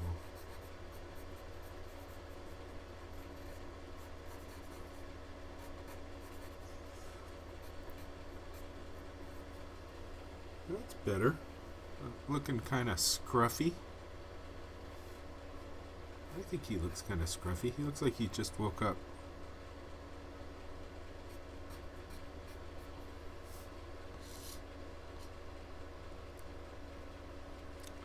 Lazarus writes, I used to draw stuff on girls' folders, usually flowers, in exchange for hugs. Oh, you had a plan. He's an organized cartoonist.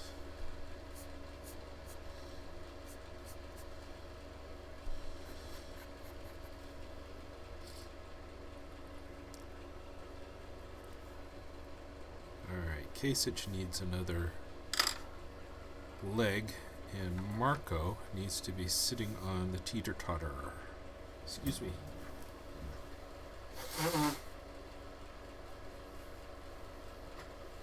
Again, I need a sneeze button. Okay.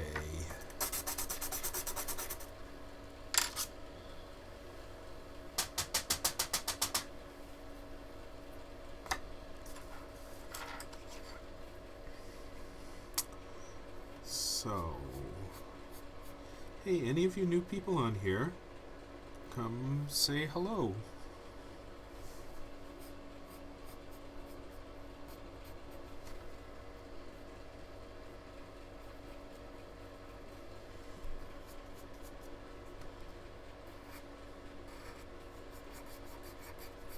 See if the leg going this direction looks good. I've got some space to fill here in front of Huckabee. See if I can pose another try.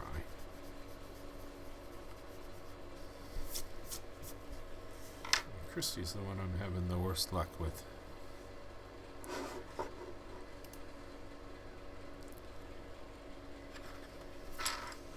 I think I may need to start over and just simplify him. One of the ways you deal with struggling with a caricature is you go to a different level of sophistication, dumb it down. So he needs to just be simpler.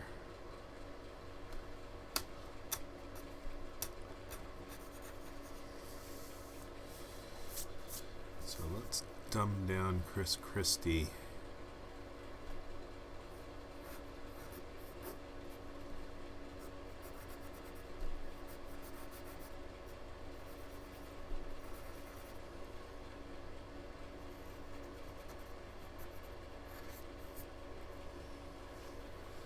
Well, that doesn't look a thing like him. Well, I'm going to be struggling with him. As I look at the other ones, I kind of like them better. Except for Carly.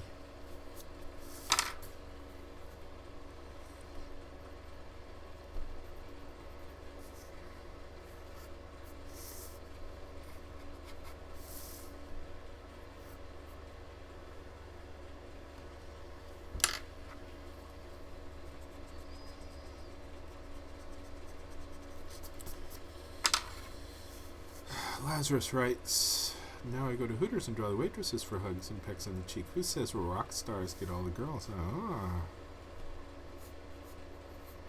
Still got a plan.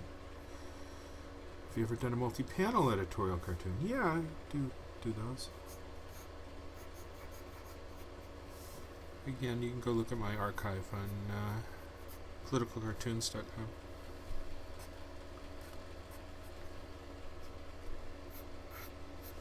But in general, editors like cartoons to be simple, one panel, wordless.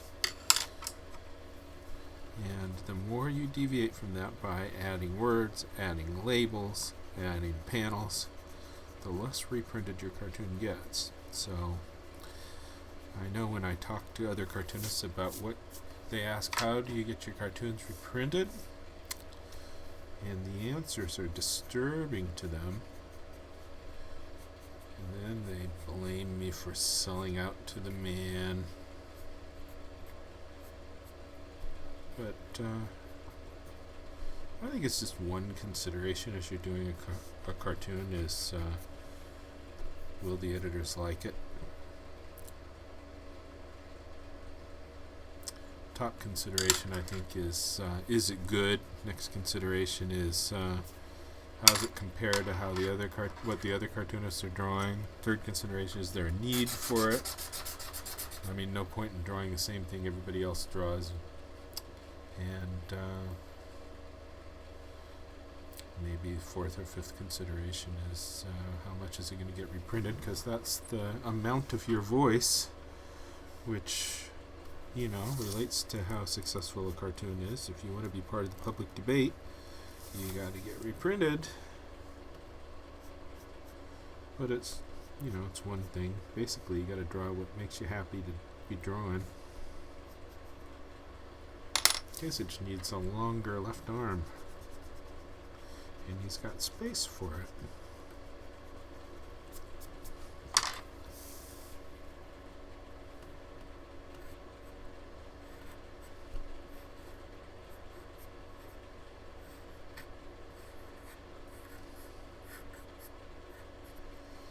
There, I think he's looking good.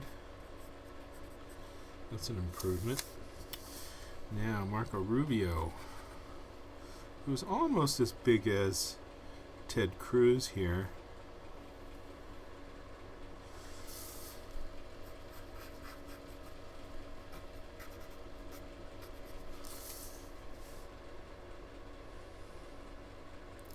Lazarus says, I feel you're being too hard on yourself with your Christie drawing. Well, it's looking pretty lousy.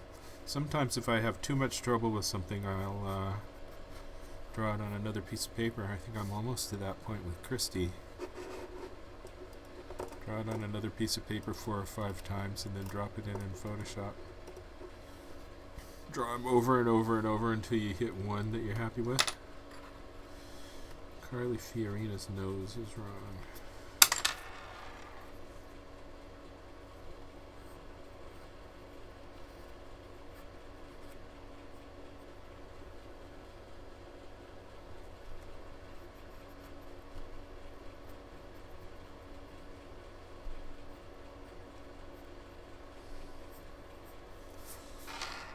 Christie.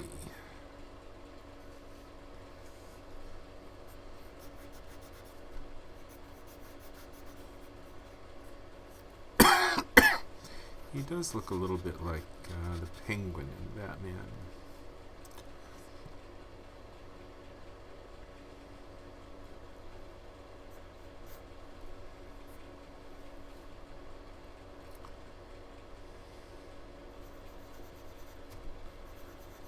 This is what Tom Richmond would never do. Draw the pupils before you're done with the whole thing.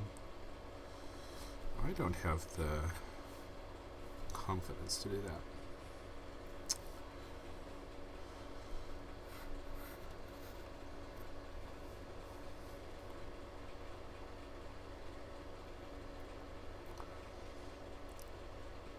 Christie's nasal wings are hard to get because all the images are some same angle.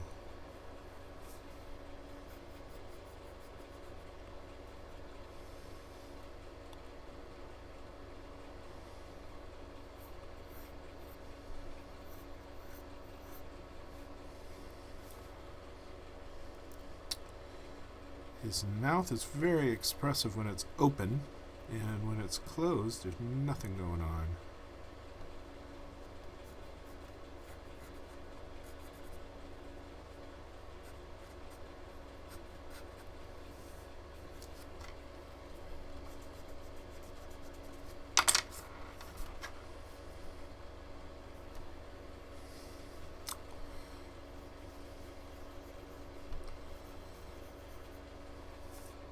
So, I wonder who these people are that are watching that never say anything.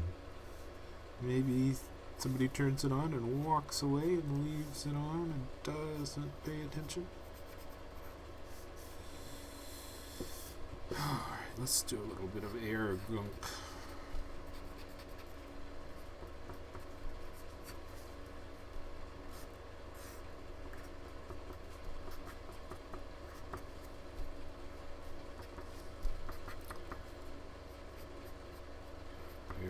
Is always good.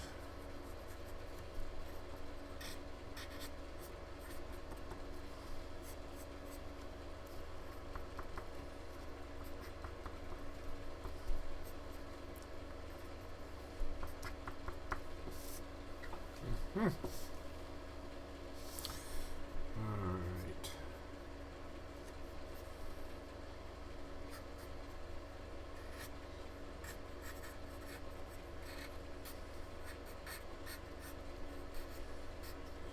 That's Rubio's leg behind Rand Paul.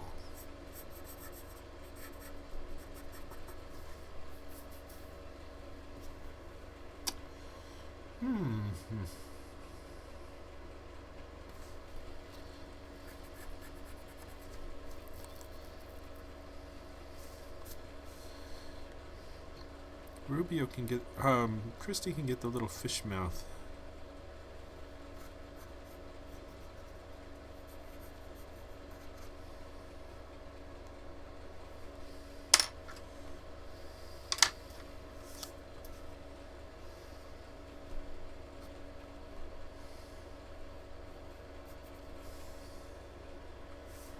Yeah, I'm not happy with my Christie. I'm not really happy too much with Carly either. Well, as I look at her, she's looking better.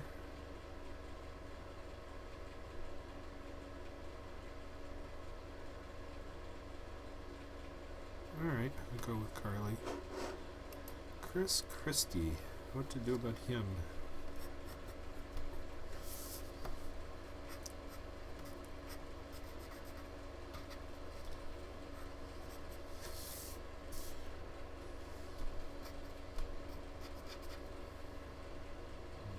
Okay.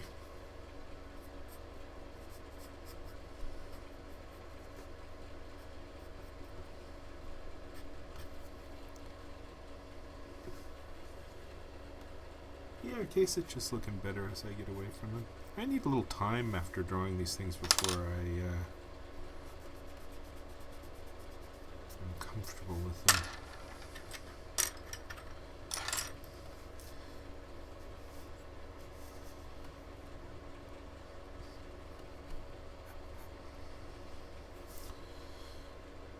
Here's Christie's mouth opens a little higher on the left, lower on the right.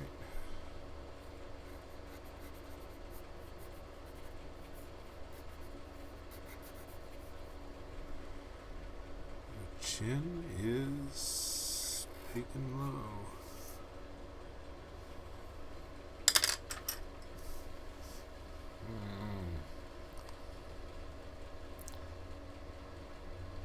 Just at the point of drawing multiple Christie heads.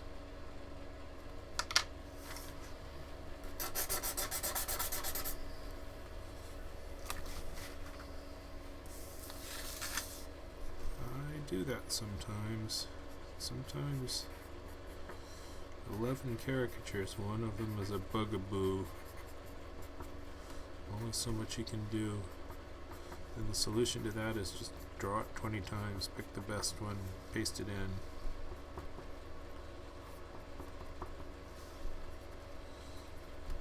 So I think I might be at that point with Christie.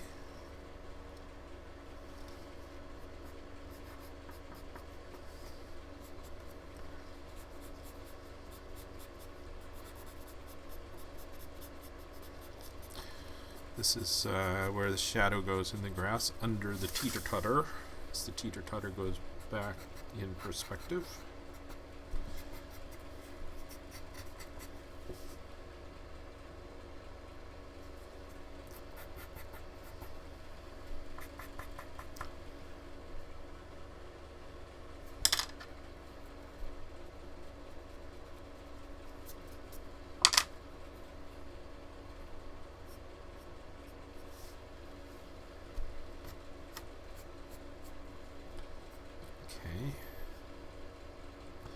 Boy, I'm at 4.5 hours already on this. If I was not doing this as a stream, I'd be up and walking around and doing other stuff, and it would probably take me all day long.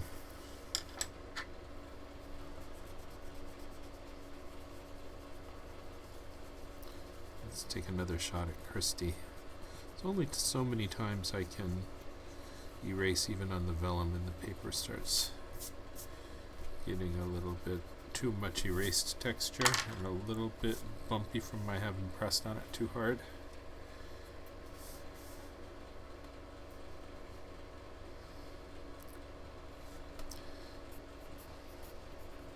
We could also take a look at how the other cartoonists have drawn Christie.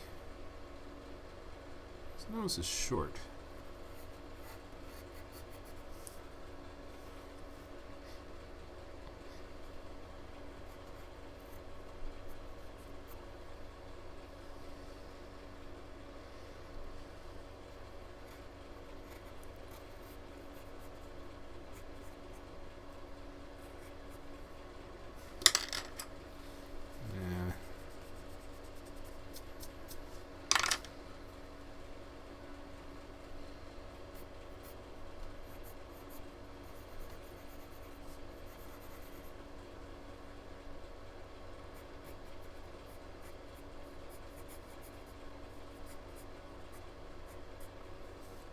Alright, I'm gonna do it. I'm gonna give up on Christie and draw him on a separate sheet and paste it into the finish.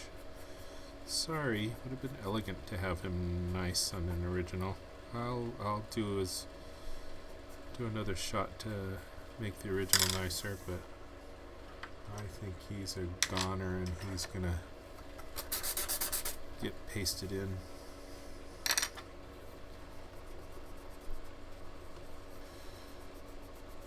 Because too many erasures is making the paper a little funky.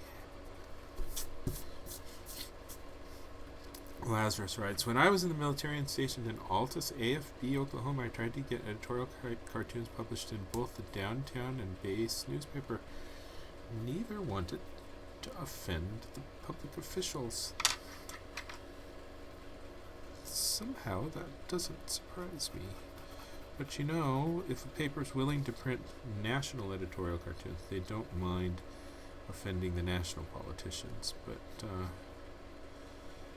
The local ones can be a problem. I had that problem when I was working for newspaper. Okay, let's do, this is going to be a placeholder Christie, just to make the original a little nicer. Then I'm going to go on a separate Christie sheet.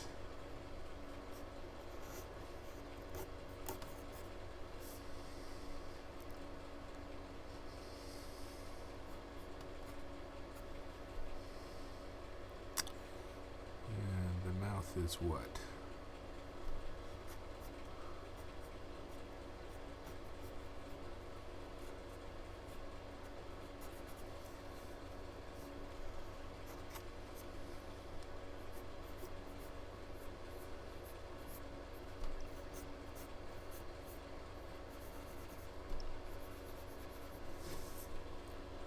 Well, that's better than I've been doing before.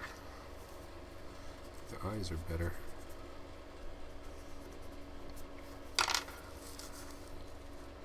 His nose is actually pretty pointy.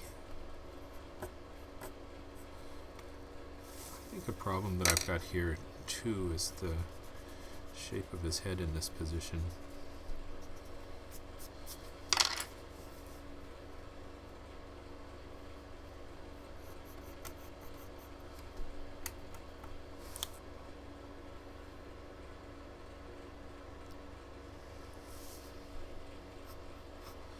Yeah, when you work for a local newspaper, you want to draw a cartoon about the guy that the owner's playing golf with, you're in trouble.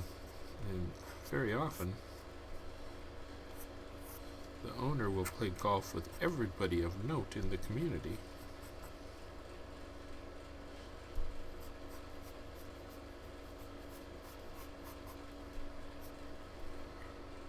I remember when I was local cartoonist in Hawaii, for some months my newspaper didn't want me drawing the governor because they wanted the governor to sign a bill, and that was terrible, but not unusual. And then at another newspaper in Hawaii, they didn't want me to draw the military because it's a Navy town and the military was doing some bad stuff.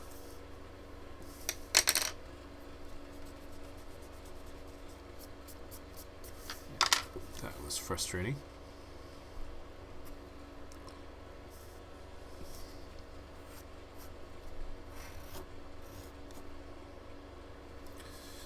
That's not wide enough, that side of his head, is it? That's a little better. Yeah, see, these pink erasers handle nicely.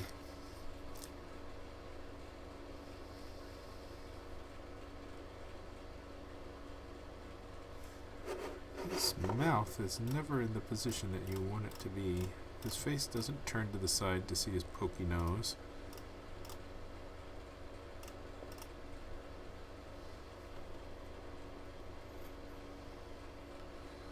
His mouth is close to his nose.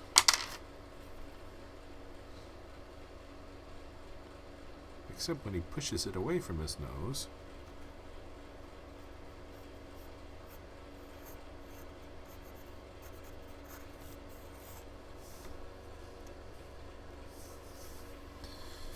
Well, he's looking pretty crappy. I think now it's time to go to the extra sheet.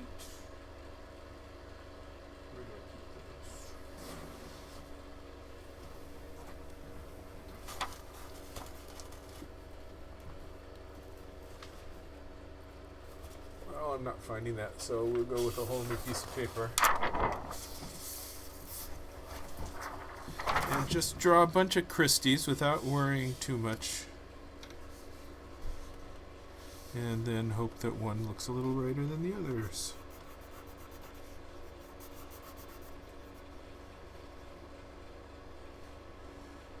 He does have the droopy eyes. Try some droopier eyes.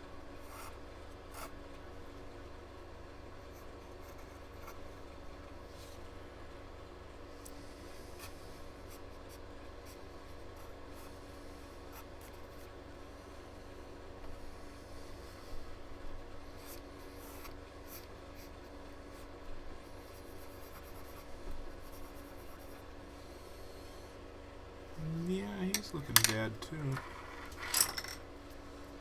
Try another one. And the way of dealing with this is just repeat until you get something that seems less bad than the other ones. Mark writes, my editor encourages poking fun of local public officials. He loves the reactions it gets. Good editor, Mark.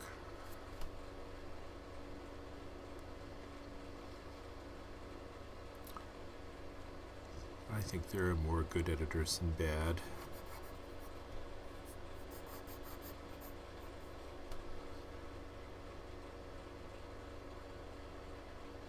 Alright.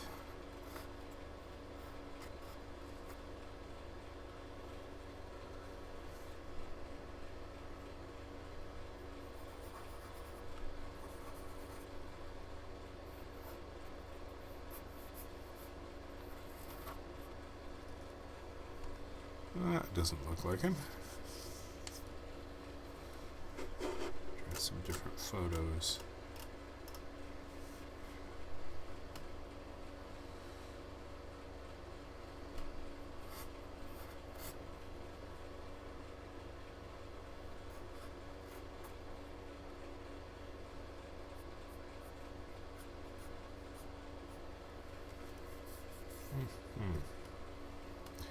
And just repeat until I get to something that looks better.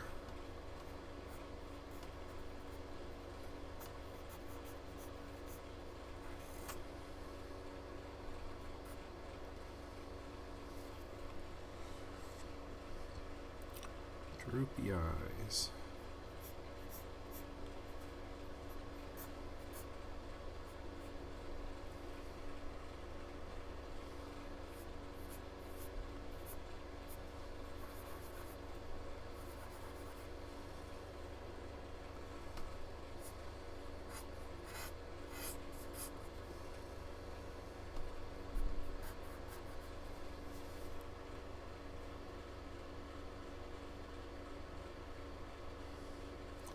Well, treasure that editor, Lazarus. Sounds like you got a good one.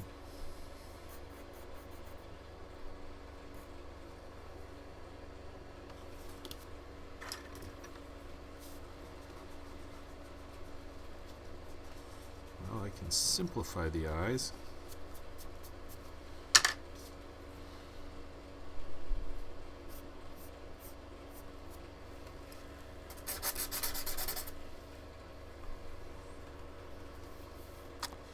Let's go with that. Simpler eyes.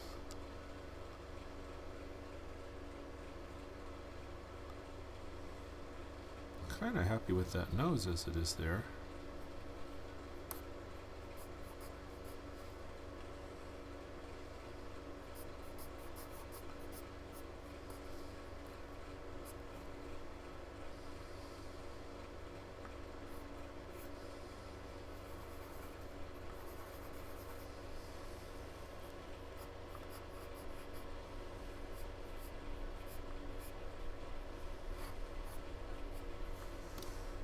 Those eyes are wrong.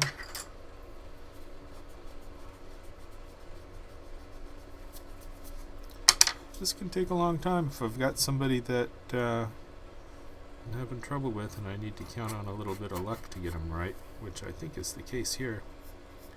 So I look back on that past Christie that I drew, I was not happy with that. Alright, what's his hair do that's different than what I was doing?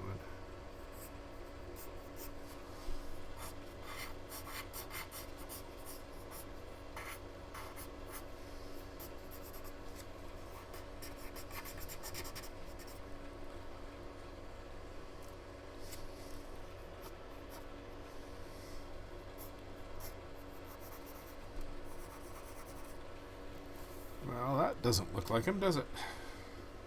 Let's try another one. Keep going until something works.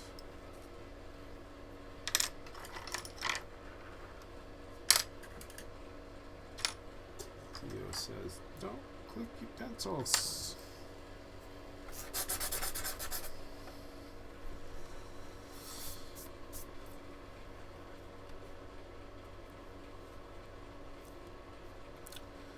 Let's try something new. Let's go with a bigger head and a different collar.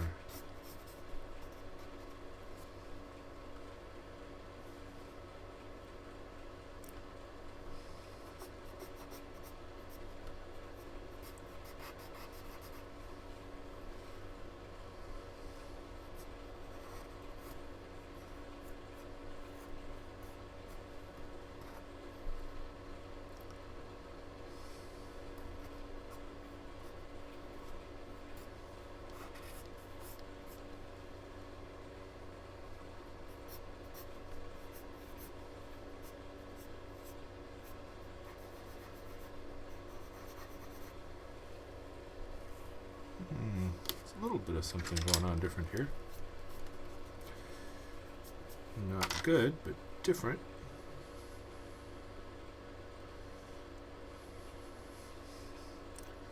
Oh, you like seeing me struggle, huh, Lazarus? That's one of the things I worried about in doing these, because some cartoons are effortless, but some are struggles.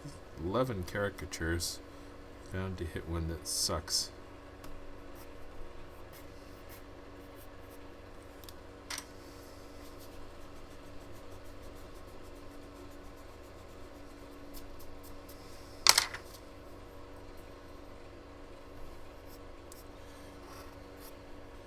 Next thing to do is go to the archives and see how the other cartoonists handled their Christie. As I did so quickly with Nate Beeler and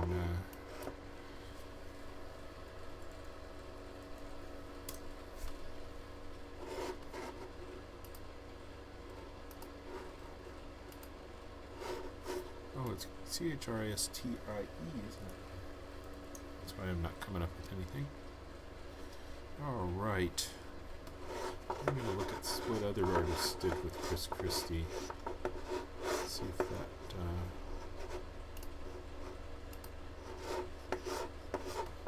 that's helpful. So Taylor Jones is fantastic caricaturist. He goes with the shape of the head to define his whole Christie. Alright, that's one of my problems. I don't have a good space for the shape of his head. Here's Adam Ziglis Christie. Again, shape of the head, not too much worry about all these little things that I'm futzing with. Here's Steve Sack. Steve Sack does wonderful minimalist stuff. How does he do Christie? Again, shape of the head. Not too much worry about the other stuff. Round and shape of the head. Here's a nice big Taylor Jones Christie. Well, Taylor Jones, giving him a much bigger nose, giving him puffier lips. But again, shape of the head getting wide at so wide at the bottom that you lose track of the shape of the head. That seems to be doing it for him. Here's Taylor with all the Republicans. Where's he got Christie in here? Oh, there on the left. Again, shape of the head and big puppy dog eyes. Alright, let's try that. Let's give him a whole new shape of the head.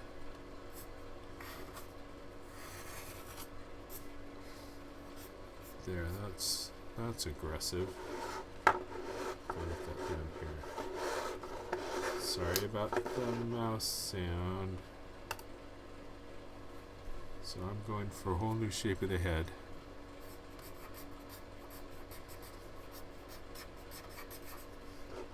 And I needed Christie back.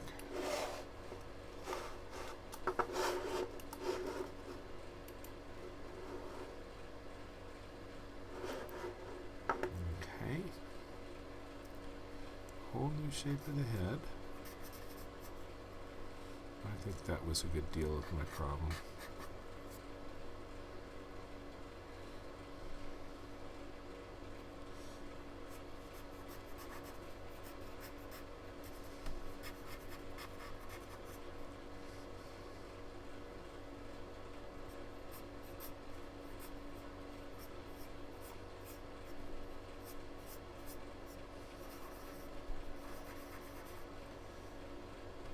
Yeah, I think that's a little better.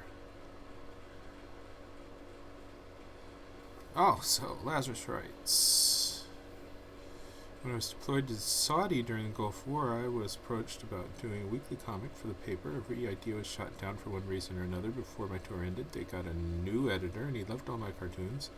Started publishing them. Go figure.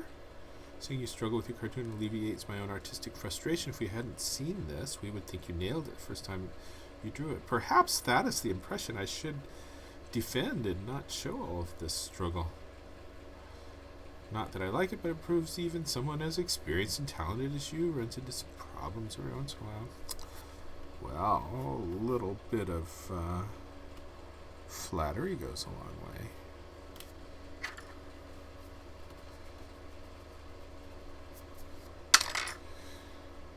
Okay, let's give him a big Taylor Jones nose.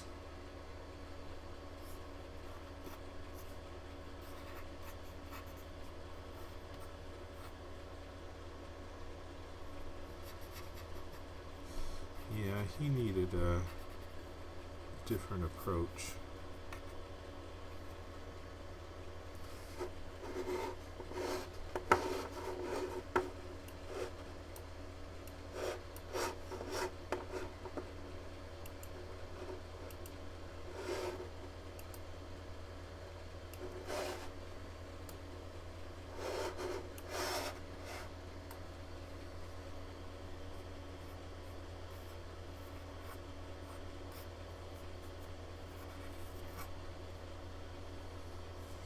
That's actually kind of looking more like him.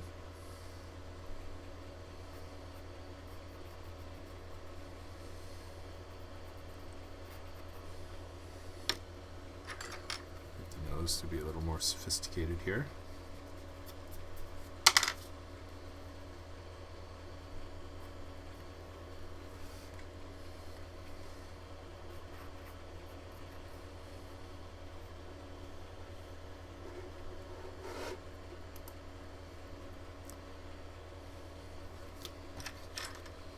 His mouth up a little closer to his nose.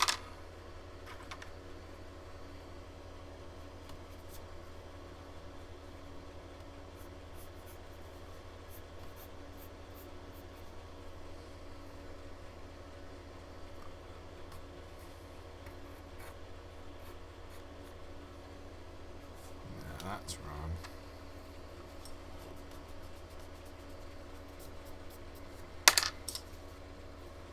Taylor drew him with more kissy lips. Gave him a good upper lip.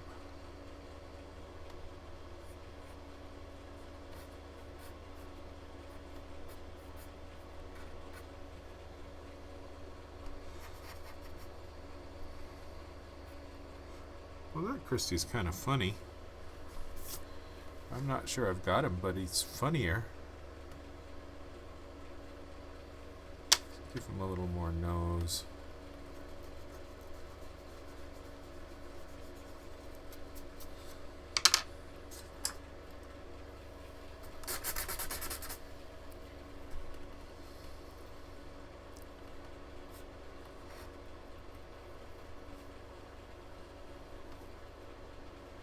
A little bit.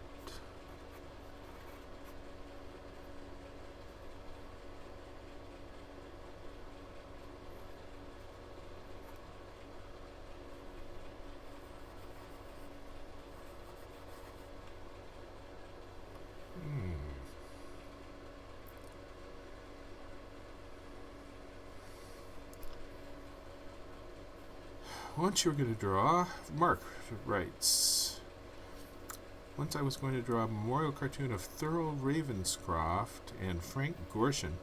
Thurl looked okay, but I was not satisfied with how Frank Gorshin turned out, to the point that I did what you're doing.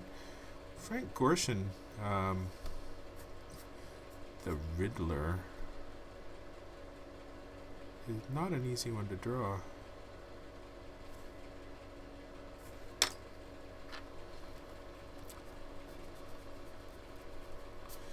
You know, his nose is not this long. That's what the problem is. I need to raise the nose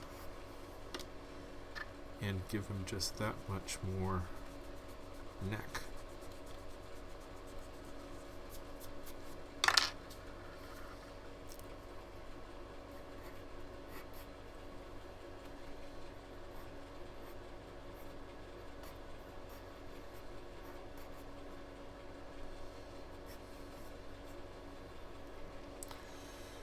Chin goes down quite a ways. Oh, Lazarus likes this new Christie.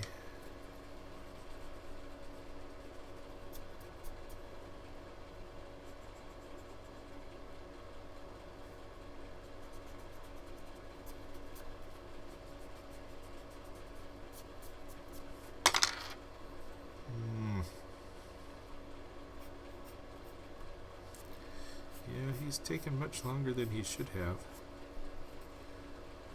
Maybe he needs even a little bit more neck.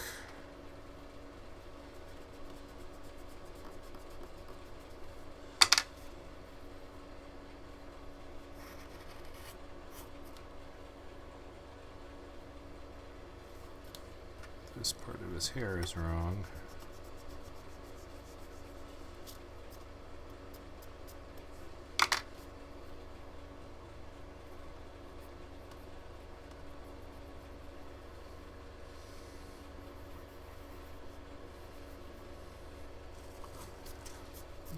He's still not right. He's better.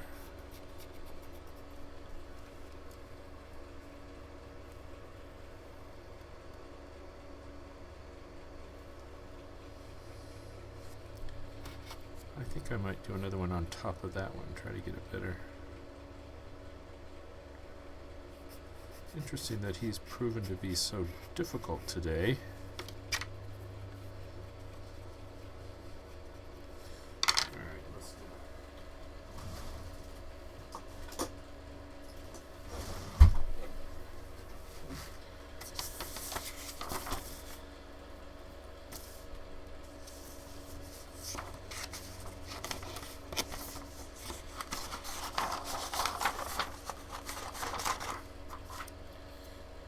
Nice plastic vellum.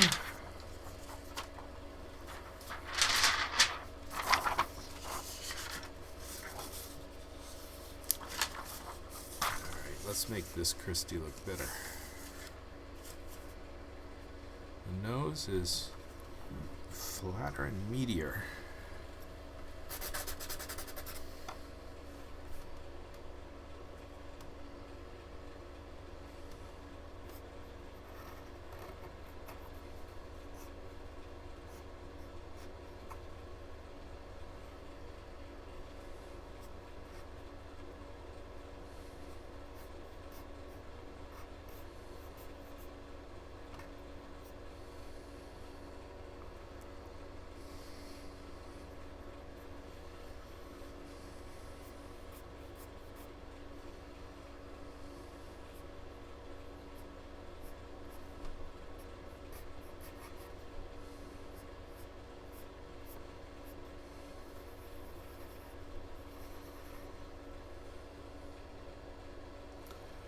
A little bit.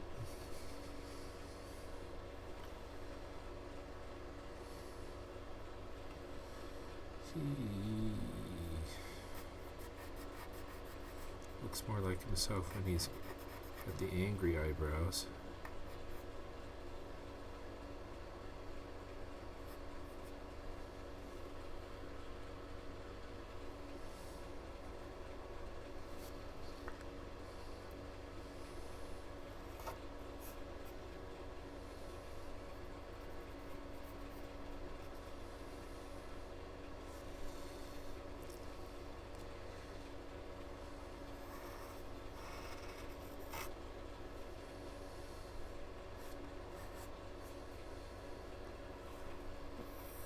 Kind of got him.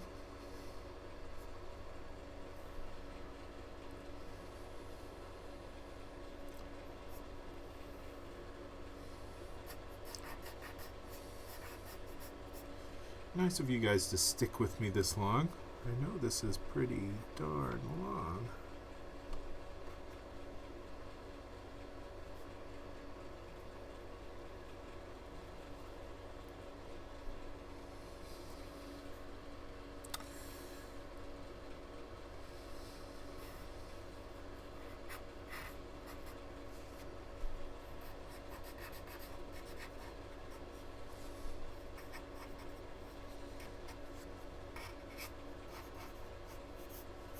I think he needs a little bit different arm with this new style head.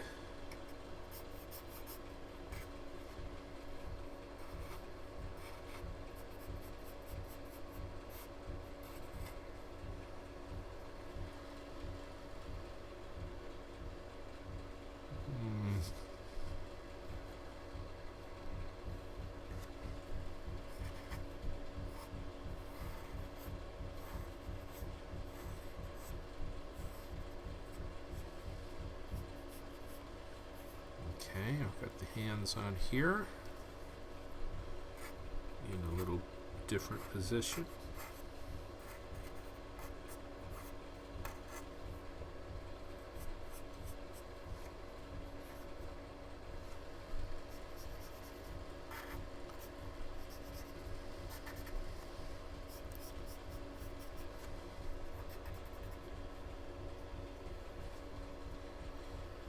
Is that a good Christie or not? I think I'm going to need a few minutes to think on that.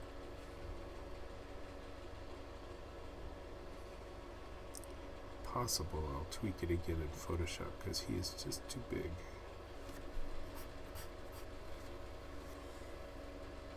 Okay, presuming that I've got that Christie.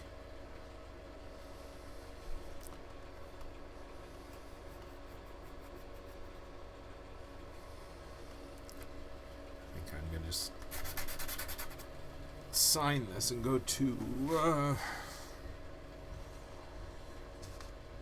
scanning and coloring, which will be the end of my streaming.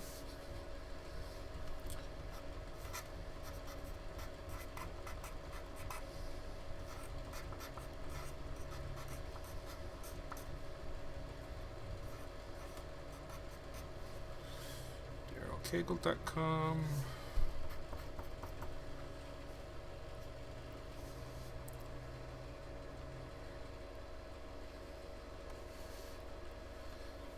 And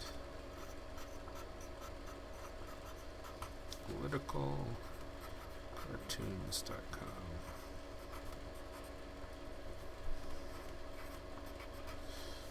Which everyone should visit.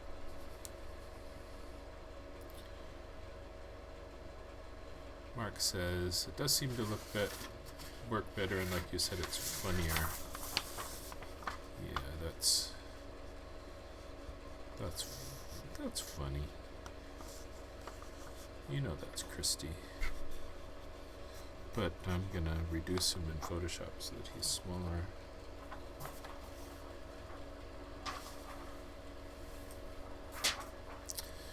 Alright, a little more grass over here. So I'll be putting grass color below everything.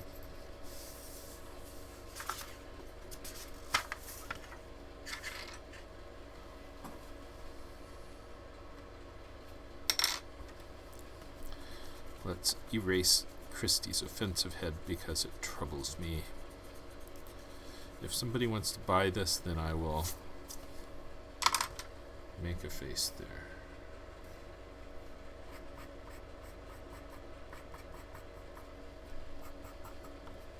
What would be nice is if Donald Trump would want to buy all of his cartoons like Steve Forbes did.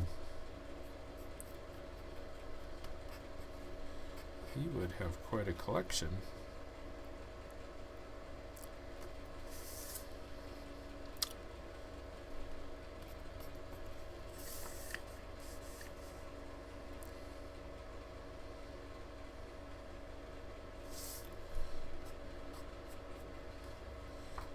Alright, I think I'm just about there. Any more fiddling is too much fiddling.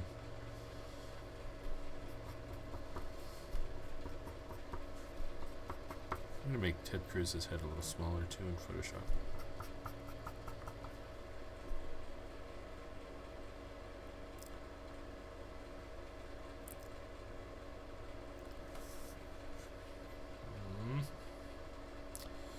Mark Robinson asks, do you find that cartoons in color get more views? You know, I haven't really looked at that in terms of views. I would say that that's not a major determinant on views. What gets the most views is when we put up a topical section that's popular, and the first cartoons on the first pages get the most views, and then the track of people goes down as it goes from page to page. So there are so many other factors that are affecting page views that I don't think color's a major one compared to placement and traffic flow. But with regard to newspapers, yeah, you either do it in color or you're not getting your cartoon reprinted in half the papers. They don't even consider it. Alright, I think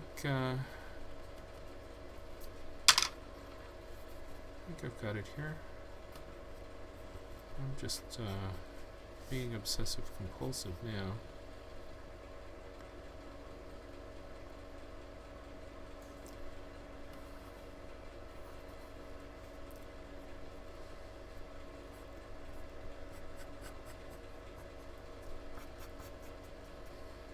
Alright, that's it. This is going to be with this Chris Christie, but this Chris Christie is going to be made probably 70%. And that will be that. Okay, well, hey, thank you, Mark and Lazarus, for hanging around with me this long. I'm going to go ahead and sign off, and hopefully the next video of this stuff will be better than this one. So hey, thank you guys, thank you everybody, and stick with me until I make these videos even better, and appreciate your time, and we will do another one before too long. Thank you much. See you later.